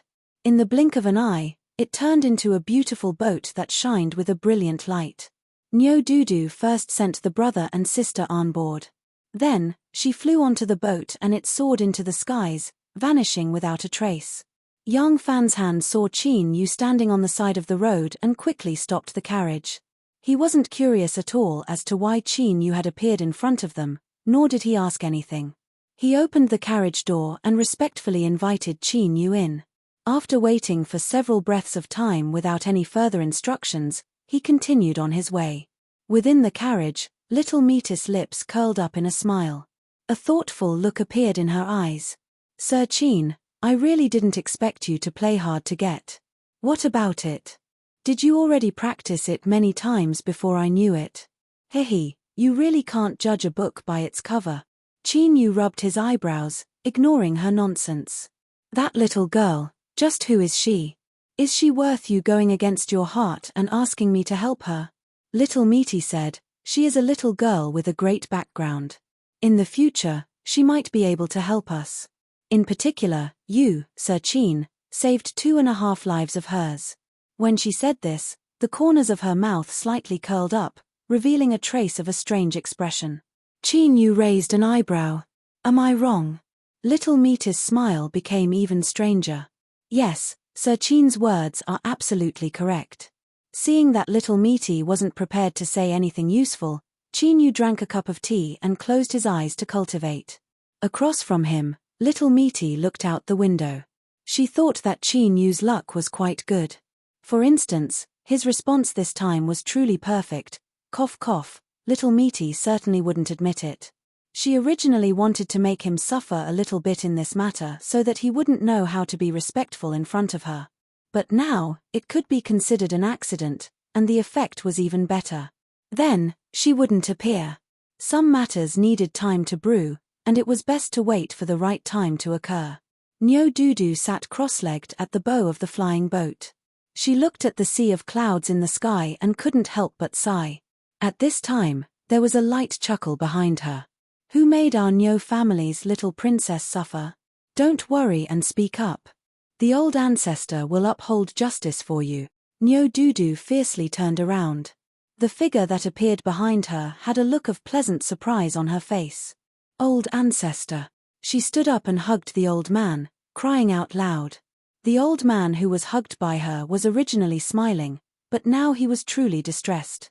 He quickly wiped away her tears and said, don't cry, my little ancestor. The old ancestor will go back now and catch that little thing. I will cut him into 8 pieces for you to braise, steam, and fry. I will definitely let you vent your anger. The crying immediately stopped. The Nyo family's old ancestor cursed inwardly. In his anxiety, he had a slip of the tongue. Nyo-Doodoo looked up, her eyes red. She sobbed twice, clenched her teeth, and dragged out her voice. Old ancestor cough. You child, how can you not know what's good for you? Didn't you leave home because you wanted to experience a little more? I am doing this for your own good, otherwise with the old ancestor accompanying you, how will you be able to wander the martial world? Old ancestor Nyo's face was stern and dignified. Nyo-Doodoo didn't fall for this. She had never fallen for this since she was young. With a humph, she let go of him and turned to sit on the side of the boat. Old ancestor Nyo had originally thought that he could at least hold on for a little longer, but in the next moment, his plan failed. With a cry, he called out little ancestor and ran to the bow of the boat to apologize. The old ancestor was wrong, all right? You can't cry anymore, my heart is about to shatter into pieces. The old ancestor will guarantee you, no, the old ancestor swears that if there are any problems in the future, I will definitely come out at the first instant to protect my family's little ancestor. I won't let you suffer any grievances, all right? Nyo-Doodoo lifted a hand to wipe her face. Old ancestor, I am sorry. I know that I was being willful, and this isn't your fault. But he said that he saved 2.5 lives of mine. How long has it been? So it turns out that I can die so easily. She tilted her head. In the past, I was able to turn calamities into blessings every time. Did the old ancestor secretly help me? Tell me the truth. Old ancestor Nyo lightly coughed. Well, you are still young, so the old ancestor naturally has to help you lest you be bullied by others. Nyo Dudu's tears fell down. Old ancestor Nyo felt as if a knife were slicing through his heart. He couldn't help but vent his anger on Chi Nyu. He thought that this brat was quite pleasing to the eye before, so he considered making him the 148th candidate to be his family's little ancestor's husband. But now, you brat, you no longer have a chance. Let me tell you, you don't even have a chance. If the old ancestor were to encounter you again, he would definitely make you suffer. Why did you have to randomly speak the truth for no reason? Nyo Dudu cried for a while. Then, she wiped away her tears. Old ancestor, I now understand that although there is nothing wrong with being a good person, I still need to open my eyes wide and see the good and the bad of others. I need to become extremely intelligent, and I also need to have a formidable cultivation. Even now, I still want to be a good person. So, old ancestor, you must teach me how to become smarter and stronger. At this moment, old ancestor Nyo's anger and dissatisfaction towards Chi Nyu were instantly tossed far beyond the highest heavens. My family's precious baby, the true little ancestor's milk cow Dudu, has finally come to her senses. She actually took the initiative to ask to learn how to become smarter and cultivate to become stronger. The 18th. That's right, surname Chin Brat, in my heart, you are now the 18th candidate to be my husband. You must work hard, and strive to become 10 to 20 times better than you are now. Perhaps you really will have the qualifications to marry our ox family's little ancestor. That will be the fortune of 800 lifetimes. Old ancestor Nyo nearly cried tears of joy. He suppressed his chaotic thoughts and nodded again and again. No problem. Leave all of this to me.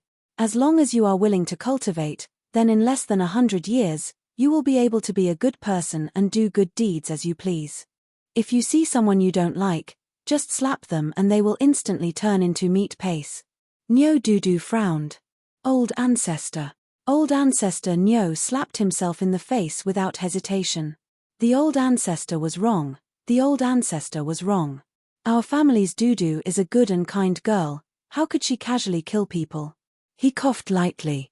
Then how about we go home now? Your mother and father also miss you dearly. If it weren't for me suppressing them, they would have run over to see you long ago. Nyo Dudu nodded. She turned and pointed towards the cabin. There is also a pair of brother and sister inside. They are pitiful people with no family or friends. I want to bring them home with me. Old ancestor Nyo waved his hand. No problem. Bring them back. From now on, the big sister will be your maid and the little brother will be your servant. This is their great fortune and fortune. Nyo Dudu sobbed. Old ancestor, I want to be alone for a while. Good. Old ancestor Nyo turned and left. He shut himself in the cabin. With a thought, all the flying monsters within 1,000 miles seemed to be frightened. They desperately fled far away, not daring to approach at all. If my family's little ancestor wants peace, then all of you must scram. This was the old ox family's logic. As for the great general of Jade Gate Pass, would he be unhappy because of this? That was his business. If he wasn't convinced, then he could come and speak with him. Chapter 1672. After passing through 3 mountains and 6 rivers, the carriage finally returned to Jade Gate Pass. This wasn't an accurate statement, but it was fine as long as one understood the meaning and didn't nitpick. Young Fan's Han and the old exalted Jin Shen both let out sighs of relief, a relieved smile on their faces. If the two in the carriage really had some other goal, they definitely wouldn't have waited until now. In other words, since they had smoothly arrived at the pass, there was a high chance they were safe. Young Fan's Han turned and asked the two in the carriage what they thought. After obtaining a definite answer, his smile became even more relaxed. Without stopping, the carriage arrived at the pass. This was different from entering the central wasteland divine continent.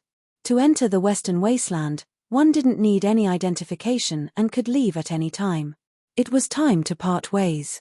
Yang Fan's Han was thoughtful. He said that after they left, the two of them would need transportation, so he left the carriage behind. Qin Yu smiled in acceptance. Looking at the tightly shut carriage door, Yang Fan's Han said, "Madam, are you tired from the long journey? Then I will bid my farewells here. Yang Fan's Han, come up." Metis' voice suddenly sounded out from the carriage. The old exalted Jin Shen's heart tightened. Beside him, Yang Fan's Han also revealed an unnatural expression. He looked at Qin Yu. "Don't worry, I'm fine." Although Qin Yu didn't know why Metis had called him up, it clearly wasn't to kill him. There was no need to do so and no need to go through so much trouble. Yang Fan's Han took a deep breath. "Yes, madam." He thought about refusing, but before he could even think about it, he pressed it down. He pushed open the door and boarded the carriage. Yang Fan's Han didn't dare to sit down. He respectfully stood where he was. Metis looked at him. "The reason we cooperated with you before was because you were our target from the start. That was why we met at the roadside pavilion." Beads of sweat dripped down Yang Fanshan's forehead. He didn't dare to nod or shake his head. Although he hadn't interacted with this madam much, he could sum up his feelings towards her. She was deep and unfathomable. To play the fool in front of her was the true fool. "I called you up because there is something I need you to complete." Moments later, Yang Fan's Han respectfully withdrew from the carriage. Between his eyebrows, there was an unconcealable joy. As he thought about what the madam had instructed him to do, he felt as if he were in a dream. Even the pain of handing over the jade card completely vanished. What's more, there was an extra harvest this time. Qin Yu glanced at him, a bit surprised. But he didn't say anything. He cupped his hands together and said, "Congratulations, Sir Yang." Yang Fan's Han hurriedly returned the greeting and repeatedly expressed his gratitude before taking his leave. Qin Yu watched as the two of them hurried to the pass. Then, he thought for a moment and jumped onto the carriage. "Where are we going now?" Little Metis' voice was calm. "Immortal Inquisition Tower." Qin Yu's eyebrows shot up. He had already gone to a place once and left disappointed, so why would he want to go back again? However, although Little Metis' voice sounded very calm, he was able to detect a trace of complexity. He was extremely smart and didn't hesitate to kill his own curiosity. Qin Yu didn't say anything else. He pulled on the reins and drove the carriage away. An hour later, the carriage stopped at the bottom of the Immortal Seeking Tower. Before Qin Yu could speak, the car door opened on its own and Little Metis stepped out. She looked up at the Immortal Seeking Tower in front of her and frowned. She didn't enter. Instead, she turned and walked to a wine stall by the side of the Immortal Seeking Tower. At this time, there weren't many customers. Besides her, there were only a few people at two other tables. The boss patted a dozing waiter and had him hurry over to greet them. "Guest, please sit down. What wine would you like to drink? What we sell here is the local wine of Jade Gate Pass. The taste is sweet and the price is fair. We definitely won't disappoint you." The waiter braced himself and his words were sharp and eloquent. Qin Yu tied the reins and walked into the wine shop. He glanced at Little Metis' face and said, "Give me 2 jugs of your best wine as well as a few side dishes to go with it." 3 jugs. The waiter looked at Qin Yu. Qin Yu nodded. "I'll listen to her." "Very well. Please wait a moment, 2 guests. It will be coming soon." The waiter shouted and turned to leave. The boss scooped up a ladle of water and washed his hands before starting to cut vegetables. Soon, 3 jugs of wine as well as 4 side dishes, both meat and vegetable, were neatly placed on the table. The waiter smiled and said that the guests should enjoy themselves. Then, he retreated to his original position. Not long after, he began to doze off again. The boss frowned. But seeing that no customers were preparing to come in, he didn't call out to him. Little Metis opened a jug of wine and poured herself a cup of wine. She slowly drank 2 mouthfuls. Qin Yu felt that this wine was very ordinary. Let alone comparing it with the wine fruit, even the god's nectar of the nearby Immortal Seeking Tower was much better. But Little Metis drank it very earnestly. This made Qin Yu feel that it was a heavy portion. This was the first time that he had seen Little Meaty so worried. He didn't know why. At this time, Little Meaty suddenly said, "I'm here." Qin Yu's heart chilled. He slowly turned around and discovered that a young scholar had appeared at their table at some unknown time. This was a true scholar. It wasn't because of his temperament, nor was it because he wore scholarly robes. Rather, it was because he held a yellowing book in his hand that had been carefully maintained. In his other hand was a rolled-up painting tube. Before Little Meaty spoke, Qin Yu hadn't sensed anything at all. Even now, when he closed his eyes, he still couldn't sense that there was a person standing so close to him. This caused a dignified expression to appear on his face. The scholar smiled and cupped his hands together. "I finally see you again." As he spoke, tears streamed down his face. After bowing, he stood up and placed the book and painting tube on the table. The scholar looked at Qin Yu and smiled. "My current state is a bit strange, so you can't sense my aura. It's not that I have the ability to conceal myself from your perception." Qin Yu nodded. "Thank you for telling me." The scholar smiled and wiped away his tears. "You don't like these things the most. I was wrong, so I will punish myself with a cup first." As he spoke, he turned and sat down. He picked up a jar of wine and poured himself a bowl. Then, he raised it to Little Meaty and drank it all in one gulp. Little Meaty thought for a moment and then picked up the bowl of wine to drink as well. With just a single sip, the scholar couldn't help but wipe his eyes again. He forced a smile and said, "I've really let you see a joke. It's just that when I think about being able to sit at the same table and drink with you today, I find it hard to contain my excitement." Little Meaty said, "No matter how much I say, there's nothing I can do about your current situation." The scholar waved his hand. "I wouldn't dare to have such an extravagant request. To be able to see you again is already more than enough for me." He filled his bowl with wine and drank it all in one gulp. He carefully wiped his hands and then placed the yellowed book in front of Little Meaty. "The gift you gave me in the past, today it shall be returned to its rightful owner. Jiang Huan's talent is slow and I have never been able to comprehend the final step. I have truly failed to live up to your expectations. I am ashamed." Little Meaty was silent for a moment. Then, she slowly said, "This book is incomplete to begin with. For you to be able to cultivate to this step has already surpassed my expectations." She glanced at the book in Jiang Huan's hands. Qin Yu hesitated. But at this time, Jiang Huan had already placed the book in front of him without hesitation. He smiled and said, "To be able to follow at your side, I envy you very much." Qin Yu thought that this was indeed a matter that left one envious. So, he smiled and nodded. After receiving the book, he didn't flip through it but placed it beside him. Jiang Huan's smile became even more relaxed, as if he had accomplished something that had been weighing on his mind. He thought for a moment and picked up the painting tube next to him. "This is a portrait I made from my memories after you left. Don't worry, Jiang Huan has never allowed an outsider to see it. Now that I'm about to leave, I dare to admit to this matter in front of you. I'll leave the painting to you. You can decide how to deal with it." After saying this, Jiang Huan poured himself a third bowl of wine, drank it, and put it down. He stood up and bowed respectfully to Little Meat. "If there is an afterlife, I hope to see you again." He turned around and walked away. 1 step, 2 steps, 3 steps. Then, as if a shadow, Jiang Huan vanished into thin air, vanishing into thin air. Just like when he arrived, he was completely silent and didn't make the slightest sound. From the beginning to the end, the arrival and departure of the scholar Jiang Huan, the people in the wine shop didn't seem to notice anything at all. Little Meaty picked up the bowl of wine in front of her and drained it in one gulp. She got up and walked out. Qin Yu paid the bill. After a moment of hesitation, he picked up the painting tube and followed her out of the wine shop. Little Meaty didn't board the carriage. Instead, she walked along the street.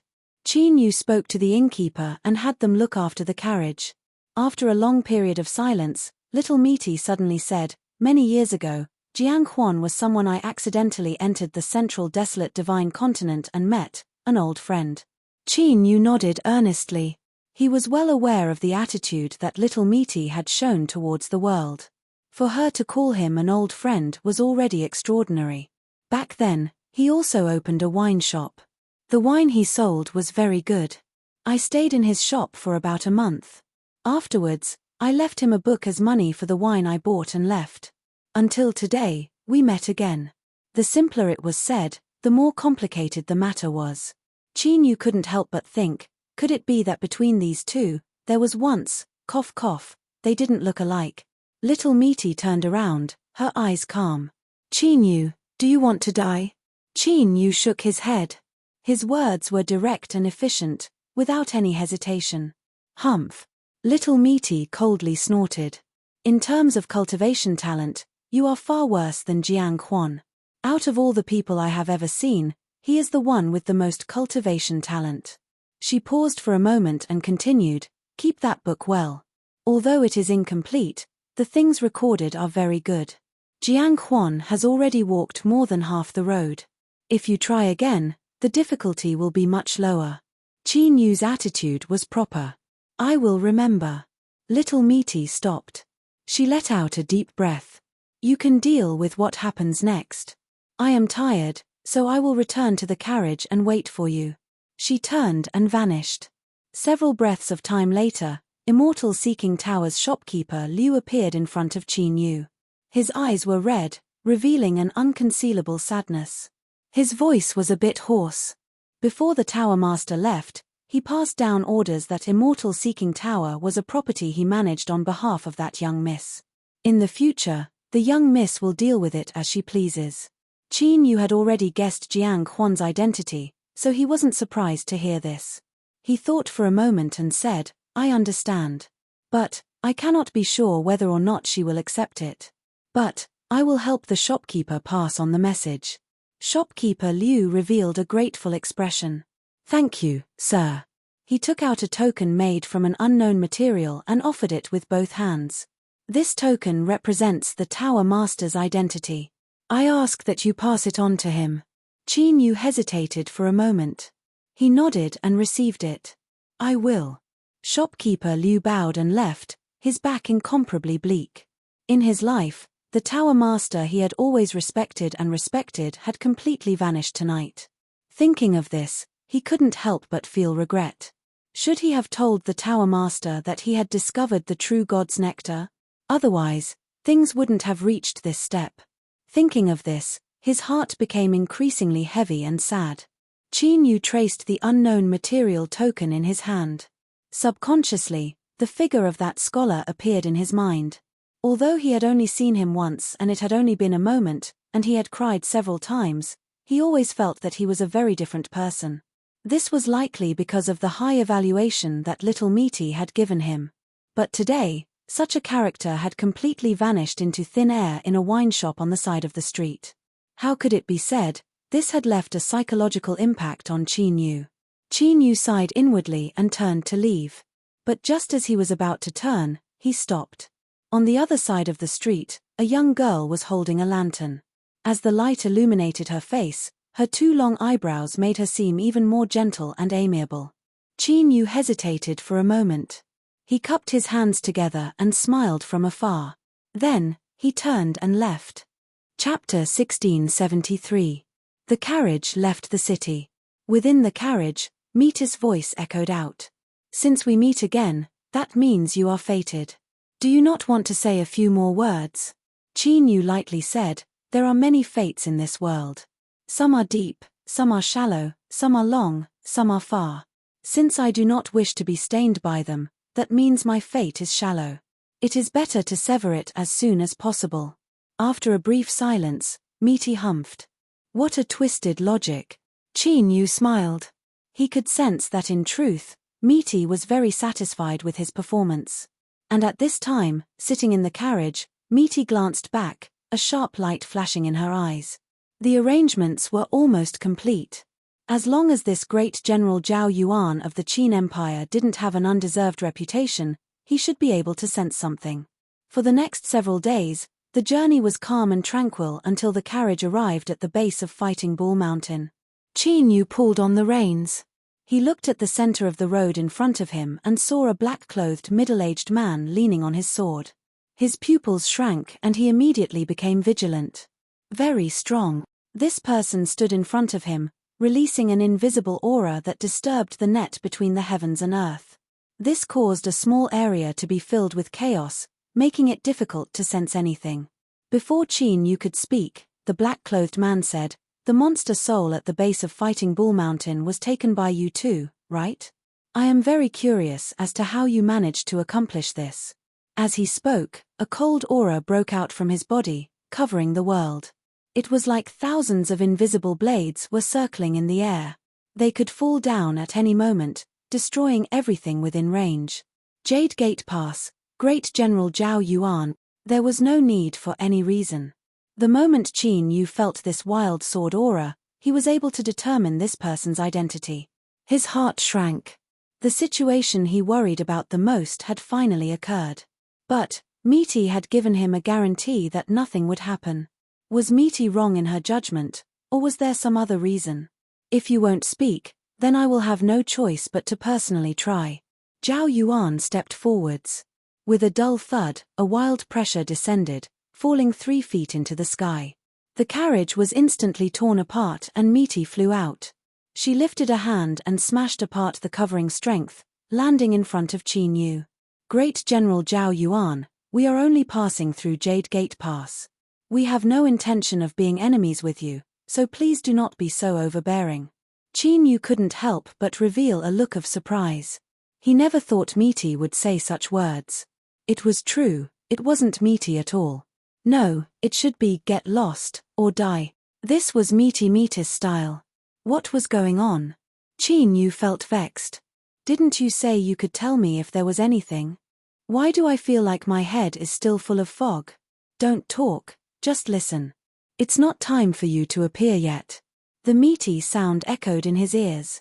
Qin Yu quickly drew back and lowered his head, not speaking. "Whatever you say." Zhao Yuan squinted his eyes and his lips curled into a smile. "Such a strong cultivation. I'm even more curious about your identities now." However, it was at this moment that he suddenly frowned and stopped attacking.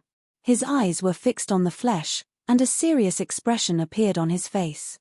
What a powerful sword aura, majestic, vast, and vaguely gave him a feeling of being suppressed.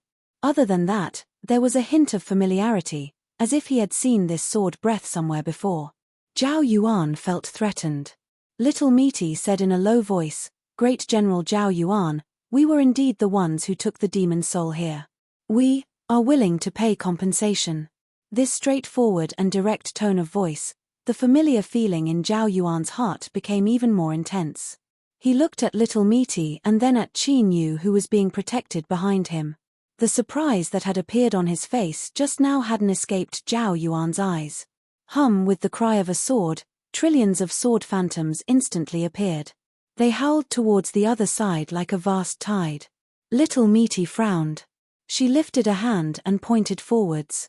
The trillions of sword phantoms were cut apart and Zhao Yuan was sent flying backwards.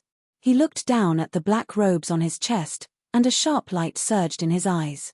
Heaven-splitting sword sect. Zhao Yuan suddenly lifted his hand and crossed his arms.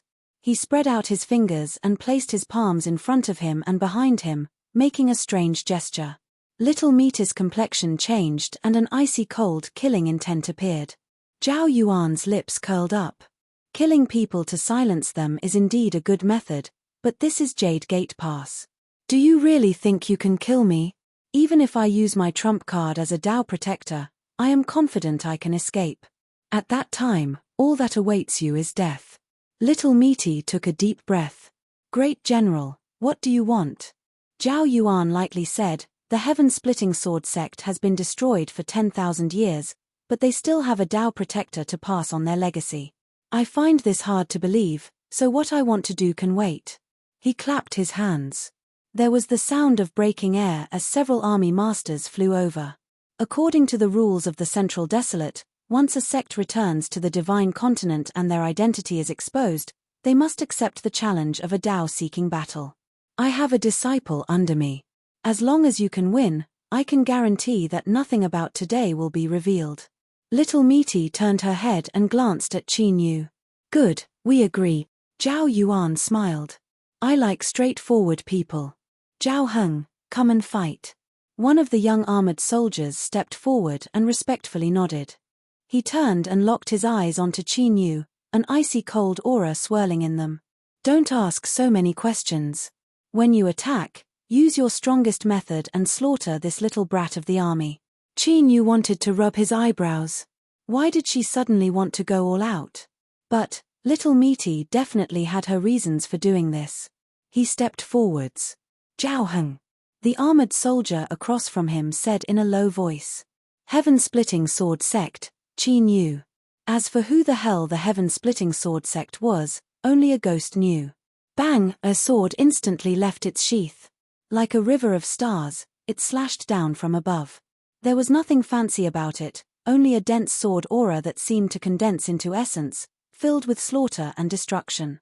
Qin Yu's thoughts stirred. The world rules instantly twisted, forming a small world that covered both sides. Before this, Little Meaty had already reminded him to use his strongest method to kill. Right now, his strongest method was to transform into the heavens, fake, in this small world. As Zhao Yuan saw this, his eyes brightened. There was no longer any doubt in his heart. Stop, we admit defeat. Since he really was a descendant of the heaven-splitting sword sect and had even cultivated the outline of a small world, there was no reason to continue. Even though Zhao Heng was suppressed within the small world, he didn't stop. He roared out loud and his eyes turned crimson. Tiny cracks split open on his exposed flesh and blood dyed his entire body red.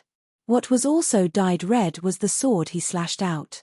The cruel and slaughter aura rose by more than 10 times. Zhao Yuan frowned. He stepped forwards, but before his feet could touch the ground, he was forced back. Little Meaty stared at him, her eyes hard and cold. In the next moment, there was a dull thud that resounded in everyone's ears. Zhao Heng's headless corpse fell to the ground with a bang, blood spraying far into the distance. Between the heavens and earth, a chaotic and tyrannical sword intent swept through the world like a hurricane. Poochie Poochie Poochie tore through the earth, leaving behind countless mottled marks. A trace of this sword intent was like a cool breeze that illuminated the world, vast and boundless. Great General Zhao Yuan was expressionless. He glanced at Zhao Heng's corpse and slowly said, "He is my disciple and also my son. Moreover, I already admitted defeat just now. Qin Yu wouldn't explain this matter. Since Little Meaty wanted him to kill someone and he didn't stop her just now, then he would just kill him. As for whether or not Zhao Heng deserved to die, this was a question that should be asked to his honorable master and father Zhao Yuan. It had nothing to do with him. After all, in that situation just now, if it were someone with a lower cultivation, they would have already been torn to pieces by Zhao Heng's sword. It wasn't as if you could kill someone and others couldn't kill you. There was no such reasoning in this world. Moreover, Qin Yu had left Zhao Heng's corpse half intact. That was already quite good. Little Meaty was expressionless. Her eyes were icy cold. Great General, you should know the rules of the Dao-seeking battle. Since both sides have chosen to fight, they must stake their lives on the line. There is no possibility of giving up halfway. Otherwise, Great General, you will be the greatest humiliation to my heaven-splitting sword sect. Even if there are only a few people left in the sword sect, I don't mind dying together with Great General." Dying together? Zhao Yuan had a dangerous look in his eyes. With just you? Do you really think I have no way to kill you here? Rumble rumble, the earth shook and rumbled. Countless black silhouettes of an army appeared at the ends of one's line of sight, their killing intent soaring into the heavens. As long as the Great General gave the order, they would rush forwards. Zhao Yuan coldly sneered. I once lost 30% of my armored army to successfully kill a half-emperor realm great monster. Do you think I would dare to give the order to destroy your heaven-splitting sword sect's final inheritance no matter the cost? Little Meaty took a step forwards. Above her head, a dreadful sword aura erupted, condensing into a 1,000-foot-long sword phantom. She locked onto Zhao Yuan, her eyes becoming increasingly cold. There was no fear or retreat in them. Great General, can you give it a try? This was a naked threat. I can naturally cut off my sword sect's inheritance, but before I die, I will drag Great General Zhao Yuan down with me, arrogant and fierce. As long as there was reason, then there was nothing to fear in the heavens and earth. This was really like the heaven-splitting sword sect. If it weren't for this, then the once famous sword sect of the Central Barren Divine Continent wouldn't have offended so many people that no one would help them in the great calamity, causing the sect to decline and eventually perish. Zhao Yuan diabolically grinned. In his life, what he hated the most was being threatened by others. Others might not dare to risk their lives to take another's life, but he wasn't afraid. Moreover, even after doing so many times, he was still alive and kicking. As for those people who had risked their lives against him in the past, each and every one of them had already become bones in a grave. Shua a Daoist appeared from thin air, standing between the two. He smiled and said, "It is said that no discord, no concord. There is no need to be so angry." Zhao Yuan frowned. Lord Imperial Scholar hasn't left yet. The Great Qin Imperial Scholar was known as the person most trusted by the Great Emperor. Even though he heard these rude words, he didn't reveal the least bit of anger. He originally left, but halfway there, he sensed some movement and hurried back.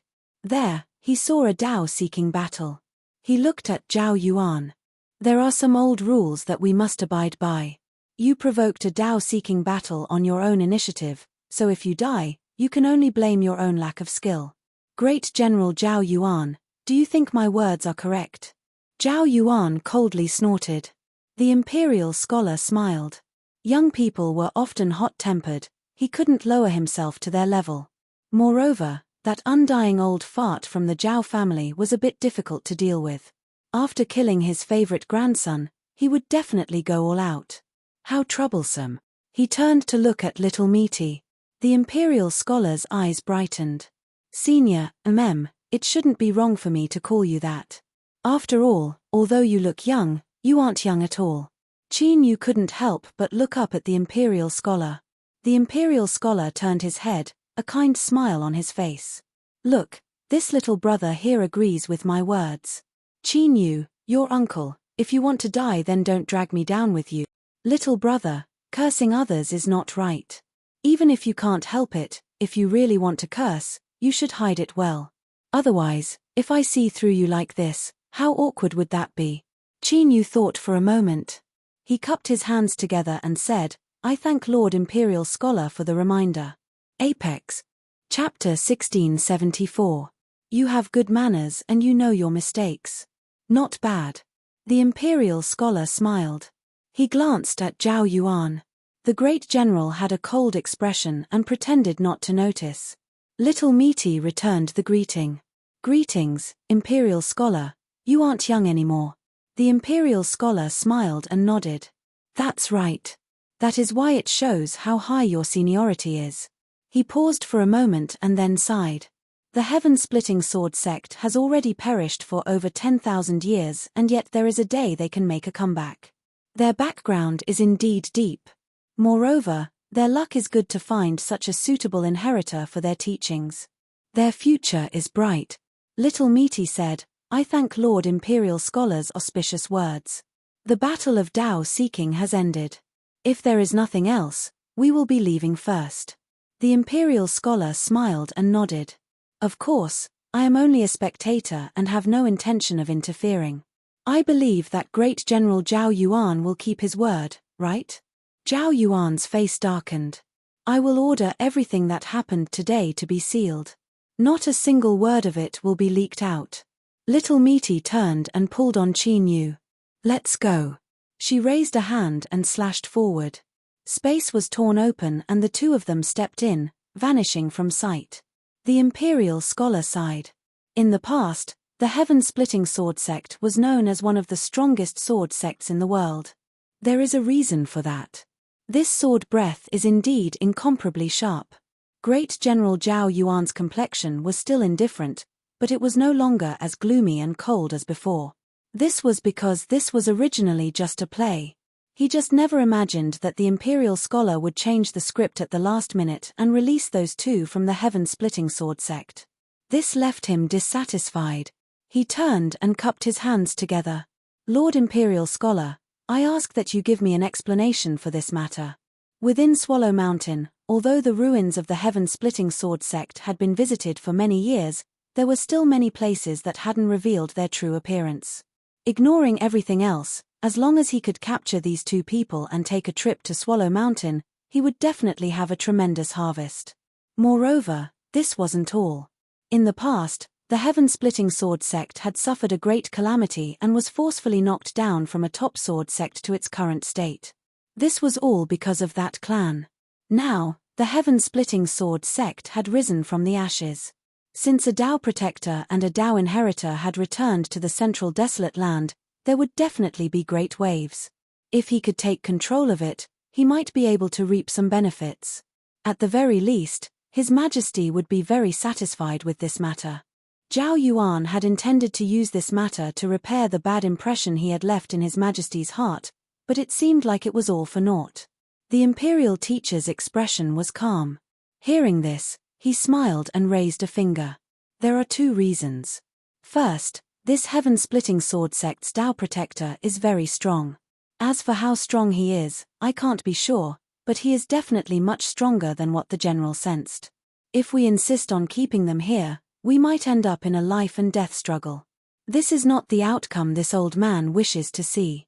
The second reason is that the successor of the heaven-splitting sword sect really does have great talent, so great that I can't help but want to take him as my disciple. Just now, when he killed Zhao Heng, you saw it with your own eyes. The small world already has a preliminary outline. Such a character already has the qualifications to become a chess piece. Since he is a chess piece, he should be placed on the chessboard. Hiding him in a pocket would be useless. The imperial teacher glanced at Zhao Yuan and smiled. Great General, rest assured that I will naturally explain this matter to His Majesty and also say a few words for you. After all, the reason we were able to smoothly discover that the heaven-splitting sword sect had returned to the central desolate divine continent is all thanks to General's meticulous thinking. Zhao Yuan's complexion relaxed.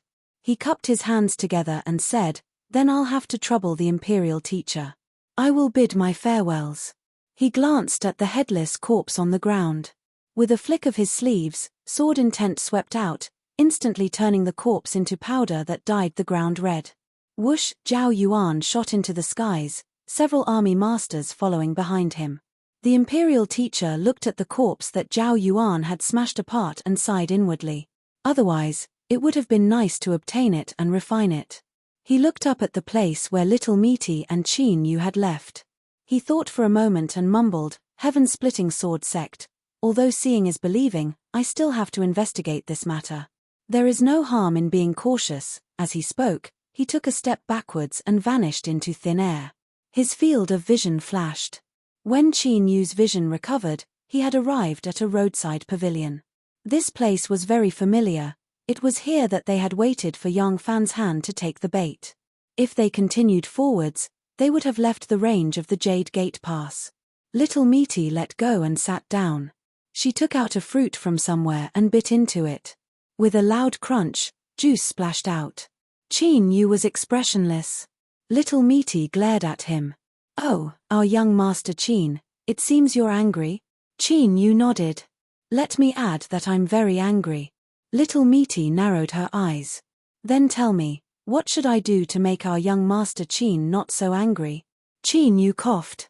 "Do as you see fit." Little Meaty continued to eat fruit. She ate fruit after fruit. Just as Qin Yu was about to break down, she suddenly smiled. "Qin Yu, I think you really don't know what's good for you. Then I ask Miss Little Meaty to give me some pointers so that I know just why I don't know what's good for me. Don't try to force me with words. It's useless." Little Meaty mocked. "You don't need to play any tricks on me. I was going to tell you anyway." Qin Yu quickly turned around. He gestured with a hand, indicating that he was all ears. Little Meaty lightly said, "After entering the Central Desolate, you will need a public identity that can be recognized. Otherwise, those people that appear out of nowhere will often have miserable fates the more glorious they are. As for the reason, think about it. In the other desolate regions outside of the Central Desolate, if you have to be careful and rely on others, do you think they will try to do something? Then, do you understand?" Qin Yu thought for a moment and slowly nodded. This wasn't something that was too difficult to understand. Little Meaty snapped her fingers. So, starting from today, you are a successor of the heaven-splitting sword sect. She thought for a moment. Zhao Yuan isn't too much of a problem, but that old Daoist isn't easy to fool. I fear he will investigate a little more. Luckily, I made preparations ahead of time. I guarantee that the more he investigates, the more convinced he will be. Qin Yu rubbed his eyebrows. That's it. You should at least explain in detail. For instance, if I, the so-called successor of the heaven-splitting sword sect, don't know anything about my own sect, wouldn't that be easily seen through? Moreover, you must have a reason for choosing the heaven-splitting sword sect as your cover, right? It can't be that you just randomly chose a shell. The first matter is something you don't need to know right now. According to the rules of the heaven-splitting sword sect, only when you reopen the ancestral hall will you have the qualifications to know the inside story of the sect. But, don't worry, since I have forged an identity, then it will be the complete set. There won't be any problems. As she spoke, she took out a token. This was the token that young Fanshan had given them as a reward. Take this. Now, your identity as the heaven-splitting sword sect is set in stone. Little Meaty looked at Qin Yu. As for the second matter, your guess is correct. The destruction of the heaven-splitting sword sect in the past was all thanks to that clan. With this identity, everything you do in the future will become logical and no one will think too much about it. Moreover, you might even be able to obtain some additional assistance. In the central desolate lands, there are many people who dislike that clan.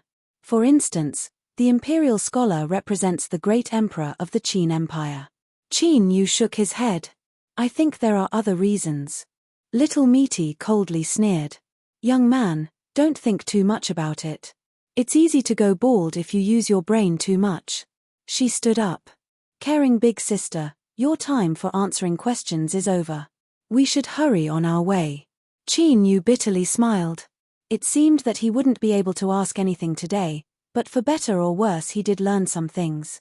But as he thought about what happened today, Little Meaty had deliberately set up a trap. She had drawn Great General Zhao Yuan and even the imperial scholar into her trap, allowing them to see through their identity as the heaven-splitting sword sect. But before this, he hadn't noticed anything at all. Qin Yu couldn't help but rub his nose. Who knew how many more things she was hiding in the dark? The two soon arrived at Song City. This time, what they needed to find was a large ferry that passed through the various regions. Song City was far too small and didn't have the qualifications for a large ferry to stop at. But, this place could be used as a transit point to reach a place where a large ferry stopped. Moreover, they could inquire about the route ahead of time. After staying in Song City for 2 days, a ferry docked at the pier. Qin Yu ordered the inn's servant to keep an eye on the ferry. Soon, he received a reply that the ferry would depart tomorrow. After a period of sailing, it would arrive at the main city of the Langya region. The main city was bustling with activity and there would be large ferries passing by. As for whether or not they could find a suitable ferry, they would have to ask around. The two didn't hesitate. After buying tickets, they boarded the ferry. Without the rich young Fanshan, they could only choose an ordinary ferry room. Luckily, the location was decent and the view was good. And as Qin Yu and Little Meaty boarded the ferry, Wei Han, who had been detained for many days in the Jade Gate Pass barracks, was finally released. Before this, he had been interrogated by a Daoist. This Daoist had a gentle attitude and only smiled as he asked several questions. What startled Wei Han was that he couldn't resist the other party's questions at all. It seemed that as long as he spoke, the other party would give him a truthful answer. Even though Wei Han had obtained permission before this, he still felt his mind tremble. He vaguely guessed the Daoist's identity. Wei Han didn't dare to stay any longer. He hid his tracks and left Jade Gate Pass. In Immortal Seeking Pavilion, the imperial scholar drank a bowl of wine and felt much more at ease. Through interrogating Wei Han, he was able to further confirm that the two people were from the heaven-splitting sword sect. After all, many years ago, The heaven-splitting sword sect's method of breaking the sword and rebuilding it could be said to have been famous for a time. After drinking another bowl of wine, the imperial scholar stood up and beckoned. When the restaurant servant came over, he smiled and said, "I'll have to trouble you to invite manager Liu over. Tell him that this humble Daoist has some matters to discuss with him." The servant looked at the smiling Daoist and felt a bit apprehensive. His face paled and he quickly nodded. Soon, manager Liu rushed over. When he saw the Daoist at the table, his complexion changed. Before he could bow, the Daoist stopped him with a look. "There is something I want to confirm with manager Liu. You cannot lie to me." Manager Liu walked to the side and respectfully said, "If you have any matters, I will tell you everything I know." "Good. Then I will ask." A moment later, the imperial scholar left Immortal-seeking pavilion. After thinking for a moment, he walked to a nearby wine shop. He stood outside for a moment, nodded, and then left. 1 step, 2 steps, 3 steps. The imperial scholar's figure suddenly vanished from sight. A moment later, when the imperial scholar stepped out and his feet touched the ground once more, he had arrived at Mount Duta. In front of the imperial scholar, the red cloud sect's protective array was useless. He casually glanced around. Then, his figure flickered and he arrived in a dense forest. This place didn't seem out of place, but when the imperial scholar sniffed several times, he could still smell the faint scent of blood. And this place was the place where Qin Yu had killed the sloppy old man. Within the scent of blood, there was an aura that confirmed that this was the method of the heaven-splitting sword sect. The imperial scholar took a step back. His figure appeared beside a stone pagoda on the riverbank. The surrounding people were unaware of any of this. They simply couldn't see the imperial scholar's figure. They continued to circle around the stone pagoda, their eyes filled with curiosity and anticipation. They had all heard that not too long ago, someone had obtained good fortune in this place. This matter was no longer a secret on Mount Duta. The pagoda guard closed his eyes like a piece of dead wood. No matter how many people probed him, he didn't show the slightest reaction. After a while, no one dared to circle around him anymore. They all focused on the stone pagoda. After all, no one had ever heard that the pagoda guard could control the lucky chances on Mount Duta. As for the previous rumors, it was likely that it was just a rumor or a coincidence. At this moment, the pagoda guard's complexion changed. But before he could respond, a voice sounded in his ears, making him not dare to move a single inch. The imperial scholar faced the stone pagoda, but his voice sounded in the pagoda guard's mind. After asking a few questions and obtaining an answer, he no longer had any doubts. The Yang family. Many years ago, there were some matters that were buried in the annals of history. Ordinary people didn't know about them, but they couldn't hide from the imperial scholar. For example, he knew that a long, long time ago, the Yang family was a vassal of the heaven-splitting sword sect. Even the power of the flood dragon in the bloodline of the Yang family was closely related to the heaven-splitting sword sect. In this way, it could explain why the two of them went to Mount Duta and then returned to the Jade Gate Pass. It seemed that there was indeed no problem with the identity of the two people. Since that was the case, it was time to make a good plan for the two people. Perhaps it would be a stroke of genius that could help His Majesty fulfill his long-cherished wish. The imperial scholar didn't think that His Majesty's decision was bad. After all, they had violated the agreement first. In the imperial scholar's opinion, His Majesty was already very patient to wait for so long. At least I didn't make this trip in vain. At least I can report to His Majesty. But, who is the ancient remnant hidden in the Jade Gate Pass? The way the rat hid was quite good. The imperial scholar smiled and turned to leave Mount Duta. He wasn't in a hurry. Since his trail had been discovered, it was only a matter of time before he found it. In the cabin on the ferry, Little Meat opened her eyes and a satisfied smile appeared on her face. "You're too inexperienced to play the cautious game with me." However, when she thought of the imperial scholar calling her senior, Little Meat, who had just called herself me, couldn't help but look gloomy. Some people were simply too hateful. Just a single word from them would cause others to tear them apart. You can talk nonsense just because you have good eyesight. Just wait, I'll catch you and throw you on the ground to step in bubbles. Pa to the left. Far to the right, on the top of the mountain, the man in the straw raincoat, who was fishing for flying fish, suddenly swung his fishing line. He looked back. Since the imperial scholar was finally willing to leave, there was no need for him to continue hiding here. The only pity was that this trip was in vain. He would have to suffer another meal of hunger. But this was a small problem. Which remnant of the ancient times hadn't experienced starvation? But that existence. The heaven-splitting sword sect, Humph, this identity was quite good at bluffing. But since the other party didn't hide anything, it was also a sign of sincerity. He was happy to see the imperial scholar and the Qin state suffer a setback, so he pretended not to hear it. Putting away the fishing rod, the man in the straw raincoat turned and disappeared from the top of the mountain. Chapter 1675. Yong Fan's Han returned without a hitch. Everyone in the county city was dumbfounded. It was said that there was chaos in the Yong family that day. It was said that a female cultivator who had stolen a treasure of the Yong family had been killed on the spot after being exposed. But of course, this was just a story told to the outside world. No one was stupid. They naturally guessed that the female cultivator's death was likely related to Yong Fanshan's safe return. But when it came to the Yong family's internal affairs, no one was stupid enough to investigate to the end. The Yong family could say whatever they wanted. What they cared about was the internal situation of the Yong family. Since Yong Fanshan had returned, the death of a single elder wasn't enough. As the true ruler of the East Pole County, the internal changes of the Yong family concerned the interests of many people. Even though everyone in the county city had guessed that things wouldn't end so easily. However, the Yong family was still in turmoil. The series of changes left everyone dazzled, and they simply couldn't keep up with it. In just a few days, 3 of the Yong family's powerful elders had their authority taken back and left the county city. Nominally, they went to take over the Yong family's other properties. In reality, they had been completely exiled. At the same time, several direct descendants of the Yong family who had always performed outstandingly were ordered to reflect on their mistakes.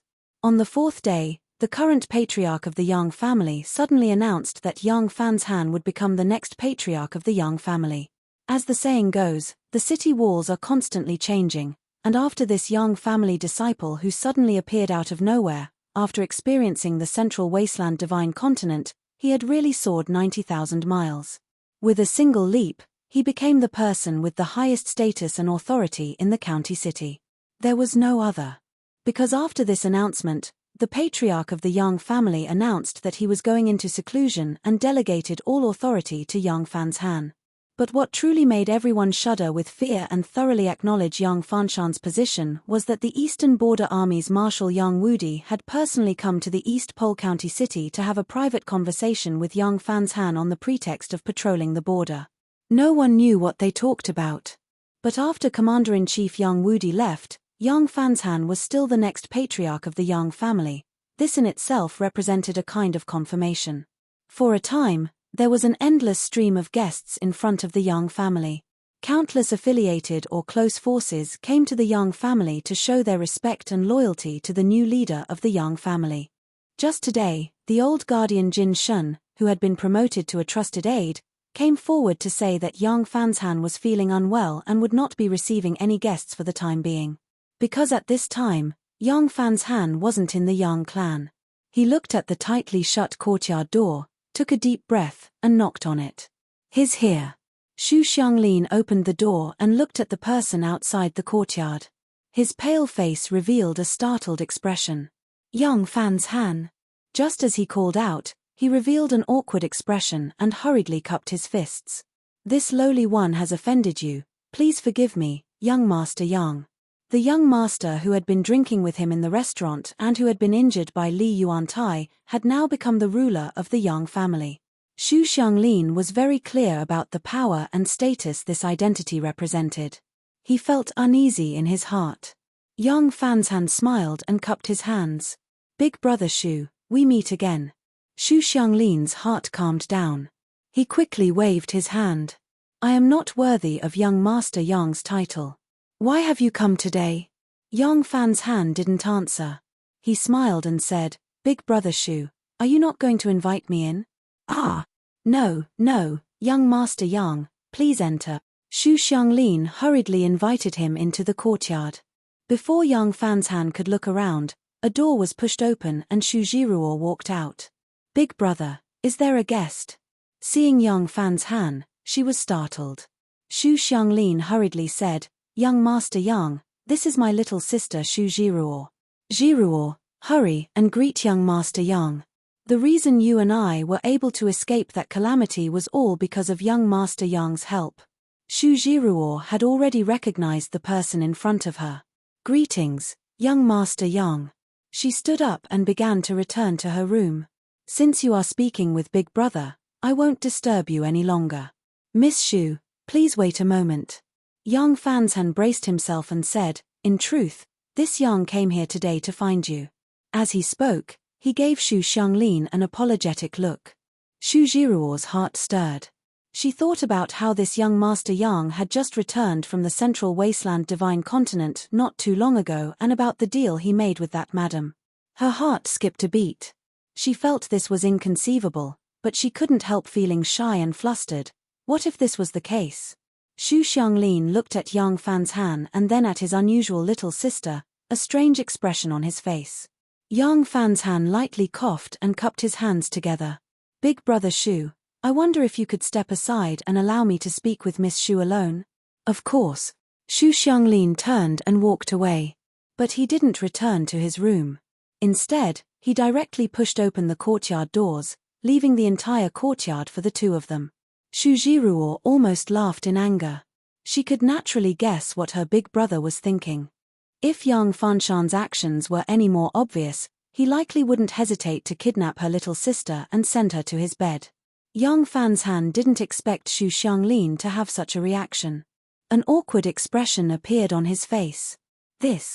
Miss Xu, this Yang has been presumptuous. Xu Jiruo steadied her mind. Young Master Yang, please speak.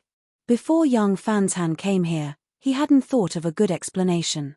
After hesitating for a long time, he decided to speak the truth.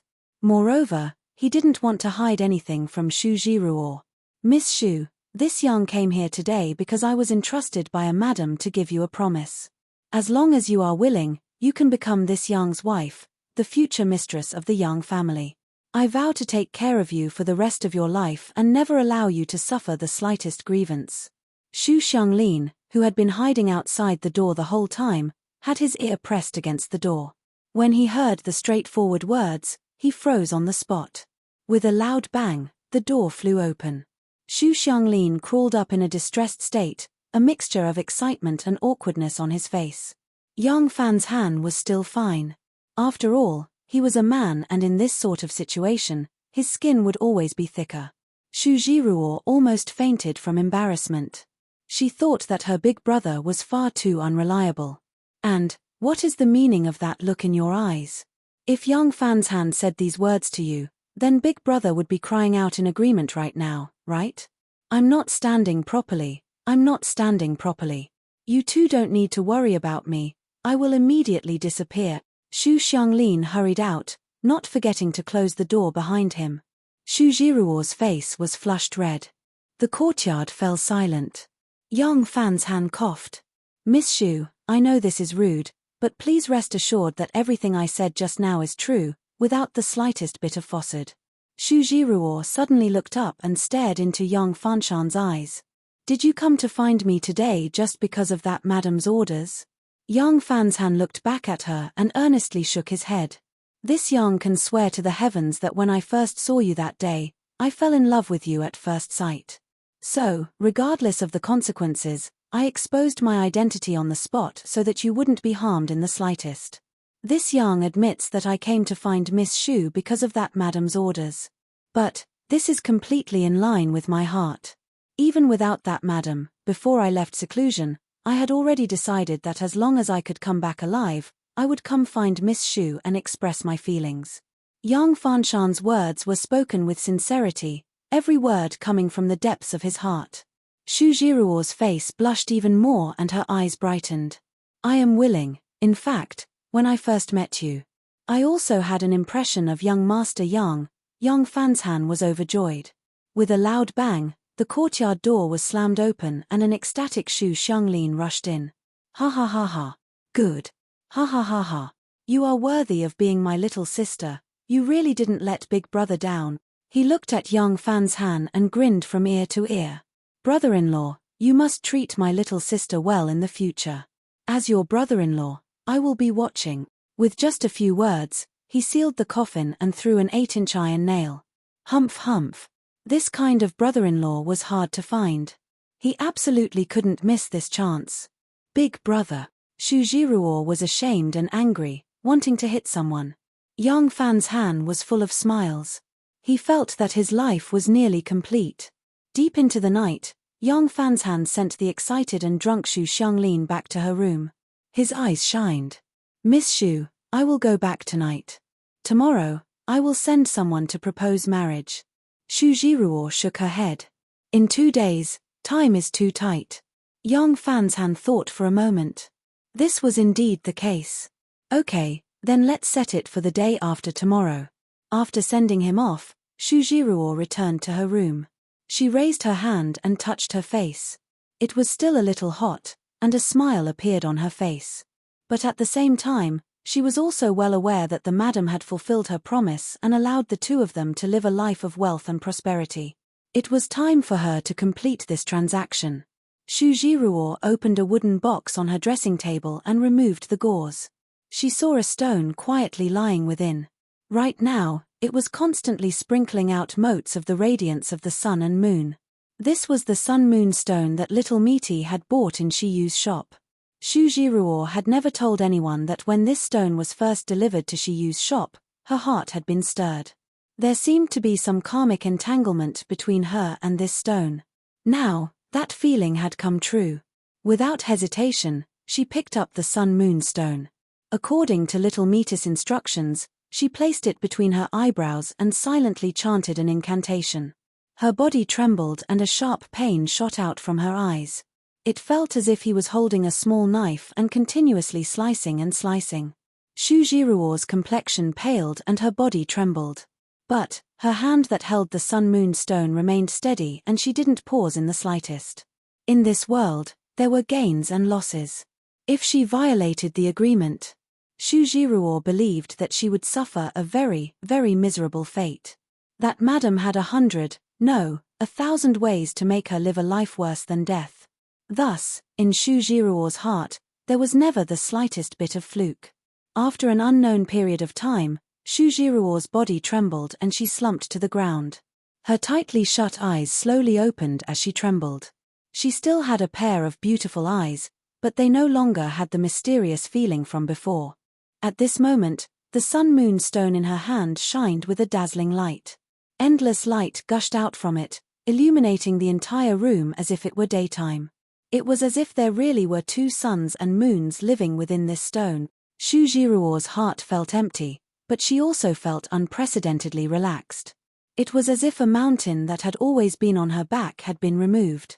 Since you shouldn't belong to me, then leave. She loosened her hand. The sun-moon stone hummed and shattered space, vanishing from sight. In the next moment, in the distant central wasteland divine continent, on a ferry flying towards the Langya region's main city, little Misty suddenly opened her eyes. She lifted a hand and pointed a finger at the void in front of her. An invisible strength was instantly released, covering the entire room. In the next moment, the pure and surging light of the sun and moon bloomed in her room. Little Misty narrowed her eyes and smiled. For this pair of suns and moons, she had spent a great deal of time and effort. Luckily, she had finally succeeded and smoothly obtained them. With their support, Qin Yu truly had a chance of success. Although it wasn't too great, that didn't matter. He could take it one step at a time. No one knew what the future would bring. She lifted her hand and took the sun-moon stone. The radiant and blinding light of the sun and moon immediately faded away. And the moment that little Misty put away the sun-moon stone, in the eastern part of the central wasteland divine continent, atop a towering mountain, there was an angry roar. For 10,000 miles, the vast sea of clouds was instantly shaken apart. Then, it turned into a violent storm, accompanied by thunder and lightning. On the summit of the mountain, a giant black locust tree that had lived for countless years was struck by a bolt of lightning from the heavens. Its entire trunk was nearly split in half, and what flowed out from where it was cut was actually dark red blood that was washed away by the torrential rain. Sage Skyhigh appeared in the wind and rain. His hair was half black and half white, and his expression was gloomy and gloomy. His face was dark and gloomy, and his eyes were filled with a cruel killing intent that left one terrified. Even the rain that filled the skies didn't dare to approach him at all, as if they feared he would take out his anger on them. After planning for thousands of years, the great good fortune of the sun and moon had been completely missed. Not only did this mean that thousands of years of time had been wasted, but it was also a major setback on the road of the great Tao that would be difficult to repair in the future. Just who is it? Rumble rumble in the skies, countless bolts of thunder exploded, accompanied by Sage Skyhigh's roars. They bared their fangs and brandished their claws in the pitch-black skies, radiating out for thousands of miles. It was a terrifying sight. You have stolen my lucky chance and ruined my great Tao. I swear that I will find you no matter the cost. I will extract your soul and grind your bones to ashes, making it so that you will never be able to reincarnate. The black locust tree broke apart and blood gushed out like a pillar. As Qin Yu was cultivating, he suddenly felt his heart race. He opened his eyes and discovered that his forehead was covered in beads of sweat. He focused his mind and didn't sense anything wrong. But the trembling in his heart didn't fade away for a long time. Something had happened, something had definitely happened. Thinking for a moment, Qin Yu stood up and pushed open the door. He knocked on the door. Little Meaty seemed to have guessed that he would come. After several knocks, the door opened from the inside. She glanced at Qin Yu's pale complexion and lightly said, "Did you feel it?" As expected, she knew. Qin Yu was deeply worried. He entered the room and said, "What's going on? I feel like I've been targeted by someone." After a pause, his complexion became increasingly ugly. "It's like a very strong existence, so strong that I thought I would die without a doubt just now." Little Meaty's lips curled up. "Congratulations, your intuition was correct." Qin Yu rubbed his face. "It's already like this, can't we speak properly? I haven't done anything at all, so how could I be targeted by someone?" Little Meaty flipped her hand and the sun-moon stone rested in her palm.